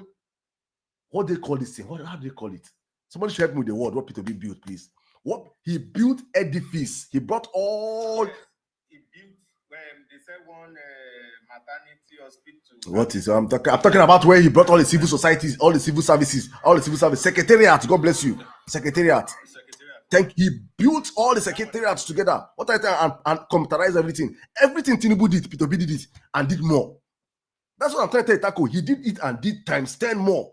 So you don't give me any excuse. I tell me only blueprint. Please, let me go to the next speaker. Taco, thank you. I'm a cult member. No problem. What is the population of Anambrans? When Peter Obi was there, what is the population? That one I don't know. If I know, I'll tell you. So go and check tomorrow. And the population of Lagos. No problem. I have to move on. I have to end this live now, guys. I have to end this live now. Akenje, wait. Akenje, you don't have anything to say. You have already spoken before. Why are you up? I bring receipt for you now. Which I receipt? You tell me bring receipt. I want to make a call person before I come to you, I beg. We'll see Emeka coming. Wait, I beg. Akenje, wait. I don't want to work any. Bring him tomorrow. We'll see Emeka coming, I beg. You won't come carry propaganda, break my head this night before I go sleep. Akenje. With Nameka, you know the Abeg. Make way. Guys, thank you very much. Abeg. I'll bring okay, Sting J. Let me bring it. You are scared of the truth. Bring it tomorrow. Bring it tomorrow. I won't sleep. I don't want to see anything now. You won't carry light. You won't carry more lights. Wait, Sting J, come in 3 minutes. I don't want to see. Sting J, come in, Abeg. Akenje, wait. Make this guy speak now. You have been speaking. Wait. Good morning, everybody. Good morning. I've been following the conversation. One thing I like is in conversations like this is to please Angels mute now. Is to listen to them how they contradict themselves in making their comments without knowing that they contradict themselves. Now, while talking, I'm going to take them back home. They've been ringing this bell of this present administration removed subsidy. They've done well with removal of subsidy. And one question I ask each and every one of them that used to make this comment. This same subsidy, GEJ removed the subsidy. And this same man and his gang shut down this nation for GEJ removing subsidy. Now, they said he built Lagos. The major infrastructures, their reels in investment and investors, all the indices were already established in Lagos. Now, the other man was talking here just now that, yes, of a truth, if you bring somebody, it then means that you must take the credit for the person you brought. It is all over the news. You said, what is it called? This man had the blueprint of Lagos State. He has a blueprint of Lagos State. Go and find that. Mr. Terry Wire is on the news everywhere. He went to an office in one of his military governor friends then, I'll be one of his military offices. He saw the blueprint of Banana Island. He approached the guy. That's how Banana Island started. It's on the news. One of the, apart from the Eco Atlantic that is in play right now, the most expensive place in that Lagos is Banana Island. And the blueprint of Banana Island was never introduced by Pat himself. So why are you guys not even telling the truth? You say, okay, he brought Fashola, he brought this, so he should take the credit for that. So we should say he should take the credit for the failure of Buhari because he brought Buhari in based on propaganda. You are saying that the obedient or the supporters of Obi, they are propagandas and da. Do you know the grandfather and patrons of propaganda? Even when they finished with GEJ, when they saw things, they later came up to say that of a truth, GEJ's policies were okay, they were working, but it was all politics that they did what they did to him. How many times have we told the people, go and check? The man PO has said, do you know what? You are talking about systems. Go and check. Print media, what is called electronic, what is it called? Advertisement in the Lagos State. Who is manning it in that Lagos State? So sometimes you people, because this is my own, you all are so blinded, you are so deeply involved, deeply rooted to ensure you support the man that is bringing hardship on the people. It is private investors that are thriving in that Lagos State, and they are thriving not because of any other system that they say is BAT that put the system in place. Those systems were already functional before BAT came in. Is it BAT that put UBA headquarters in Lagos State? Is it BAT that put First Bank headquarters in Lagos State? Is it BAT that put the Murtala Mohammed International Airport in Lagos State? Is it BAT that put the Tinkan Port and the Apapa Port in Lagos State? So why are we acting? This man knew there was money in that system. So when he came in, he put up a system to reel the monies to himself. So why are we all acting as if he's doing the people good? You are talking about the economy of Lagos State. Do you know the people making the economy in Lagos State thrive? So sometimes we just talk as if, see, back to back, go and find that. The reason why you cannot even compare Lagos State with Anambra, first of all, in terms of privileges and opportunities, you can't put Anambra in Lagos State head to head. And I tell you for free, if Anambra and Lagos State was head to head, I don't think Bat will see the backside of that Anambra State now. So what are we saying? All right. Thank you very much. Thank you very much, Stingy. Thank you. You know, many people don't fail to understand that Anambra State was created in just 1991. Let me quickly come in, Saddam. No, Akenje. No, Akenje. Wait. No. Many people don't know that Anambra State was created in 1991. In 1991, that was when Anambra was created. That time, as of then, Lagos is the capital. Lagos is the capital of Nigeria. You know, it is crazy. So don't even compare both states. It's insane. Anambra na forest, Lagos na city. You know, but thank you so much, guys. Thank you so much. We have come to the end of today's show. Okay, sorry, I want to say something. No, my sister. No, if I allow you to speak, another person will speak. You can't be telling me to shut up and then you want No. My sister. No, if I allow you to speak, I have to allow other people to speak. Please. Ibush can fight in the comment section. Everybody go round one. Fight, comment section. But for Mike, and if you open your mic, you will lose. I just disappear you go to abyss. Thank you so much. Who is opening his mic? Who is that? It's me. Bye. If you open your mic, I drop you. Go to comment section and fight. Thank you very much. Thank you very much, guys. Oh my goodness. Hey, I don't go sell my time today to these people. I beg more they go. Bye-bye. Guys, I'll see you guys tomorrow. Saddam, you don't try. Hey, Baba T, my brother. Thank you. It's good to have you back here. You so much. Thank you. So much. Thank you, guys. All right. Thank you, Baba T. Thank you. Saddam today. Bye-bye. When I go continue our comment section. All right, well, guys, thank you so much. I see every one of you. Thank you for joining us tonight. We'll be back tomorrow, 9 p.m. Nigerian time. As always on the platform, we'll keep talking about our country. We'll keep bringing out these facts for Nigerians to deliberate and discuss. Do not cower. Do not allow anybody to gaslight you. Nigeria belongs to every one of us. I hope we can grow above tribalism and bigotry in our country and understand that good governance is indeed possible. In 4 years, you can change this country.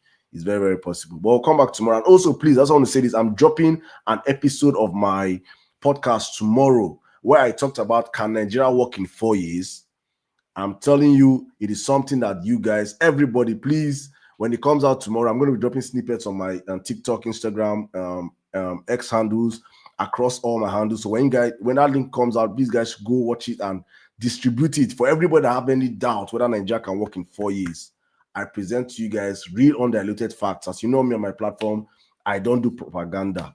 Hopefully I'm going to drop that video tomorrow by let's say probably by midday, maybe 2. Somebody's asking what time, please. Probably by 4 p.m. Nigerian time, the video should be out. But we'll be back here tomorrow, 9 p.m. Nigerian time. We'll be talking about that video and more. But thank you to all of you that have come out tonight. All of you that I see you guys in your thousands, over 2,000 plus on other platforms, on YouTube and on X. Thank you so much, all of you that came out tonight on TikTok. Thank you to all of you that have joined us tonight. I don't even know how, I can't even call you guys names tonight because I've gone way beyond my time. I have to go and sleep.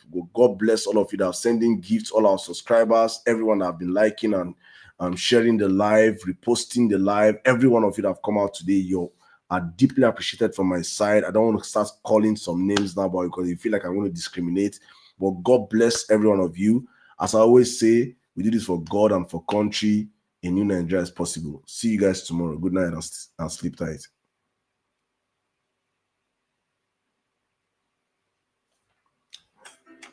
Good night, guys.